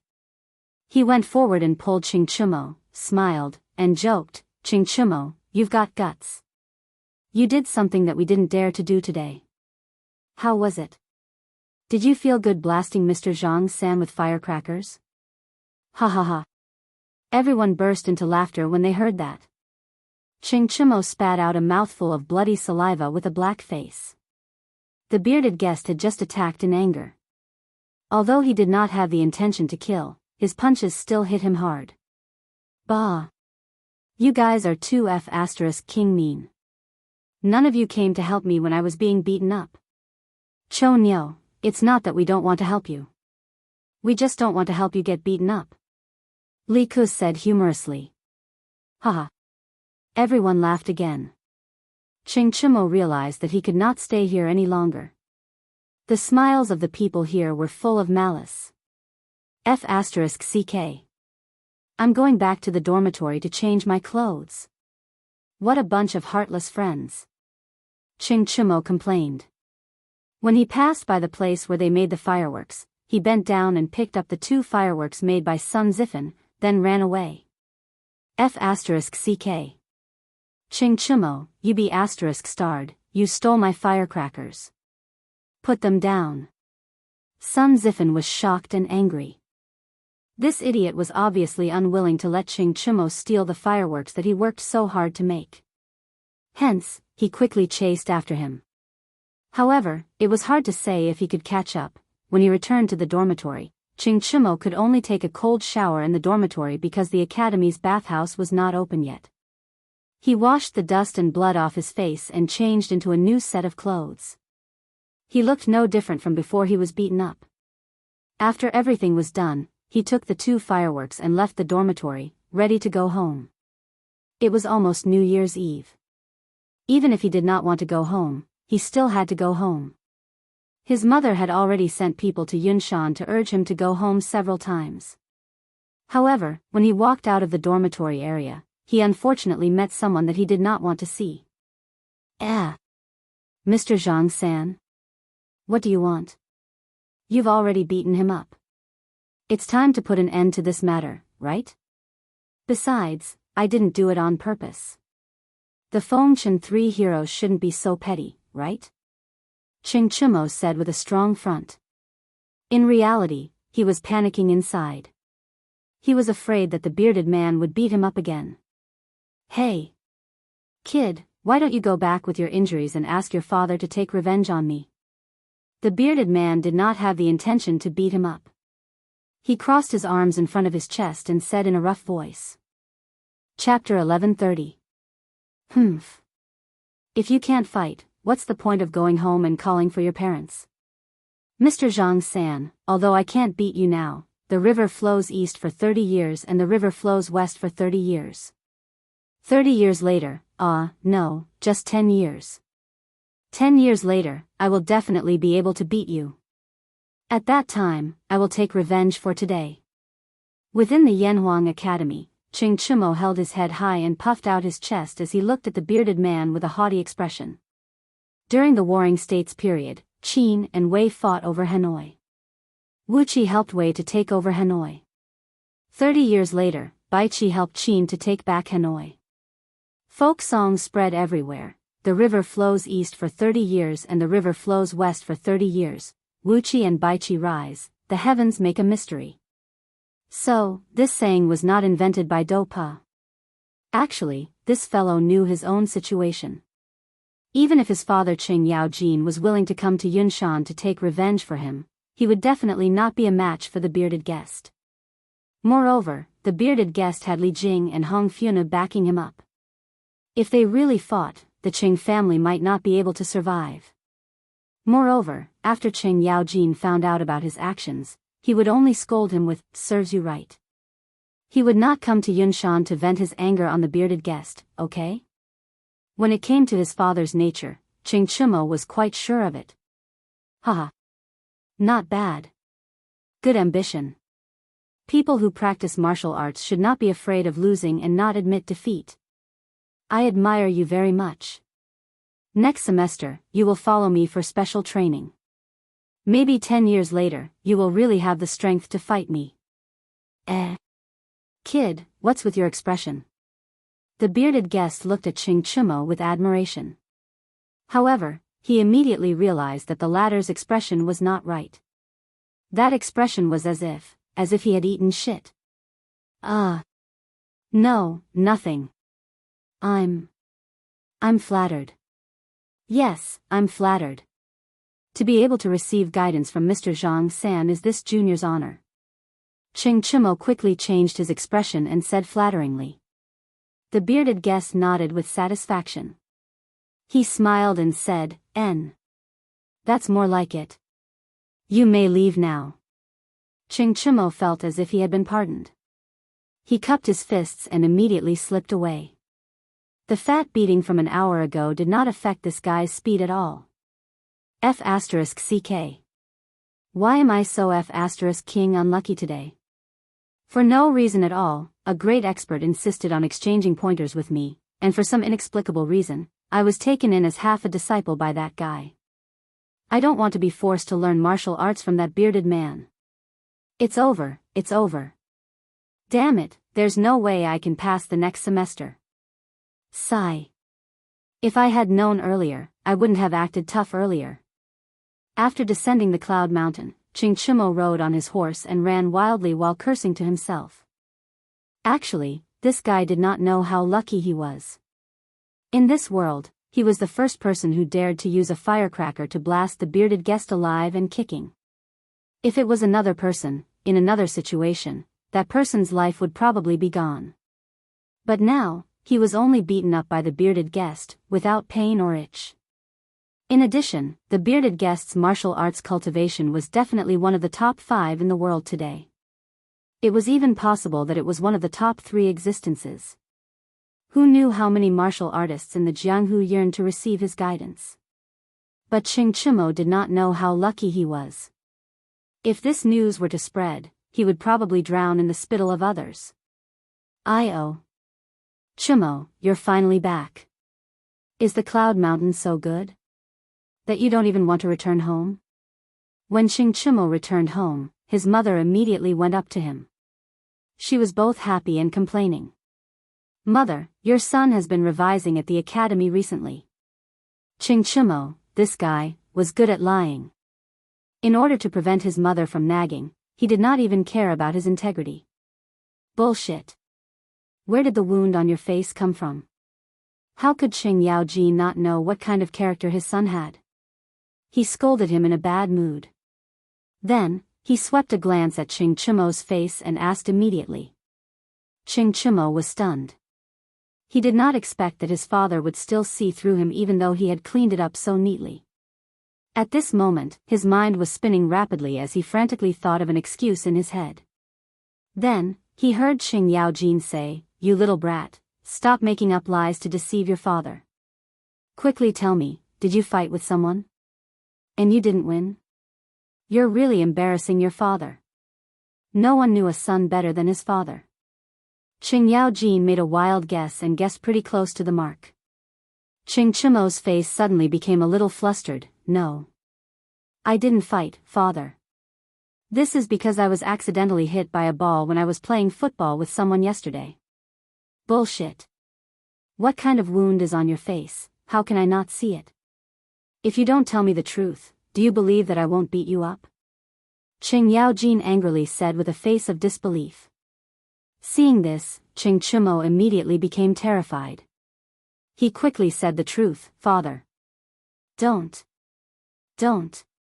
I'll say it, okay? This wound is. At this time, Qing Chimo could not care about anything else. He could only briefly explain what happened in the afternoon to Qing Yaojin. Firecracker? What kind of firecracker can injure Zhang Zhongjin? Qing Yaojin was shocked when he heard it. He was not shocked that Qing Chimo was beaten up, but that a small firecracker could actually injure a peerless expert like the bearded guest. When Qing Chimo heard it, he felt even more hurt. Although he did not expect his father to help him vent his anger, but he should at least show some concern, right? Father, this firecracker is not an ordinary firecracker. It is a new toy that little Xian made. It can fly into the sky and explode. Actually, Mr. Zhang San did not suffer any injuries. His face was only blackened by the explosion and his clothes were torn. That's still very powerful. Do you still have that firecracker? Let me see it. Qing Yaojin was very interested in the thing that could injure the bearded guest. His eyes lit up as he looked at his son and asked. No more. It's finished. Qing Chimo quickly shook his head and could not help but tighten his sleeves. Qing Yaojin narrowed his eyes and snorted, "En? Really no more?" His tone carried a hint of danger. Knowing that his father was an old hooligan, Qing Chimo clenched his teeth and quickly took out a firework from his sleeve. He handed it over and said, "Father, I only made 2 in the afternoon. One was placed in the academy. There's only 1 left." Rather than being searched by the old hooligan, he might as well take the initiative to hand over 1. This way, he could still keep 1. Hey! How do you play with this thing? Qing Yaojin took the firework and laughed. Qing Chimo pretended to be depressed and replied, "Father, if you light the string below, this paper tube will shoot out a small ball that will explode." Understood. Men, quickly bring a match. A moment later, Qing Chimo's horrified roar came from the Qing residence's courtyard. F***CK. Father. You can't hold this thing in your hand. Immediately after, there was a deafening explosion. Bang. Bah. Unfilial son. Stop right there. Chapter 1131. Qing Yaojin beat his son when he had nothing to do at home. Li Zixuan was thinking about how to improve the fireworks on Yunshan Mountain. After dusk, the sky gradually darkened. Under Lan Er's instigation, Li Zixuan set off another plate of fireworks. With the dark night sky as the background, the fireworks shot into the sky and emitted extremely bright flames. Lan Er was extremely excited. Her small hands were red from clapping. Li Zixuan, on the other hand, was somewhat dissatisfied. This was because although these fireworks were indeed very novel to the ancient people, to a modern person like him, the color was somewhat monotonous. Modern fireworks were not only colorful but also varied in forms. When they bloomed in the night sky, they would always dazzle people. Li Zixuan's first-generation fireworks, to put it bluntly, were just a few enhanced versions of sky rocket cannons. Bang, bang, bang. Oh! A burst of fireworks and explosions came from the west side of the academy, as well as the cheers of the students.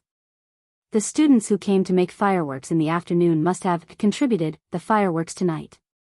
He just hoped that Mo Zhong and the others would step up their patrols at night and not be lazy. Otherwise, it would be bad if the fireworks caused a fire. Husband. What's wrong? Are you not satisfied with the firecrackers? Han Yushi asked tentatively when she saw that Li Zixuan's expression was not right. What she didn't expect was that this random guess was right. Yes. I'm not satisfied. Li Zishuan replied dispiritedly. Huh? Han Yushi was dumbfounded and said, Husband, this firecracker is already very powerful. Lan and I have never seen firecrackers that can fly so high and so loudly. What else are you not satisfied with, husband? Lan Er's eyes lit up. Children could be very greedy sometimes, especially when it came to fun. Brother. Is there something more fun to this firecracker? Li Zishuan chuckled and rubbed Lan Er's little head. Of course there's something more fun. Actually, my brother calls this thing fireworks. According to my original idea, after it explodes in the sky, it should look like a flower, and not just a ball of yellow light like now. Wow. This is fun. This is fun. Brother, can you make a real firework for Lan Er to play with? Lan Er cried out excitedly when she heard that. Han Yushi's face was full of disbelief. She tugged at Li Zishuan's sleeve and murmured, Husband, is there really such a magical thing in this world? Li Zishuan said with a smile, Of course. I'll make one tomorrow. It's just a matter of adding a few more ingredients. It's not difficult at all. Theoretically speaking, it was not difficult to obtain the kind of fireworks he had just mentioned. That firecracker was just filled with black powder. How could it hurt someone? How strange. Around midnight, in the teacher's dormitory of Yanhuang College, the bearded guest's room was still lit. The bearded man sat upright on the stool with his arms crossed in front of his chest. He stared unblinkingly at the small pile of black powder placed on the desk in front of him in a daze. In the end, he muttered with a puzzled sigh. The scene in the afternoon certainly made him angry. However, after his anger dissipated and he calmed down, a layer of cold sweat suddenly appeared on his back. He was afraid. He had been apprenticed to a master since he was young and had practiced martial arts for decades. That was how he had achieved his current achievements. He was one of the top 5 martial arts masters in the world. In his life, if he wasn't pursuing freedom, then he was pursuing power. However, the thing he had pursued his whole life was almost broken because of a small toy. How could he not be shocked and afraid? If this continued, wouldn't it mean that in the future, even a martial arts master who had practiced martial arts for decades would not be a match for a firecracker child? Wouldn't that be the biggest joke in the world? If that was the case, then what was the point of martial arts practitioners like them practicing martial arts regardless of the winter and summer? Others might not believe it, but that was the truth. A small firework, a small accident, actually made the infamous bearded guest fall into a daze and fall into a demonic trance. Let's ask Yamacho tomorrow. He's also a martial artist. He sat like this until midnight, but the bearded guest still did not walk out of his demonic trance. He finally gave up thinking about it. Feiji, go to the workshop and get me some more things. The next morning, Li Zishuan had breakfast and ordered Pang Feiji. Yes. Marquis. Pang Feiji responded, then smiled and said, Marquis still wants to make firecrackers? Obviously, when the fireworks were set off yesterday, this guy was also watching from the side. At that time, he was still surprised. He did not understand how the few materials he brought back yesterday could explode after being fiddled with by Li Zishuan. Li Zishuan glanced at him and said unhappily, You're smart. If you don't keep your mouth shut, see if I don't teach you a lesson later. It could be said that in today's world, other than Li Zishuan, Pang Feiji was the one who knew the method of making fireworks the best. If it was not out of trust, Li Zishuan would never have handed the fireworks gunpowder formula to Pang Feiji. Pang Feiji clasped his fist and said, Hee hee. Marquis, don't worry. My mouth is very tight. Even if you use a metal rod to pry it open, you won't be able to pry it open. Pang Feiji obviously understood that Li Zishuan was willing to give him this kind of task, so he was very excited. Go quickly. What are you talking about? Hee hee. I'll go now. Pang Feiji took the new formula and hurriedly left. Yo. Good morning, Mr. Zhang San.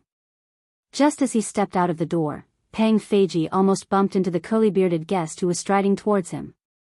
He hurriedly greeted him politely. There was no other reason. The curly-bearded guest's experience and seniority were there, so he had no choice but to respect him. Moreover, during the military training, the curly-bearded guest had taught him martial arts, which made him even more grateful.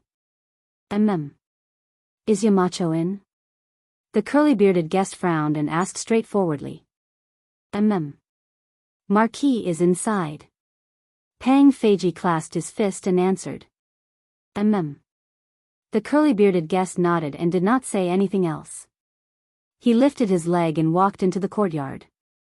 Strange, Mr. Zhang San's complexion doesn't look right. Could it be that he suffered internal injuries from yesterday's explosion? Oh my god, isn't the power of the firecrackers too strong? Pang Feiji walked for a while and could not help but mumble to himself. Let's not think about it anymore. I should hurry up and finish the task that Marquis gave me. I just don't know if the firecrackers made by Marquis's new formula will be even more powerful. Pang Feiji shook his head and mumbled to himself. He then walked down the mountain. Chapter 1132. Yamacho, this firecracker is so powerful when it explodes. Have you ever thought of using it against your enemies? Yunshan Villa. Li Zishuan had just sent off Pang Feiji when the bearded guest arrived. The moment the bearded guest sat down, he asked such a strange question. Li Zishuan's heart moved. He raised his head to look at the bearded guest and asked, Mr. Zhang San, why would you have such an idea? Yesterday, Ching Chumo used that firecracker and almost injured me. Last night, I thought of a problem. If Yamacho's firecracker was even more powerful, wouldn't it be able to threaten some of the Jianghu experts?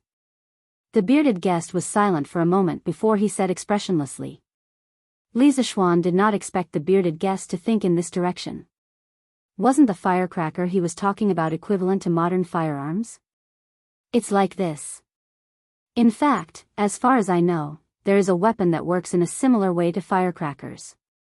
It has something similar to a hidden weapon hidden in it, and this hidden weapon can be propelled by a material. Its speed is not inferior to that of an ordinary grandmaster. This weapon has very low requirements for the user. Ordinary people who have never practiced martial arts can easily use it. I call this weapon a firearm. Actually, the firearm he was talking about was a gun. China was the first to invent gunpowder. However, it was initially used to make firecrackers. Foreigners were inspired by gunpowder and made guns. Li Zishuan felt that when he led Tang Dynasty's industry to a certain level, guns and cannons would definitely be made. The bearded guest was even more shocked. He did not suspect that Li Zishuan was lying or exaggerating. Previously, when he saw the detailed sea map, it already proved that Li Zishuan had some kind of ability to know everything. Therefore, when he heard Li Zishuan describe a firearm, his first reaction was not suspicion, but shock. If the firearm Li Zishuan said really existed, then the matter would be more serious than what he was worried about last night. Firearm? Yamacho, in this firearm, does it also use the black powder from firecrackers? That's right. But I call that powder gunpowder. Different uses would lead to different formulas for gunpowder. Correspondingly, the power of gunpowder would also be different. The gunpowder in the firecrackers is the least powerful type of gunpowder. Li Zishuan said indifferently.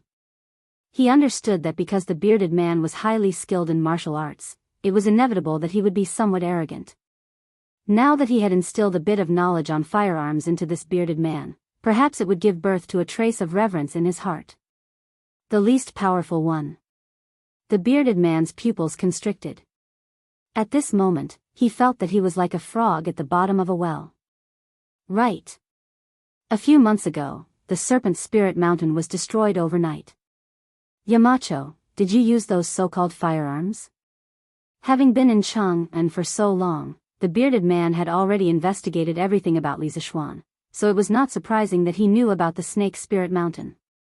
The corner of Li Zishuan's mouth twitched. Was he shooting himself in the foot? Originally, he wanted to open the eyes of the bearded man and make him feel some reverence. He did not expect the bearded man to hit the nail on the head and guess the real reason for the destruction of the Serpent Spirit Mountain. The inside story was top secret at the moment. Only he and Li Er knew about it. More or less. Li Zishuan gloomily gave an ambiguous answer. The bearded man sucked in a breath of cold air. He was really frightened by the power of the firearms described by Li Zishuan. A powerful Jianghu sect was actually annihilated just like that. In the face of firearms, a person's bravery seemed so weak at this moment. Sigh. Doesn't that mean that all the hard work we put into practicing martial arts in the winter and summer is all in vain? In the end, we can't even compare to an ordinary person with a firearm? The bearded man suddenly let out a long sigh, and his aura became much more depressed. Li Zishuan was stunned. Only then did he understand the true purpose of the bearded man's visit today. It turned out that this bearded man was almost hurt by the fireworks yesterday, causing his martial arts heart to suffer a blow. Haha. Mr. Zhang San's words are wrong. Li Zishuan pondered for a while, then smiled and said, "Firstly, practicing martial arts is not for the sake of fighting with others. Mr. Zhang San's martial arts understanding shouldn't be so shallow for you to have such great strength today. Secondly, practicing martial arts can strengthen one's body and even prolong one's life. A person's life is short. What could be more important than living for another 2 years? Thirdly, although firearms are powerful, normal firearms will not be able to hurt a martial arts expert of your level. Furthermore, if both parties have firearms, a martial arts expert will definitely be much better at using firearms than an ordinary person. Furthermore, when faced with firearms, a martial arts expert will obviously have a higher chance of survival compared to an ordinary person. Fourthly, if Tang Dynasty can really create firearms in the future, it will only be in the hands of the imperial court. The commoners will definitely not have them. Martial arts practitioners who abide by the law will not have to worry about the threat of firearms. Therefore, in conclusion, martial arts practitioners will have an advantage whether or not firearms exist in this world. Mr. Zhang San, there is no need for you to doubt martial arts." The bearded man seemed to have understood something. After a moment of silence, he stood up and clasped his fists. "Looks like I'm wrong. I'm a few decades old, but I can't see through things as clearly as Yamacho. I'm ashamed. Since that's the case, I won't disturb you any further. Goodbye." After saying that, he turned around and walked out of the door. Li Zishuan shook his head helplessly. What the bearded guest did today actually made him feel quite refreshed. A peerless expert could actually see the threat from the firecrackers. This kind of unique eyesight, there was no one else like him. When it was close to noon, Pang Feiji returned with a few bags of materials.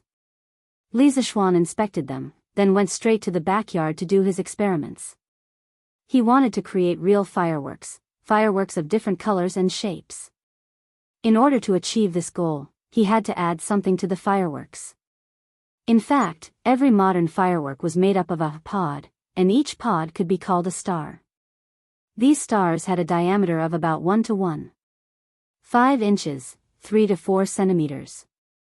In a firework explosion, the atoms of each star would absorb energy, and when they lost the excess energy, they would produce light. Different chemical substances would release different amounts of energy, thus producing different colors of light. For example, when sodium nitrate was heated, the electrons in the sodium atoms would absorb energy and become excited. When the electrons transitioned from a high energy level to a low energy level, they would release about 200 kilojoules per mole of energy, which was the energy of yellow light. This was known as the flame reaction in chemistry. When different metals were burned, the light they emitted was different. For example, calcium's flame reaction was the red color of bricks. Copper's flame reaction was blue, and potassium's flame reaction was purple. There were also many other metal elements that had their own unique colors. Now that he knew the color of the flame, he could understand how the colorful fireworks were made. In fact, different metal elements were put into the fireworks according to different proportions. After the fireworks were ignited, they would produce different flame reactions in the sky and emit different colors of light. As for how to control the flame shape of the fireworks when they exploded in the sky, the person who made the fireworks had to arrange the positions of the metal elements according to a certain order. Chapter 1133. There were many raw materials for modern fireworks, and the raw materials for different colors of fireworks were different. Generally speaking, the raw materials were KNO3, potassium nitrate, KClO3, potassium chloride, C, carbon powder, S, sulfur powder, senior, NO3, 2, strontium nitrate, and so on. Some of these raw materials were easy to get, and some were difficult to get at the moment. Li Zishuan could only try his best to get what he could now. For example, potassium salt. It was definitely unrealistic to ask someone to find a potassium salt mine, but it was possible to get potassium salt from some of the things around him. For example, there was some in the ashes of plants. Because the ashes of plants were the ashes after burning, it contained almost all the mineral elements contained in plants. The most abundant element was potassium, which generally contained 6 to 12% potassium, and more than 90% of it was in the form of carbonate. The next was phosphorus, which generally contained 1.5 to 3%. It also contained calcium, magnesium, silicon, sulfur, iron, manganese, copper, zinc, boron, molybdenum, and other trace elements. Just like that, Li Zishuan exhausted his brain power and used all the available raw materials around him, and finally made the first batch of fireworks with multiple colors. Brother. Is it done? Can this thing really be as beautiful as a flower? Lan saw Li Zishuan get up and quickly came over to ask. This girl had been circling around Li Zishuan since morning. One moment she asked this, the next moment she asked that, making Li Zishuan's head hurt from all the noise. In the end, Li Zishuan told the little girl that if she continued to be noisy, he wouldn't be able to make today's fireworks. Only then did Lan quiet down. At this moment, seeing that Li Zishuan was obviously going to call it a day, how could she bear it after holding it in for so long? She immediately ran to Li Zishuan to find out what was going on. He. Of course. Li Zishuan clapped his hands and said confidently. Lan said excitedly, then brother, let's see. Li Zishuan said unhappily, Lan it's still daytime now.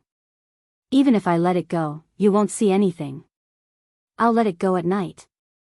Do we still have to wait until night time? Lanner's face, which was still very bright and beautiful just now, instantly turned gloomy. The little girl's face really changed at will. Haha. Lan don't worry. The sky will turn dark in about 2 hours. It won't take long. Han Yushi walked over and laughed softly. All right then. Sister Yushi, what are we eating tonight? At night, Li Zishuan smiled. This little girl was quite close to Han Yushi now. She was almost obedient to her. Others were like repelling each other, but the two of them were like attracting each other. Shaking his head, Li Zishuan decided to enter the house and head to the hot spring room in the courtyard to soak in the hot spring and rest. Speaking of which, when he dug out the hot spring in this courtyard, he had people surround the hot spring and built a house directly on the hot spring. It was specially used to soak in the hot spring during winter.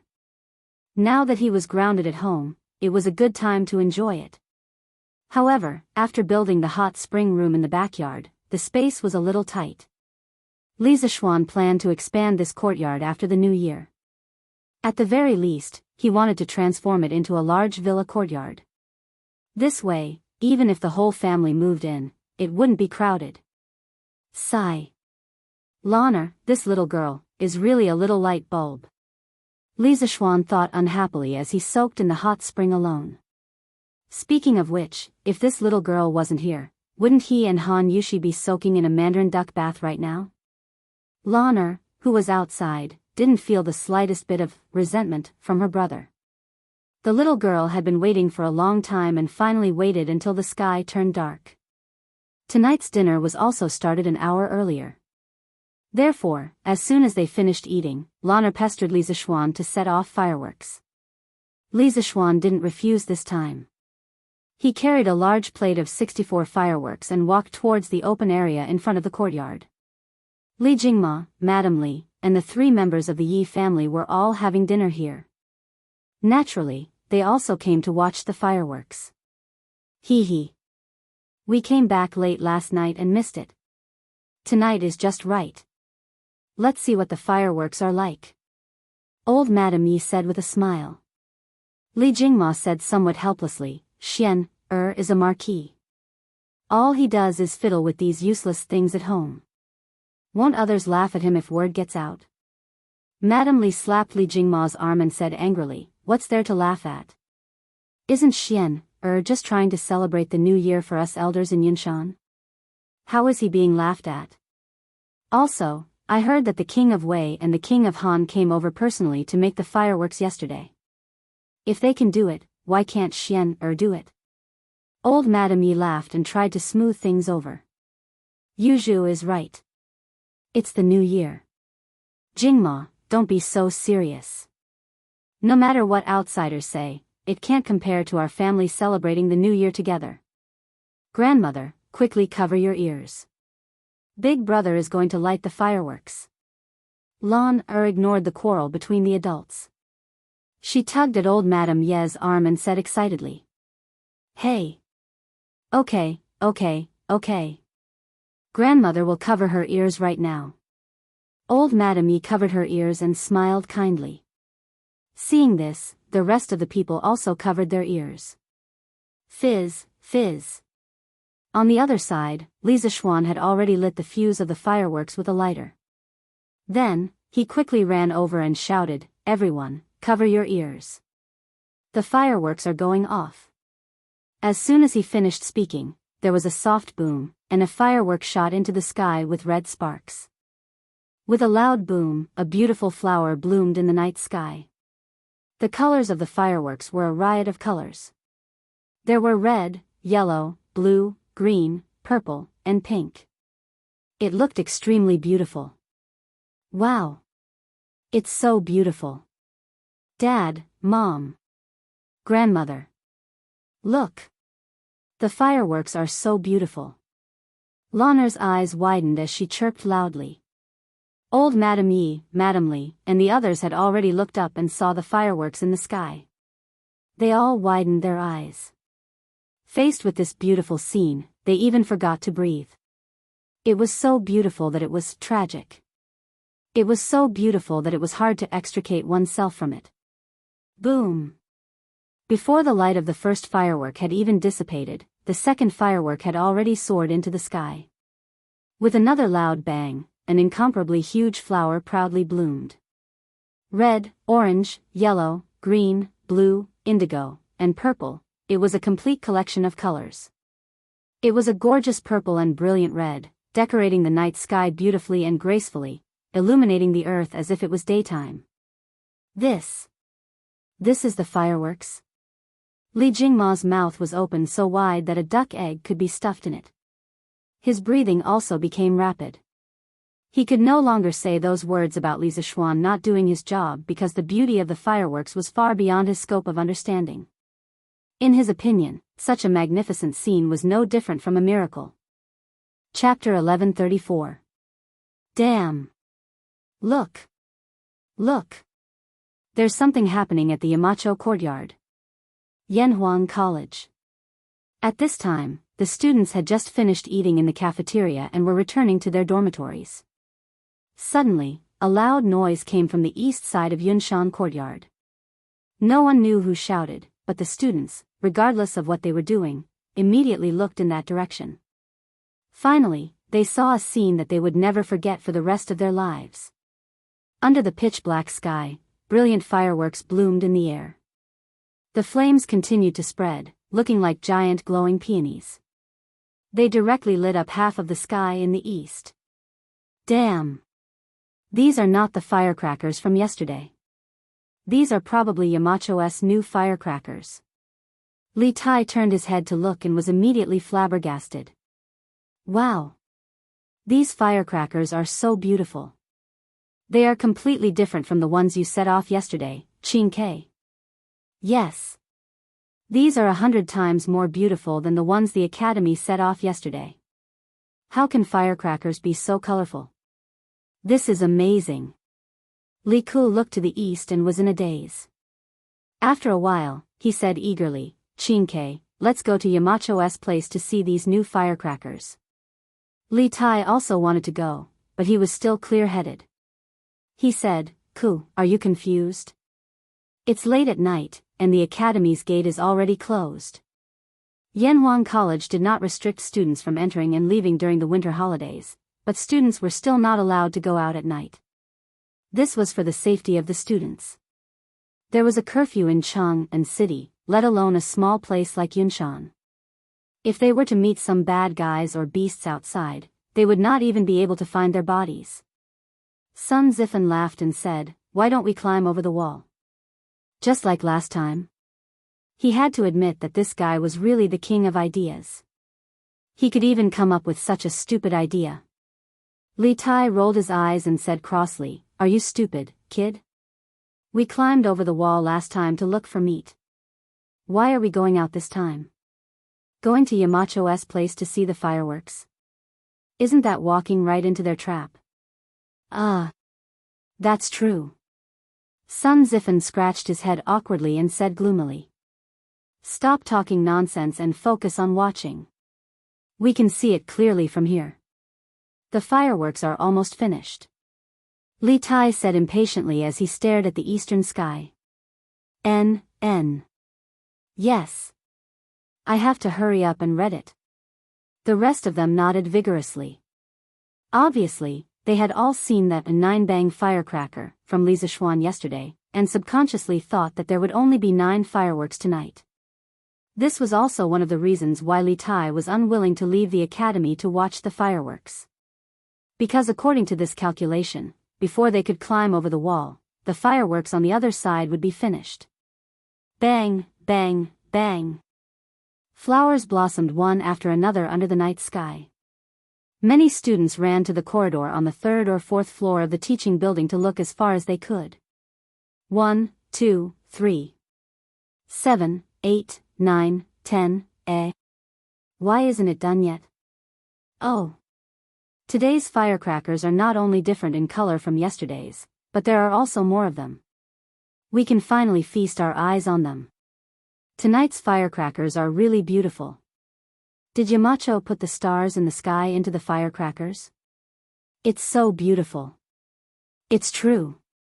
When the firecrackers explode in the sky, they are as dazzling as the stars in the sky.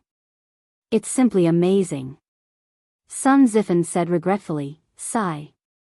If I had known that Yamacho was going to set off such beautiful firecrackers tonight, I would have just stayed at Yamacho's house during the day. Now, I can only watch from afar and not up close. It's so *king unbearable. Hey. Zifan, you should think about Chingchumo. That guy returned to Chang'an yesterday. He didn't get to watch at all tonight. Haha." Li Tai also felt a little regretful, but he knew how to comfort himself. When he thought of Chingchumo, he immediately felt happy. He was only a prince, not a crown prince. He had to serve Li Er and Zhangsun every day in the palace. He had built his own residence outside the palace. Although Zhangsun had sent people to urge him to return to Chang'an as soon as possible, he refused with the excuse of reviewing his homework. It was precisely because of this that he could see such a grand occasion tonight. Chinke, you're right. Haha. Chingchumo, that unlucky guy, returned to Chang'an so early. I'll have someone send him a letter tomorrow morning to tell him about tonight's situation." Sun Zifan's eyes lit up and immediately said cheekily, "Wow. Grandfather. Second uncle. Second mother. Come out and watch the firecrackers. Brother Xiaoxian is setting off firecrackers again. And tonight's firecrackers are different from last night's. It's so beautiful." In Li Gang's residence, Xiao Anren heard the commotion and quickly ran out of the house. When he saw the colorful fireworks, he immediately shouted excitedly, "Boom! Boom! Boom!"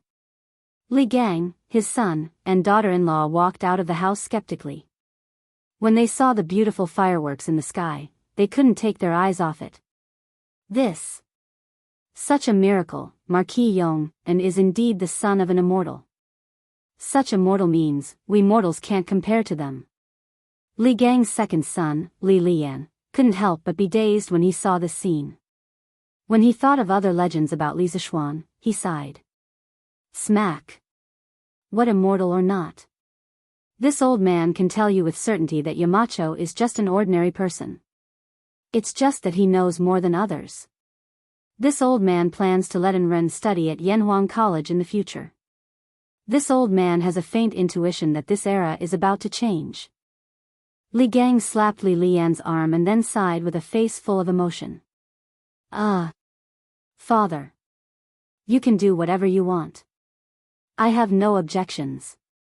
Although Li Lian was puzzled as to why his father didn't want Li Gang to study Confucianism, he didn't have much say in such matters once Li Gang made a decision. He might as well agree. At the same time, the owners of Sun Simiao's and Yan Xiaoning's residences walked out of their houses and looked at the sky above Li Zishuan's residence. There were also the citizens of Plum Village and the Han family manor at the foot of Cloud Mountain. When they heard the commotion, they all walked out of their houses. They looked at the colorful fireworks at the peak of Cloud Mountain with mesmerized expressions. The sounds of praises and cheers were endless. Tonight's fireworks were also a feast for everyone's eyes. A total of 64 explosions lit up the sky above Yun Mountain for a full 10 minutes. It was far more beautiful and lasted longer than last night's fireworks. The beauty of fireworks was so short, but so bold and so passionate. Even if it only had a second of life, it had to be done perfectly and in the most brilliant way possible. The first time it appeared in the Tang dynasty, it left an indelible impression in the hearts of thousands of people. Chapter 1135. Your Majesty, according to the palace guards, there seems to be a blazing fire in the direction of Yanhuang College. At Ganlu Palace, Li Er had not gone to rest. He was still bitterly working overtime to read the memorials. At this moment, Zhao Song walked in from outside and bowed to Li Er. Why do you say there seems to be a blazing fire? Whether there's a fire or not, can't you confirm such a simple thing? Li Er's mind was sharp. He immediately caught the loophole in Zhao Song's words and asked with a frown. Zhao Song replied, Your Majesty, I also went up to the city gate to take a look. In the direction of Yunshan, there's not just a blazing fire. Other than that, there's red, orange, green, blue, purple, and all sorts of other colors. It looks like the rainbow divine light that was accompanied by the gods in ancient legends. Rainbow divine light? Li Er was shocked. He stood up and said, Follow me to the Black Tortoise Gate Tower. Hey! Your Majesty, put on this fox fur coat. Zhao Song took a coat from the rack by the wall and said quickly. Now that the palace was heated, Li Er was only wearing a single layer of clothing. It would be strange if he didn't catch a cold when he went out like this. Okay. Li Er nodded. After he was armed, the master and servant left Taiji Palace and headed north to the Black Tortoise Gate Tower. If Li Zishuan knew that the fireworks he set off were mistaken for the rainbow divine light by Li Er and Zhao Song, he would probably laugh his head off. At the same time, this also showed that Li Zishuan's pursuit of the path of the gods was not completely dead. If he believed in Li Zishuan's atheism, why would he make such a big fuss at night to see the so-called rainbow divine light? Greetings, Your Majesty. Li Er brought Zhao Song to the Black Tortoise Gate Tower.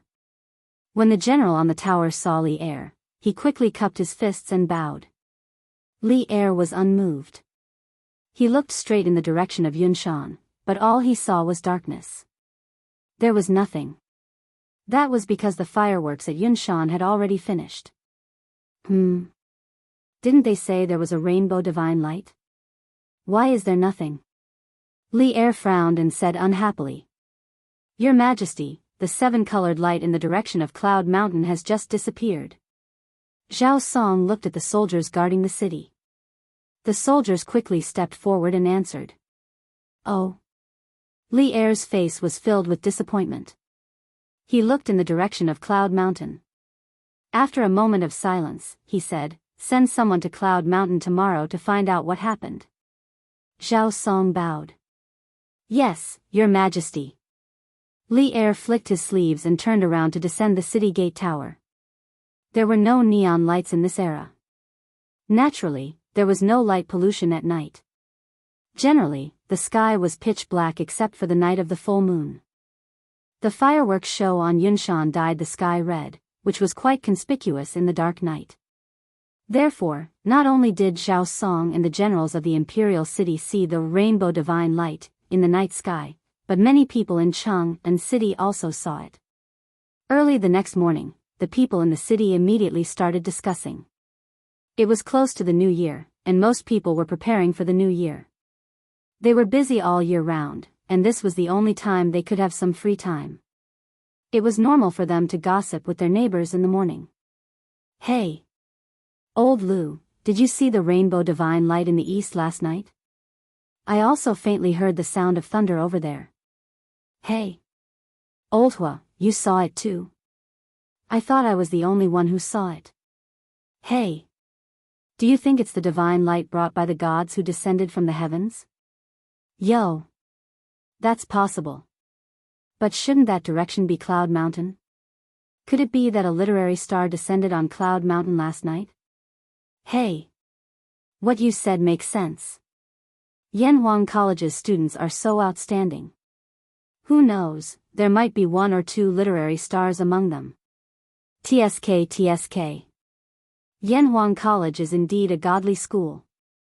If my little brat can get in, even if I, Lu Dolly, die immediately, it will be worth it.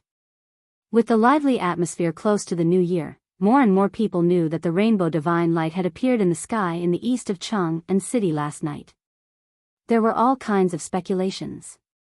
Some said that a divine immortal had descended to the mortal world, some said that a divine light had descended from the sky, and some even said that a divine treasure had appeared.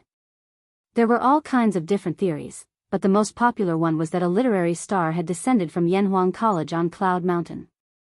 Yanhuang College had been completely pushed to the altar by word of mouth this time. This was something that Li Zishuan had never expected. Your Majesty, after dinner last night, I heard from the servants in the mansion that there was a divine light in the east. I went to the tower to take a look and saw the rainbow divine light in the east. I guess that a divine immortal must have descended to the mortal world where the divine light descended. This is an auspicious sign. I congratulate Your Majesty. I congratulate the Tang Empire. Taiji Palace, Morning Court. After the ceremony, a middle-aged official in his 30s came forward and bowed to Li Er, and said in a loud voice. Hearing this, the officials were stunned. Many of them had indeed seen the divine light in the east last night, but seeing it was one thing. Wasn't he flattering the emperor? Oh, no, he was flattering the emperor. Wei Zheng's face darkened, and he said angrily, Su Sharon, don't talk nonsense. How can a divine light be auspicious? After that, he cupped his hands to Li Er and said loudly, Your Majesty. I impeach Su Jingzong of the Secretariat for flattering Your Majesty and speaking nonsense about a divine immortal. Your Majesty, please punish this person severely. Otherwise, it will hurt Your Majesty's wisdom. Su Jingzong, this person was actually Su Jingzong, the censor of the Secretariat, the person who held the position of Prime Minister during Li Ji's era. Your Majesty, I am innocent. I was just speculating. How can I flatter Your Majesty? May I ask if Wei Zhuqing saw the divine light in the east last night? Su Jingzong didn't get angry at all after being scolded by Wei Zhuqing. Instead, he defended himself and asked Wei Jing back. Wei Jing glared at him and said, So what if I saw it? Could it be that the heavenly light was an auspicious sign of the arrival of a true immortal? Su Sharon, before you investigate clearly, don't jump to conclusions. The Great Tang's current prosperity is not due to an auspicious sign from the heavens, but due to His Majesty and the hundreds of civil and military officials working hard to achieve it. During Zhengguan's era, the governance was rather clean. As the saying goes, when the water is too clean, there will be no fish. Under Li Er's leadership, the court was filled with upright officials. Wei Zheng's words were so persuasive that they could enlighten even the apathetic. Immediately, he gained the favor of many upright officials. Kong Yingda stepped forward and said, I agree with Wei Zhuqing's words. Auspicious omens can't be trusted. The Great Tang is able to have peace today because of auspicious omens. Su Jingzong opened his mouth and was about to step forward to argue with Old Kong when he heard Li Er's slightly angry voice, Stand down. The Great Tang is surrounded by wolves. How can there be auspicious omens? If there's nothing, the court is dismissed. Chapter 1136. Inside the Taiji Palace. Hearing Li Er's angry rebuke, Su Jingzong was stunned. He didn't understand why Li Er rejected his idea so decisively. Was this still the same Emperor Li Er who loved to achieve great things? What he didn't know was that when Li Er woke up this morning, he received news from Yunshan. Last night, Li Zishuan was only setting off a new type of firecracker. Thinking of this, old Li's face burned. Someone else was setting off firecrackers in Yunshan, and he actually thought that there was a real immortal descending with colorful lights. If this matter were to spread, wouldn't he, the emperor of the human world, be laughed at? Now, Su Jingzong's bootlicking had completely failed. The words, auspicious sign from the heavens, were extremely ear-piercing to Li Er's ears. He had already restrained himself by not throwing Su Jingzong into jail on the spot. Your Majesty is wise. Wei Zheng, Kong Yingda, and the others cupped their hands in front of Li Er in satisfaction and flattered him. If old Li had made any other choice, Wei Zishuan would probably have said, You are a tyrannical and fatuous emperor. Your Majesty, as you wish. At this time, it was undoubtedly irrational to continue with his admonishment. Su Jingzong sighed in his heart, cupped his hands in front of his chest, and obediently retreated. At that time, he was just a secretary under Li Mi. Later, Li Mi was defeated by Wang Shichong in the Great Battle Royale, and he himself became a stray dog. Wagong village naturally collapsed, and he also became a stray dog. Fortunately, he was full of poetry and was quite talented. He was discovered by Li Er. Soon, he seized the opportunity and entered Li Er's literature hall, becoming one of the 18 scholars. However, what was depressing was that although he was also Li Er's aide, compared to people like Zhang Sun Wuji and Fang Xianling, his official fate was a little worse. Zhang Sun Wuji had been prime minister for several years, but he was only a fifth-rank imperial secretary. Among the 18 scholars of King Qin's manor, he was the most unknown existence. Of course, he was unwilling, but in terms of strategy, he was not as good as Fang Xianling and Du Ruhui. In terms of foundation, he was not as good as Zhang Sun Wuji. In terms of admonishment, he was not as good as Wei Zheng. Therefore, after much thought, he could only take this unorthodox path in hopes that Li Er would remember that he, the 18th scholar of the Duke of Qin's manor, had yet to be entrusted with an important task. If Li Zishuan knew what Su Jingzong was thinking, he might have laughed and said, Old Su, don't make it so complicated. You are still young. Endure until all the other old officials in the imperial court have retired. That will be the day you rise to prominence. It's not a dream to become an official. Although the truth was not entirely like this, it was not far from it. In the end, Su Jingzong was able to become the prime minister. Of course, part of the reason was that he had no moral integrity, but more importantly, it was because he could endure. Qualifications were obtained through hard work. Cloud Mountain Villa. Even if the outside world was turned upside down, Li Zishuan could only sit at home and watch the flowers bloom and wilt in front of the courtyard. He smiled as he looked at the clouds in the sky. The fireworks last night had left a huge impact on Lan, Han Yushi, Li Jingma, and the others. When they found out that Li Zishuan planned to make more fireworks for the new year, Madame Li agreed with both hands, and Lan even agreed with both hands and feet. At this time, Li Jingma could not say anything against it. He even subconsciously felt that if there were fewer fireworks for the new year, it would be a lot less interesting. San Bao, Fu, and the other loyal servants of the Li family were all summoned to Cloud Mountain to help make the fireworks. After breakfast, Li Zishuan ordered Pang Feiji to prepare a large amount of raw materials for the fireworks. He called San Bao and Fu over and taught them the steps of making fireworks. Coincidentally, Faubert also rushed over early in the morning. Li Zishuan might as well teach them all together. Anyway, the loyalty of these three people was unquestionable. Li Zishuan was not worried at all that they would leak the secret. "Young master, why don't we make the fireworks in the workshop? After all, if these things are not stored properly and cause an explosion, it is still very dangerous." After receiving the training, Faubert suggested to Li Zishuan. Last night, others were watching the show, but he saw the dangerous side of the fireworks from the show. Li Zishuan thought about it and felt that Faubert's words made sense. He nodded and said, "Yes. Then let's do it. But the method of making fireworks must be kept a secret. Sanbao and Fu will go to the workshop soon. Faubert, if you have any confidential matters, just let them do it. The secret recipe that I have given to the three of you must not be leaked under any circumstances." The reason why Li Zishuan wanted the recipe to be kept a secret was not because he was worried that someone would get hold of the recipe and imitate the fireworks, thus affecting the profits of the workshop or using the gunpowder in the fireworks to harm others. In fact, he was not worried about this at all. Firstly, even if someone got hold of the recipe, it would be very difficult for them to mass-produce it without the advanced craftsmanship of the Strange Taste Pavilion. Secondly, the gunpowder in the fireworks was very weak and would not be able to cause mass destruction. What Li Zishuan was really worried about was that someone would use the recipe of the fireworks to deduce the recipe of the gunpowder.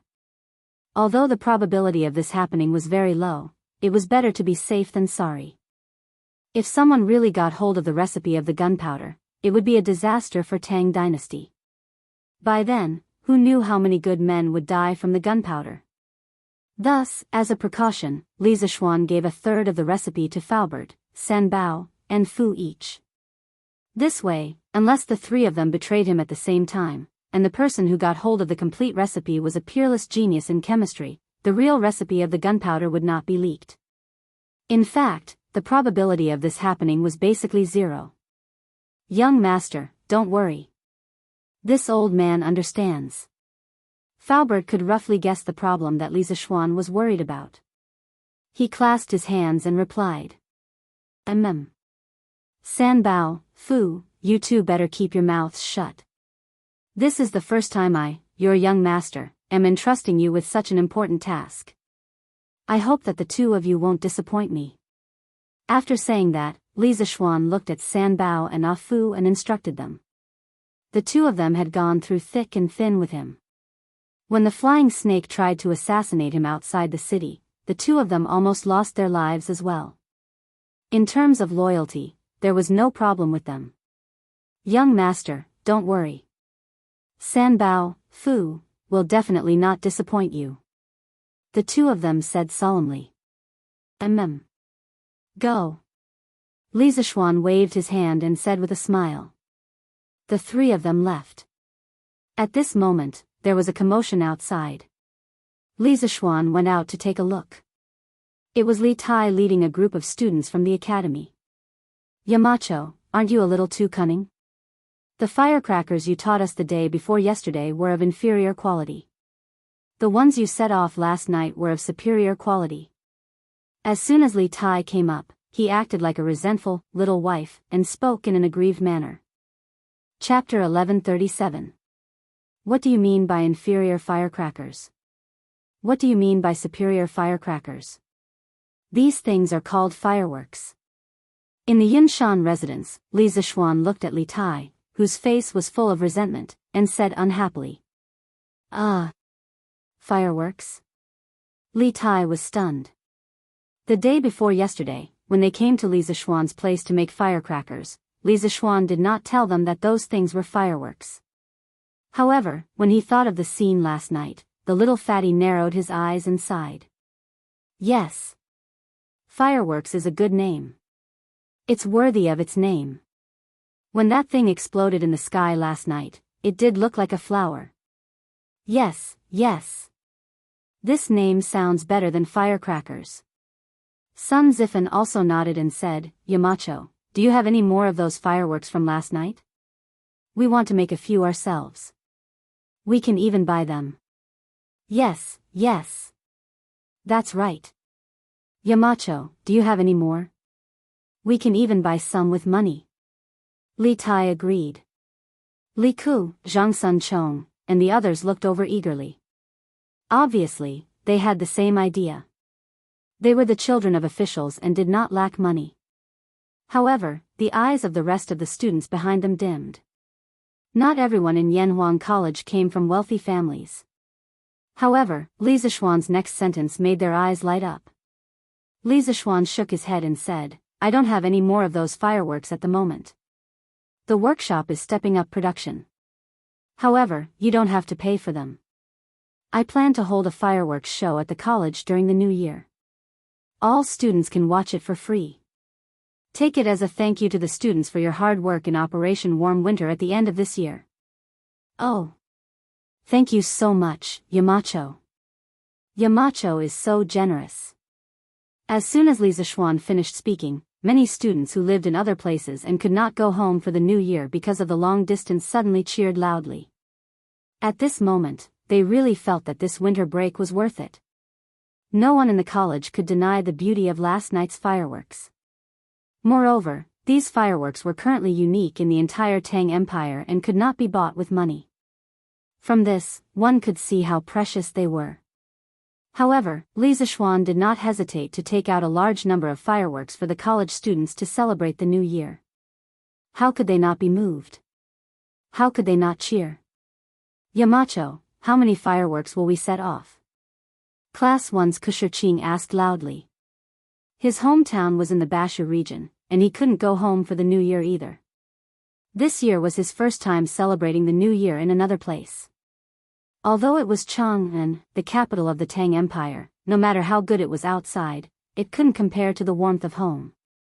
Going home for the new year was something that the Chinese would never be able to let go of. However, Li Zishuan's actions made him feel some familiarity. Yamacho. How many fireworks will be set off during the fireworks display? The rest of the students reacted and asked in unison. Last night, Li Zishuan had set off 64 fireworks. Although it was far more than the previous 9, many people felt that it wasn't enough to satisfy their cravings. Li Zishuan smiled and announced an even more exciting news. Haha. Shirqing, I can't answer your question. I don't know how many fireworks I will set off because I plan to set off 2 hours. 2 hours? Everyone's breathing quickened and their eyes widened. Some people were frantically calculating how many fireworks they could set off in 2 hours. However, they were confused because it was impossible to calculate. Thank you, Yamacho. Thank you, Yamacho. No matter how many fireworks there would be a lot of fireworks. This time, the students could fully feast their eyes. Therefore, they cheered to their heart's content. Their voices were so loud that it gave Lan, who was in the backyard, a big fright. Li Tai, Sun Zifan, Zhang Sun Chong, and the other officials' children were depressed. They had to go back to Chang'an for the new year. In that case, wouldn't they only be able to watch the gorgeous sky in Chang'an? Most of the students were satisfied with the answer. However, Li Tai and the others did not leave. The little fatty came up and said with a smile, that Yamacho, I wonder if there will be more fireworks. Every year during the new year in the palace, it's boring. If there aren't any fireworks to liven things up, it won't be perfect. Yes. Zhang Sunchong, Sun Zifan, and the others nodded in agreement. Li Zishuan thought for a while and said, it's hard to say. Even if there are some left, there probably won't be many. Qingke, if you want some, it's best to wait until next year. Next year? Li Tai opened his eyes wide and shook his head. We can't wait. Yamacho, can't you ask the workshop to send more people to make more? What a joke. After seeing the charm of fireworks, Li Tai felt that waiting for one more day was too much, let alone waiting for next year. Li Zishuan said angrily, you brat, it's easy for you to say that. Don't you know how many days are left until the new year? Do you know how long it takes for the workshop to prepare the fireworks for the academy? If you really want to see the fireworks, just come to the academy. On the night of the new year, the Academy will start to set off the fireworks at midnight. You can come after dinner in Chang'an City. Coincidentally, the curfew in Chang'an City will be lifted that night. In order to maintain the security of the capital, the Tang dynasty followed the curfew system of the Han dynasty. Of course, the walls could protect the safety of the people, but at the same time, it restricted their freedom and affected their livelihood. According to the rules, on special days such as the Lantern Festival, the workshop could stay open all night. On these days, the people would be so excited that they would usually celebrate all night. That's the only way. Li Tai muttered gloomily. Suddenly, his eyes lit up and he said, "Oh right, Yamacho. Why don't you set the fireworks show in Chang'an City? At that time, the people in Chang'an City can feast their eyes." In fact, these were all excuses. He was just too lazy to run errands. After all, Chang'an City was more than 20 miles away from Yunshan City. Li Zishuan frowned and said, "There are many people in Chang'an City, and the houses are close together. If we set off the fireworks on a large scale, it will easily cause a big fire. When His Majesty blames us, who can bear the responsibility?" Although he said so, Li Zishuan thought in his heart, "Your master is now grounded in Yunshan City. If the fireworks show is changed to Chang'an City, I won't be able to watch it." The master and disciple looked amiable on the surface, but they actually started a battle of wits and courage in secret. In the end, Li Tai gave up and said, "All right then. When the time comes, we'll come to the academy to watch the fireworks show." "Oh right. Yamacho." Last night, the people in Chang'an City also saw the fireworks at Yunshan City. My father even sent someone over to ask what happened. Before leaving, Li Tai suddenly whispered to Li Zishuan. Chapter 1138. Oh. What did His Majesty say? In front of the Yunshan residence, Li Zishuan heard from Li Tai that Li Er had sent someone to Yunshan this morning to investigate. Li Tai rolled his eyes and replied, "My father didn't say anything. But many people in Chang'an City saw the colorful light last night and mistook it for the colorful heavenly light brought by the deities descending to the mortal world. 7 colored heavenly lights." Hearing this, Li Zishuan almost spat out a mouthful of blood. He had never expected that the first fireworks show in the Tang dynasty would be related to immortals. Wasn't this 2F** king ridiculous? In fact, what he did not know was that Li Tai also thought so at first, but in order to save some face for his father, he deliberately concealed this point. After Li Tai left, Li Gang, Li Anren, and Yan Xiaoning came one after another. Their purpose was more or less the same, which was to see the fireworks. In desperation, Li Zishuan told them about his plan to hold a fireworks show in the academy during the new year. These people were the homeowners of Yunshan and planned to spend the new year in Yunshan. After hearing this plan, of course, they did not have any objections and returned with satisfaction. As for the other native of Yunshan, Sun Simiao, the old Taoist priest brought him to the county at the foot of the mountain early in the morning. Moreover, even if he had time, he would not be so bored as to come and ask Li Zishuan for fireworks. Compared to this, the old Taoist priest was more concerned about the strange medical skills in Li Zishuan's mind. The Imperial Palace. After the court, Li Er returned to the Ganlu Hall. Just as he took off his dragon robe, he could not help but say to Zhao Song beside him, "I asked that kid to shut himself in Yunshan to reflect on himself, but he did it well. Today he has a hot pot feast, tomorrow he will fiddle with some new firecrackers. His life is more comfortable than mine. Is he grounded, or is he on vacation?" It was no wonder that Li Zishuan complained. As a sinner, Li Zishuan did not reflect on himself sincerely all day long. Instead, he was treated like a master at home. On the other hand, although Li Zishuan was the emperor and was in charge of the life and death of the people in the world, he still had to work overtime every day to deal with state affairs. What's more, it's fine if you say you're living comfortably at home, but why did you have to make such a big commotion and make him mistakenly think that an immortal has descended to Earth? If it weren't for the fact that he had sent 100 riders to bring back the news early this morning, He might have really believed in Su Jingzong's nonsense in the imperial court and thought that the fireworks were rainbow-colored heavenly light, an auspicious omen, and felt complacent. Then the news on Cloud Mountain would be transmitted back to Chang'an. At that time, as the monarch of a country, where should he put his face? That was as awkward as it could get. Your Majesty, the Marquis of Yong, and has always had wonderful ideas. Otherwise, where would our Tang Empire have the curved plow, where would we have the honeycomb coal and heaters, and where would we have the Yanhuang College? Zhao Song laughed dryly and spoke up for Li Zishuan without leaving a trace. If it weren't for the fact that this kid is truly talented, would have removed him from his position long ago. Li Zishuan sat on the couch and said unhappily. Haha. Is your Majesty angry at the Marquis of Yong'an? At this moment, Empress Zhongsun walked in from outside the hall. She nodded at Zhao Song and indicated that the latter could leave. Then, she walked to Li Zishuan's side and put down the lotus seed soup in her hand. She smiled gently and said, Your Majesty has just finished the morning court and must be hungry. Your Majesty, please fill your stomach and warm your body first. Li Zishuan's eyebrows finally relaxed. He took the lotus seed soup and smiled as he ate. Haha. It's been hard on you.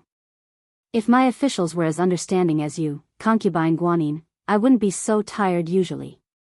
Empress Zhongsun smiled and said, Your Majesty must be joking. 1,000 people have 1,000 faces. All the civil and military officials in the court have their own talents.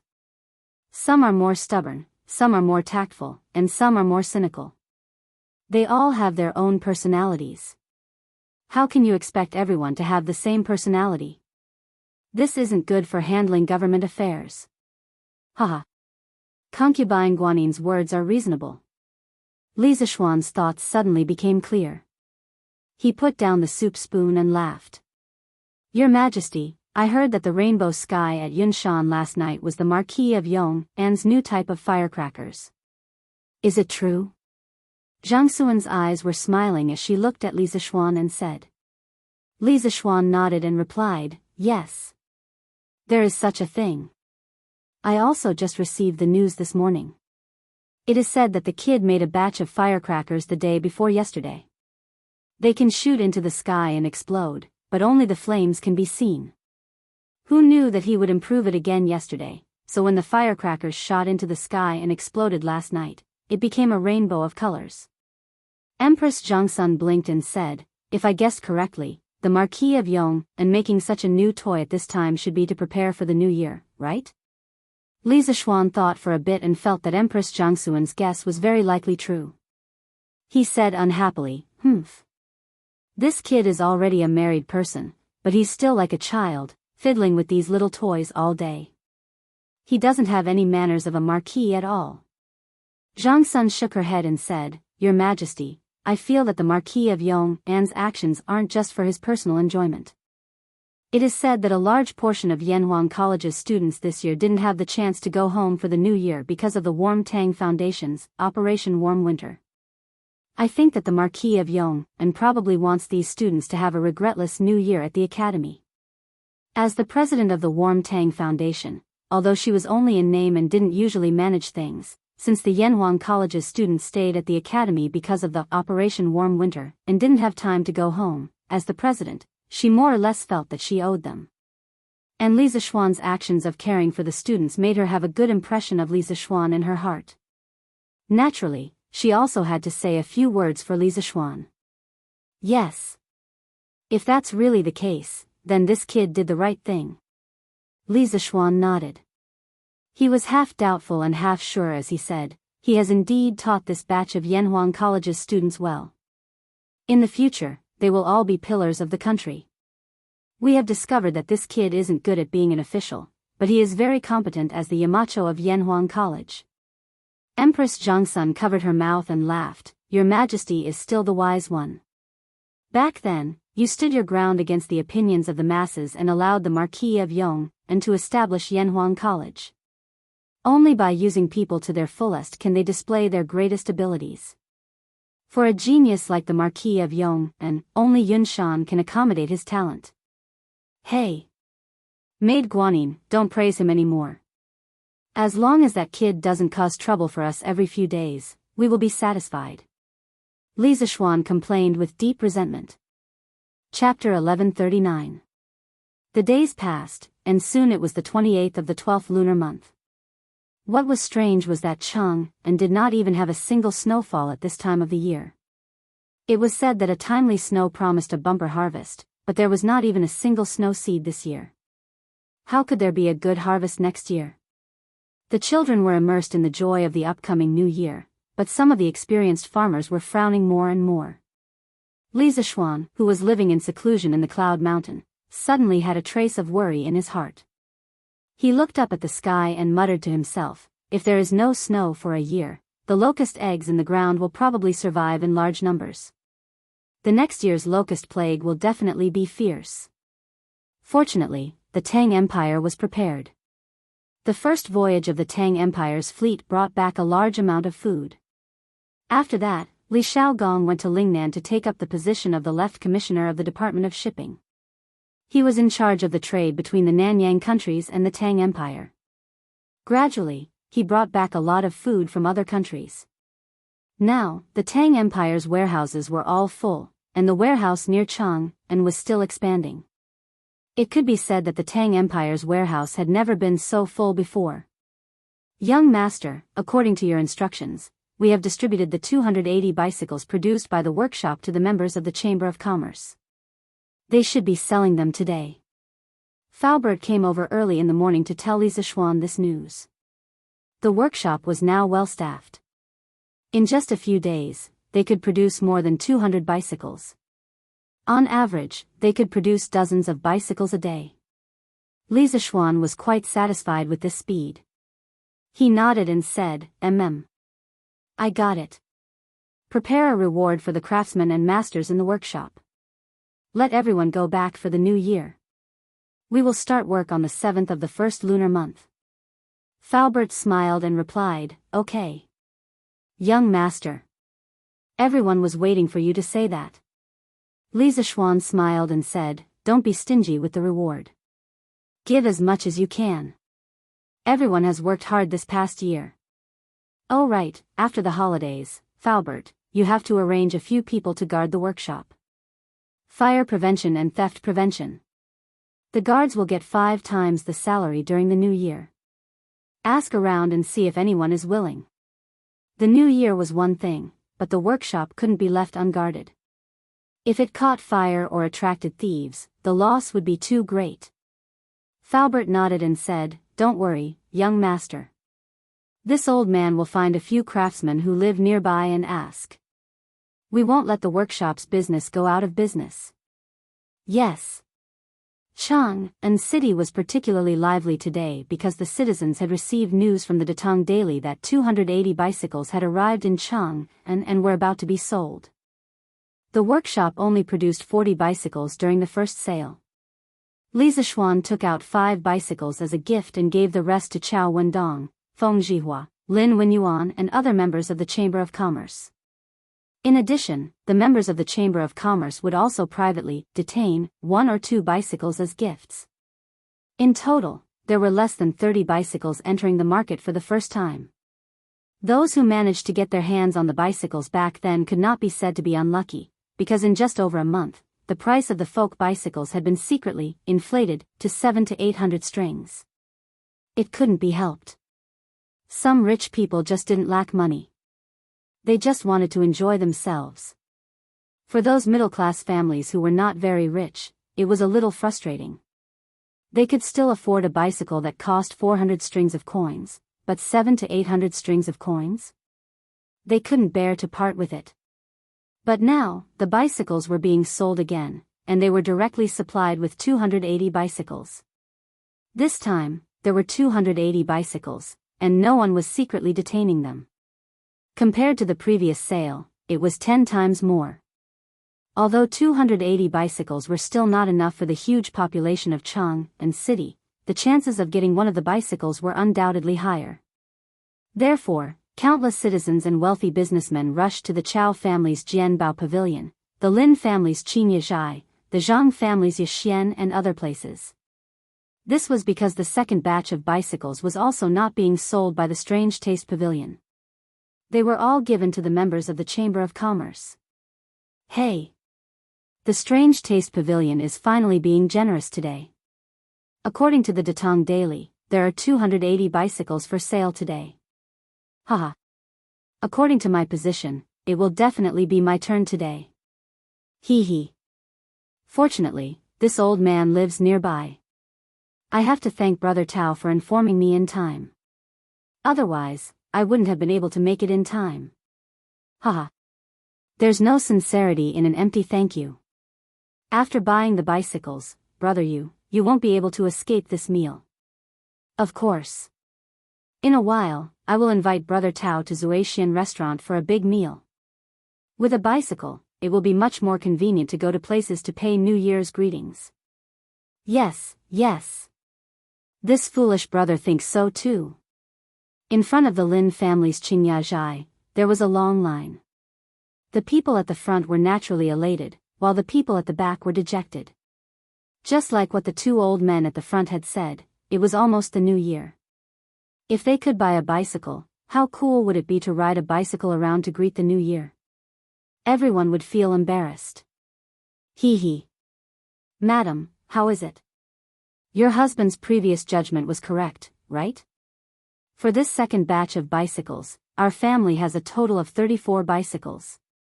On the second floor of Qingyazhai, Lin Wenyuan looked at the dense line of customers downstairs and smiled as he spoke to Madame Lin beside him. Madame Lin couldn't help but say, there are only 30 bicycles in total. If we sell them, we can only earn about 3,000 strings of cash. Look at how happy Master is. Lin Wenyuan shook his head and said, Madam, you don't understand, right? This old man heard that this batch of bicycles only took 5 days for the Strange Interest Pavilion to produce. Previously, because the workshop was busy producing honeycomb coal and coal furnaces, they didn't have time to make bicycles. Madam, think about it. If the workshop could concentrate on producing bicycles, how many bicycles would they be able to produce in a month? More than 3,000. With such a huge profit, you don't know how much other people would covet it. Besides, Marquis Workshop doesn't only have bicycles. In the future, there will definitely be other products. Also, with so many people coming to our Qingyazhai to buy bicycles, it will also drive the sales of other things in our shop. If we really want to calculate, we definitely earned more than 3,000 strings of cash today. Hee hee. From what Master said, won't we be able to earn back the money we invested in the workshop next year? Madame Lin's eyes lit up as she asked with a smile. Pfft. Lin Wenyuan chuckled and said, it won't just be earning back the money. There will definitely be a lot of extra money. Let's not talk about other things. Just the 45,000 strings of cash that we bought from the Chamber of Commerce, if we sell it for 60,000 strings of cash, there will definitely be people who will buy it. Madame Lin subconsciously thought that her husband was bragging. She rolled her eyes and said, I don't care about the rest. The important thing is that we finally have some extra money for the new year. Lin Wenyuan's old face darkened. He quickly coughed twice to hide his embarrassment. Previously, he had taken out more than 40,000 strings of cash to invest in the Yanhuang Chamber of Commerce, causing the Lin family's shop to be in a tight spot. Without liquid capital, doing business would naturally be a big hindrance. They had to scrape together funds left and right to barely survive until now. During this period, the Lin family could be considered to have lived frugally for a long time. Now that Li Zishuan had finally released a large number of bicycles, the Lin family could finally use this opportunity to earn back some money. Chapter 1140. Young Master, all the fireworks produced by the workshop have been moved to the Academy's warehouse. Brother Mo Zhong will arrange for someone to guard them. I guarantee that there won't be any accidents. When it was close to noon, Sanbao rushed back from the workshop and reported to Li Zishuan. The workshop had received orders from Li Zishuan early in the morning to start a holiday. The batch of fireworks produced by the workshop naturally had to be handed over before the workers left. Li Zishuan did not instruct these matters. It was all decided by Sanbao, Faubert, and Fu. Well done. Li Zishuan nodded, then looked at San Bao and asked with a smile, how is it? Have you and Fu gotten used to the workshop recently? San Bao was flattered and bowed. Young master, what are you talking about? It's my and Fu's good fortune to be able to work for you. What's there to not get used to? Li Zishuan said angrily, you rascal. You're such a smooth talker. You can laugh and joke around normally, but when you're working, you have to pay more attention. San Bao quickly said seriously, young master, you're right. San Bao will remember it. Go. Li Zishuan waved his hand and said. Yanhuang College. Hong Yi, did you return to Chang'an again? In front of Guanghua Building, Chen Tianhua saw Hua Hongyi walking towards him. Seeing his travel-worn appearance, he knew that this fellow had just returned from outside. Hence, he smiled. Although the three of them lived in Chang'an, they were already used to life in the academy. Seeing that most of the students did not go home during the winter break, they stayed in the academy. Coincidentally, the academy's canteen was free of charge during the winter break. The benefits were amazing. As for the Chinese New Year, they planned to go back for a reunion dinner and come back to the academy to watch the fireworks at night. Haha. Tianhua. You don't know how lively Chang'an's West City is today. It wouldn't be an exaggeration to say that tens of thousands of people came out to watch. Hua Hongyi walked over with a beaming face and laughed heartily. Speaking of which, during the winter vacation, the students who didn't go home didn't just stay at home in the academy. Most of them often went to Chang'an City when they had nothing to do, especially those students from other places. It was not easy for them to come to Chang'an City to study, but the academy was located outside of Chang'an City. Moreover, they usually had a lot of homework and had no time for other things. Now that it was the winter vacation, how could they live up to themselves if they didn't go to Chang'an City for a walk? Moreover, Yun Mountain was only about 20 miles away from Chang'an City. Along the way, they might meet some villagers from the Han Village, Plum Village, or other villages who were driving their ox carts and planning to go to the market. With a few polite words, the villagers would usually happily give them a ride. This would save them a lot of effort. This morning, Hua Hongyi rode on Old Hu's ox cart to Chang'an. Is it because of the bike? Chen Tianhua rolled his eyes and said indifferently. Obviously, he had already read today's Datong Daily. Hua Hongyi gave a thumbs up and praised, hee hee. It's the bike. Tianhua is indeed Tianhua. You don't even have to go out and you already know what's going on. Amazing. TSK, today's scene is really crowded. Even if Yamacho released 280 bicycles, they would definitely be sold out by this morning. Chen Tianhua interrupted him impatiently, all right. Stop talking nonsense. I say, Hong Yi, didn't you say that you've already planned out your first novel? Why don't you take advantage of the winter break to start writing? You have to know that next year's homework will definitely be more intense.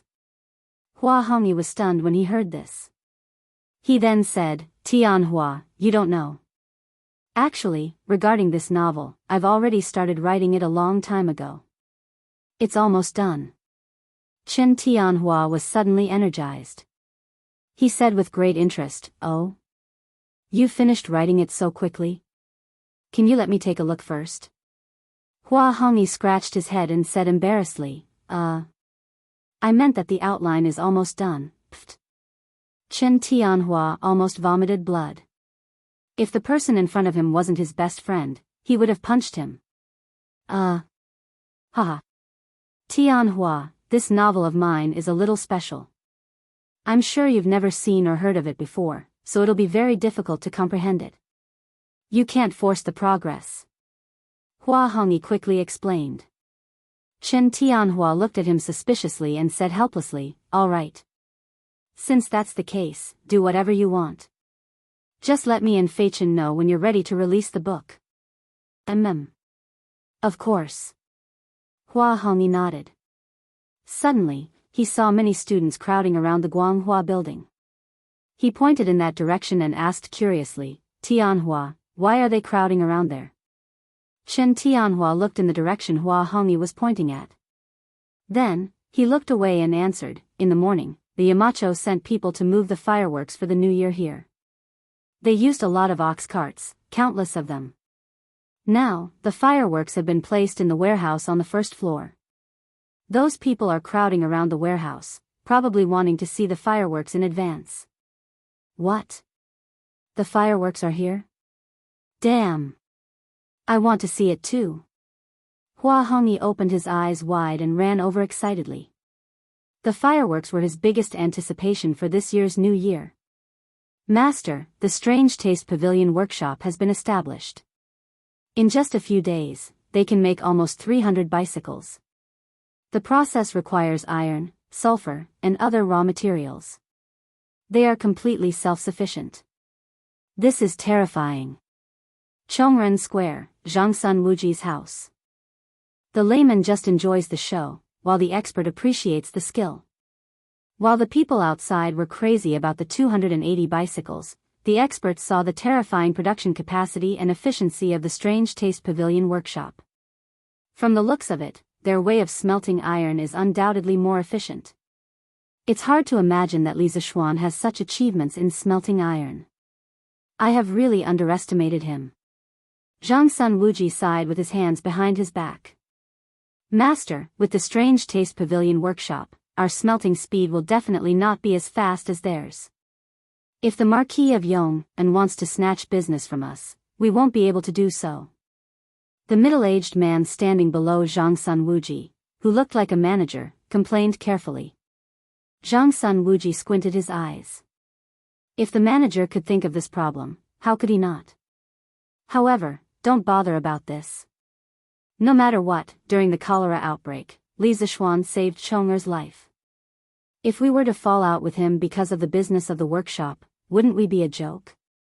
Moreover, from the looks of it, the iron produced by the Strange Taste Pavilion workshop is for their own use. Li Zishuan doesn't have the intention to sell the iron to others. We don't need to complicate things. After a moment, Zhang Sun Wuji shook his head and gave the final word. Chapter 1141. The largest iron-making workshop in Chang'an was owned by Zhang Sun Wuji's family. After all, it was still the era of salt and iron officials. Even if there were iron-making workshops among the commoners, the scale wouldn't be large. Zhang Sun Wuji used his status as a relative of the emperor to not only own an iron mine, but he could also forge iron openly. Not only that, the imperial court would purchase large amounts of iron from the Zhangsun family every year. The Zhangsun family could be said to be filthy rich through the iron-making business. Of course, this was the special favor that Emperor Li the second emperor gave to the Zhangsun family. There was probably no other family in the entire Tang dynasty who could do this. However, all of this was already a thing of the past. Now that the Curious Pavilion had become the largest private iron-making workshop in Tang dynasty, the Zhangsun family was the first to bear the brunt. Their business would definitely be affected. If the other party wasn't Li Zishuan, Zhang Sun Wuji might have taken action to suppress them. If this happened 30 years later, no matter who the other party was, Zhang Sun Wuji would mercilessly suppress them. This was because by then, he would already be in complete control of the imperial court. Why would he have such fear? However, there weren't so many ifs in this world. The reality was that the current Li Zishuan couldn't be suppressed even if he wanted to. Li Zishuan, who was far away in Yunshan, didn't know of Zhang Sun Wuji's thoughts. Actually, he was worried that his iron-making workshop would make Zhang Sun Wuji unhappy. However, after thinking about it, with his current status and connections, it wouldn't be easy for Zhang Sun Wuji to bully him. Furthermore, he had saved Zhang Sun Chang's life. Even if Zhang Sun Wuji wasn't grateful, he couldn't possibly bite the hand that fed him, right? If that was really the case, the old fox's reputation would definitely be tarnished. However, even though he wasn't worried about Zhang Sun Wuji's revenge, Li Zishuan still left some leeway. For example, the iron produced by the Curious Pavilion was never sold to the public. This was because the daily consumption of iron in the workshop was huge. On the other hand, Li Zixuan was taking care of Empress Zhang Xuan's face and didn't want to make things too difficult for Zhang Sun Wuji. Ever since he transmigrated to the Tang dynasty, other than his family and elders, Empress Zhang Sun was someone who took care of him. Li Zixuan naturally respected this woman from the bottom of his heart. On the other side, the 280 bicycles were all sold out in just half a day. Those who managed to snatch the car were still the lucky ones, as they could easily earn hundreds of strings of cash by casually selling it. In the end, there were too many monks and too little gruel. The number of bicyclists in Chang'an was still very large. Unlike the last batch, which only had dozens of bicycles, there were now 280 bicycles in Chang'an. People could often be seen riding bicycles on the streets, which was impossible a month ago. Nowadays, the children in Chang'an City had one more fun, which was to wait on the streets for rich people to come by on bicycles. Once they saw one, these naughty children would crazily chase after the bicycle on their scooters. Speaking of which, these people were really reckless. On such a cold day, they were actually willing to ride bicycles or skateboards in the cold wind. If they were in modern times, they would definitely be idiots. Cloud Mountain Villa. The new year was the day after tomorrow. Although there were few people in Cloud Mountain, the New Year's atmosphere was very strong. Every household had already prepared all the New Year's goods, such as chicken, duck, fish, tea, wine, soy sauce, North and South stir-fried goods, sugar bait, fruits, and so on. In addition to these, every household had to prepare some gifts for visiting relatives and friends during the new year. Families with children also had to buy new clothes and hats for their children to wear during the new year. However, for a big family like the Li family, they did not lack these. This girl wore new clothes every day, no one would object. What surprised Li Zixuan was that there was actually bacon in the New Year's goods. He thought that this thing did not exist in the Tang dynasty. In fact, this was his own ignorance. Bacon had a very long history in China. At least in the era of Confucius, the ancestors knew how to make bacon. Confucius had a special fondness for bacon. He once said, "As long as you give me 10 strips of bacon, I will teach you." Confucius had 3,000 disciples and 72 followers. If they all gave him 10 strips of bacon as filial piety, this old man would not be able to finish it even if he opened his stomach. Later, it became the custom of students giving their teachers bacon. However, in the ancient language, it was called shu xiu, which meant a bundle of dried meat. Tsk. This bacon stir-fried with garlic core is a delicious dish. Wife, your husband will teach you a new dish in the afternoon. Li Zixuan looked at the bacon hanging in the house and said with joy. There were still garlic sprouts in the winter because garlic was a crop with relatively strong cold resistance. It could withstand a short period of -10 degrees Celsius. If the temperature below -10 degrees Celsius was low for a long time, or if the temperature was extremely low, garlic sprouts would easily freeze and die. However, the temperature in Chang'an City was not that low this year, so it was not difficult to find some garlic core. This was the first time Han Yushi heard of this dish. She thought for a while and nodded. Okay. Hubby, you can tell me later and I'll do it. Hey. That's right, my wife, I asked you to buy more pork. Did you not buy it? His original plan was to buy a batch of pork before the new year and give some to each household in his village as an auspicious sign for the new year. However, he realized that there was not enough pork in the New Year's goods at home. Han Yushi looked at Li Zixuan angrily and said, "Husband, you asked for more than 10,000 pounds of pork. Do you expect to pile it all up at home? Don't worry, Uncle Wang has already taken care of it. He bought more than 100 pigs and temporarily raised them in the field in front of Uncle Hu's house. Uncle Wang plans to distribute the pork to each village tomorrow. Then, the village chief of each village will personally distribute the pork to the villagers." Oh. Li Zixuan touched his nose embarrassedly. Then, he suddenly thought of the pig slaughtering banquet in the village in his previous life. He said, "Wife, we will distribute the pork tomorrow, but you have to let Faubert keep 8 pigs." I plan to hold a pig slaughtering banquet in each village during the new year the day after tomorrow. Pig slaughtering banquet?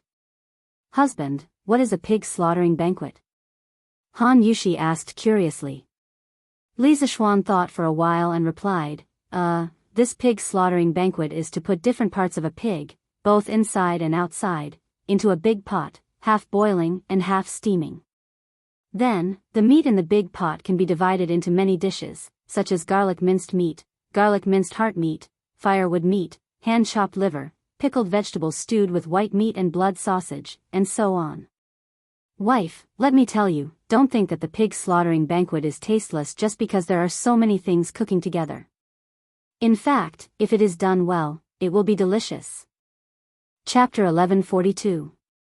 Cloud Mountain Residence.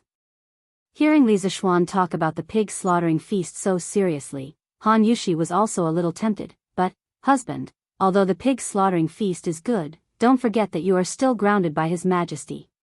Grounding, the desire for the pig slaughtering feast that had just appeared on Li Zishuan's face instantly disappeared without a trace.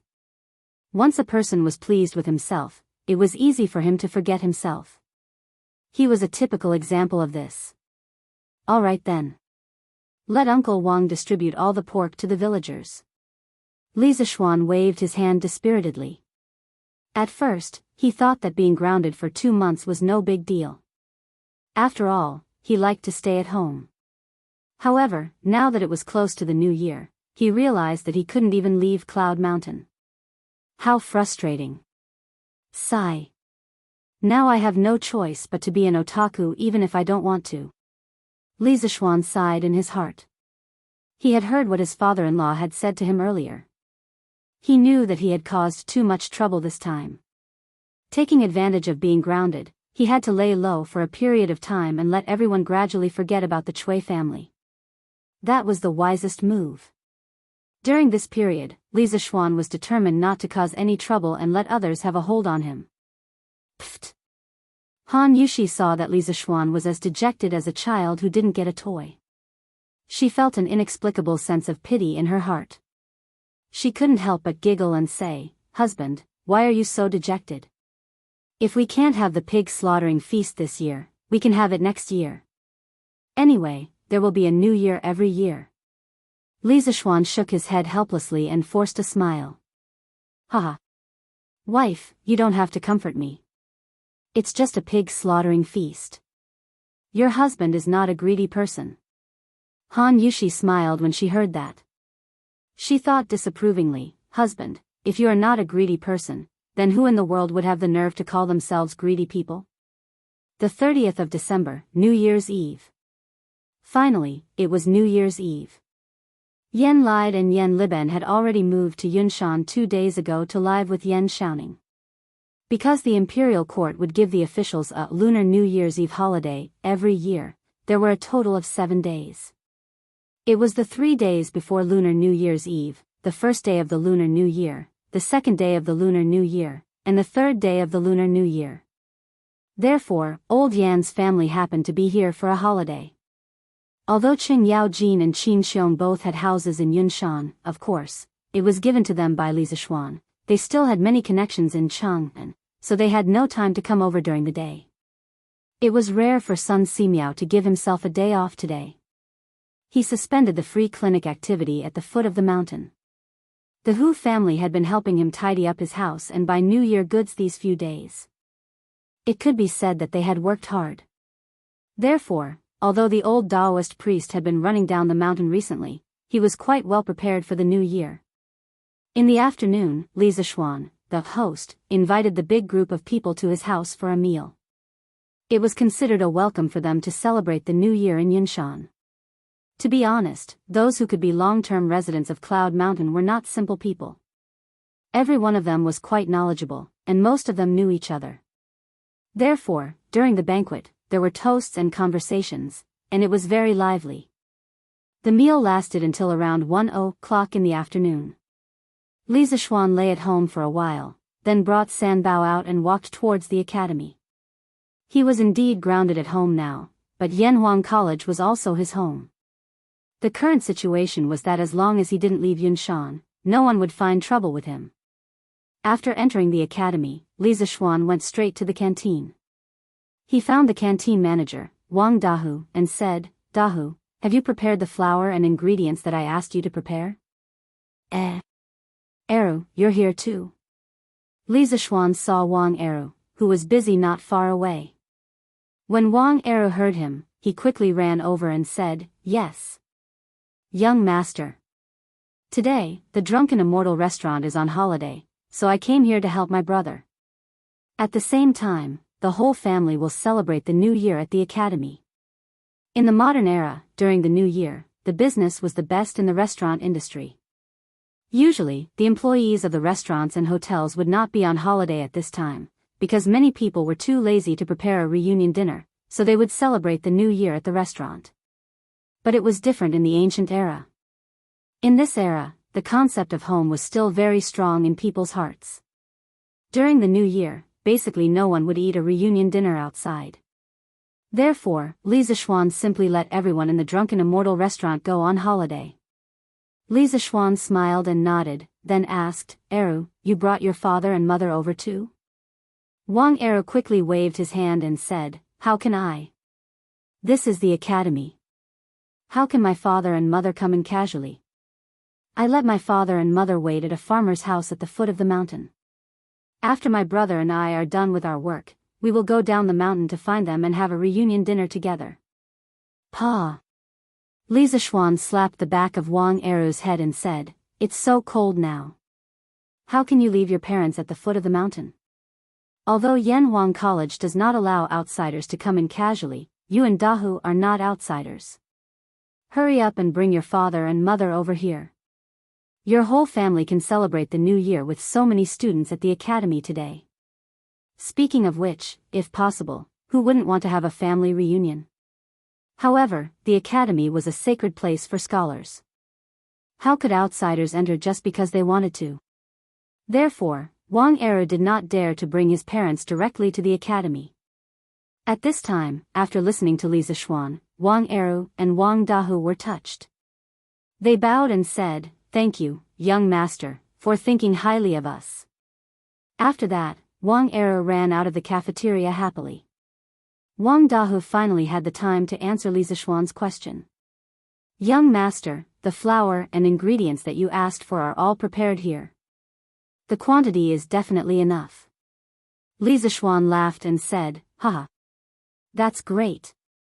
Bring everything to the table. Today, I will let the students have a dumpling making competition." It was the new year. How could it be called the new year if they did not make dumplings? Wang Dahu was stunned and said doubtfully, "Dumplings? Yamacho, what are dumplings? At first, I thought you were going to make wontons." "Wontons? Ahem. Actually, the two are similar. It's just that the names are different. In the future, it will be dumplings, no wontons. We must eat dumplings for the new year." Li Zixuan quickly explained. In fact, there was no such thing as dumplings in the Tang dynasty, but there were dumplings in the Tang dynasty. Today's wontons are shaped like a crescent moon. They are eaten everywhere. This was the first sentence that talked about dumplings in ancient Chinese literature. It was written by the Northern Qi writer and educator, Yan Jitue. Although Yan Jitue said wontons, he said crescent moon-shaped wontons. Then, wouldn't crescent moon-shaped wontons be dumplings? In the middle of the Tang dynasty, there was a new name for dumplings, jiawan. In the Song dynasty, in order to distinguish it from wontons, people began to shape it into a crescent moon shape. It was actually a triangular shape with two pointed corners and was called jiaozi. Zhou of the Song dynasty even wrote in his Old Stories of Wulin that there were records of multicolored buns, multicolored dumplings. Since jiaozi and dumplings both appeared, the name dumplings appeared naturally. Therefore, dumplings was officially named in the Song dynasty. Wang Dahu nodded his head in confusion. Li Zixuan said to Sanbao, "Sanbao, go tell Mo Zhong and the rest to inform all the students in the school to come to the cafeteria to participate in the dumpling making competition." "Yes. Young master." Chapter 1143. Dumplings? What are dumplings? In the Guanghua building of the Yanhuang Academy, Kushirqing was reviewing his homework. He used to be the top student in the School of Mathematics. Ever since the new students of the School of Mathematics joined the Yanhuang Academy, he had never been the top student again. As a person who had once been in the clouds, if he accidentally fell halfway, he would definitely want to climb back up again. Kushirqing was the same person. In the past 6 months, there was not a moment when he did not want to climb to the top again. Since he could not go home during the winter break, he had been revising his homework in the hope that he could deepen his understanding of engineering. When he heard the news from his classmate, he could not help but wonder. Zheng Ziren scratched his head and looked confused. He said, "I don't know what dumplings are either. Anyway, Yamacho asked us to go, so we'll go." Today was New Year's Eve. Most of the students in Class 1 had returned to Chang'an for the new year. There were less than 15 students left. The 2 of them were from out of town, so they could only stay in the school to study by themselves. "Yamacho is here? Let's go and see." Kushirqing's eyes lit up as he stood up. Ever since the fall of the Chui family, Li Zishuan rarely came to Yanhuang College except for the hot pot banquet. It was said that he had been staying at home and rarely went down Yinshan. This made Kushirqing a little worried. Although Li Zishuan did not say it, his intuition told him that the Chui family had brought a lot of trouble to Li Zishuan. If this was a year ago, Kushirqing wouldn't have cared if Li Zishuan was dead or alive. However, in the past year, Li Zishuan's vast knowledge and powerful charisma had won over most of the students in the school. He was one of them. Li Zishuan was now the one and only spiritual idol in his heart. Of course he would be worried if something happened to his idol. The 2 of them walked together and arrived in front of the cafeteria. At this time, many students had gathered in front of the cafeteria. The crowd was noisy and everyone was talking about the dumpling competition. "Jiayin, what are dumplings?" "How would I know? But since these dumplings need to be wrapped by hand, and Yamacho told us to come to the cafeteria, these dumplings must be eaten. Therefore, I'm guessing that these dumplings are probably foods similar to steamed buns or hundan. F***ck. Jiayin, your analysis makes sense. So we're all in for a treat tonight? Haha. Was there even a need to ask?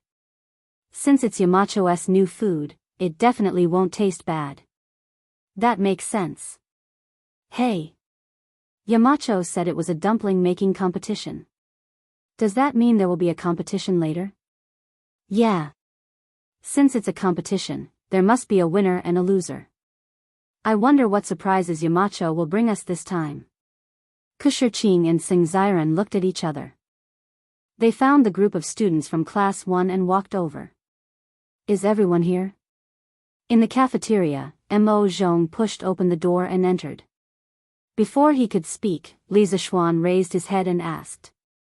Mo Zhong cupped his fist and answered, "Yamacho, everyone is here.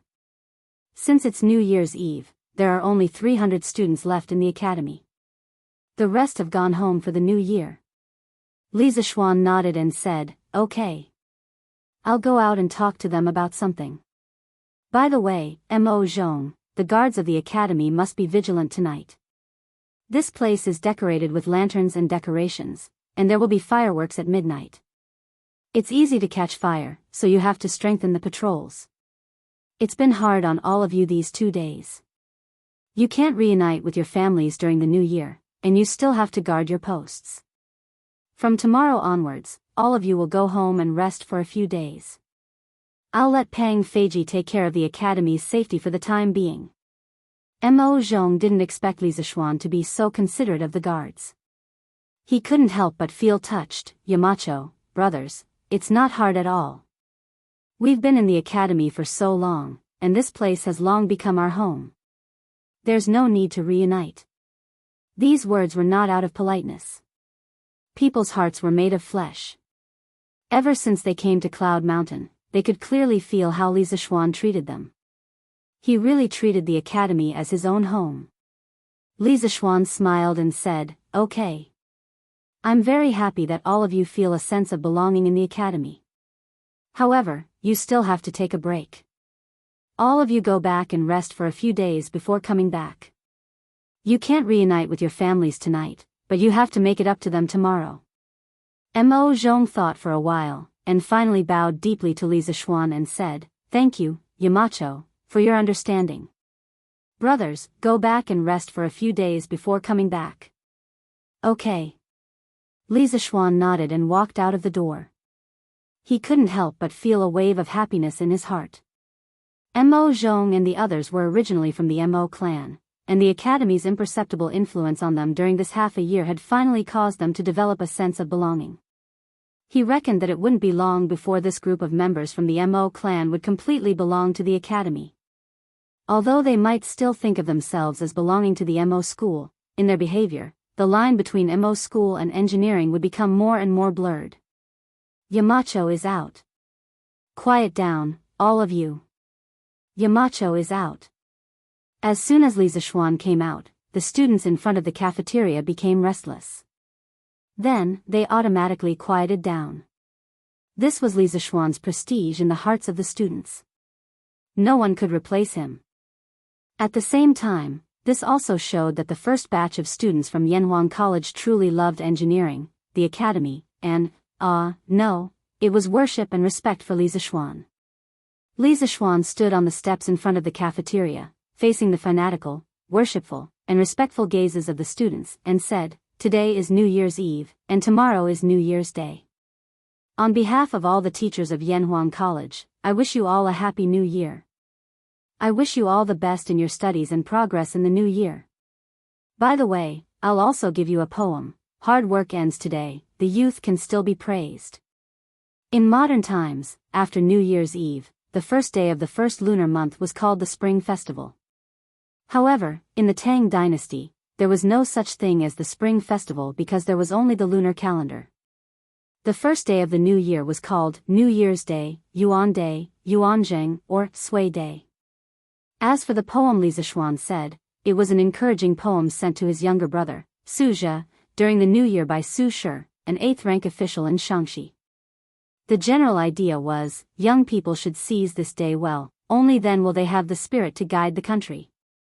Thank you, Yamacho. I also wish Yamacho a happy new year.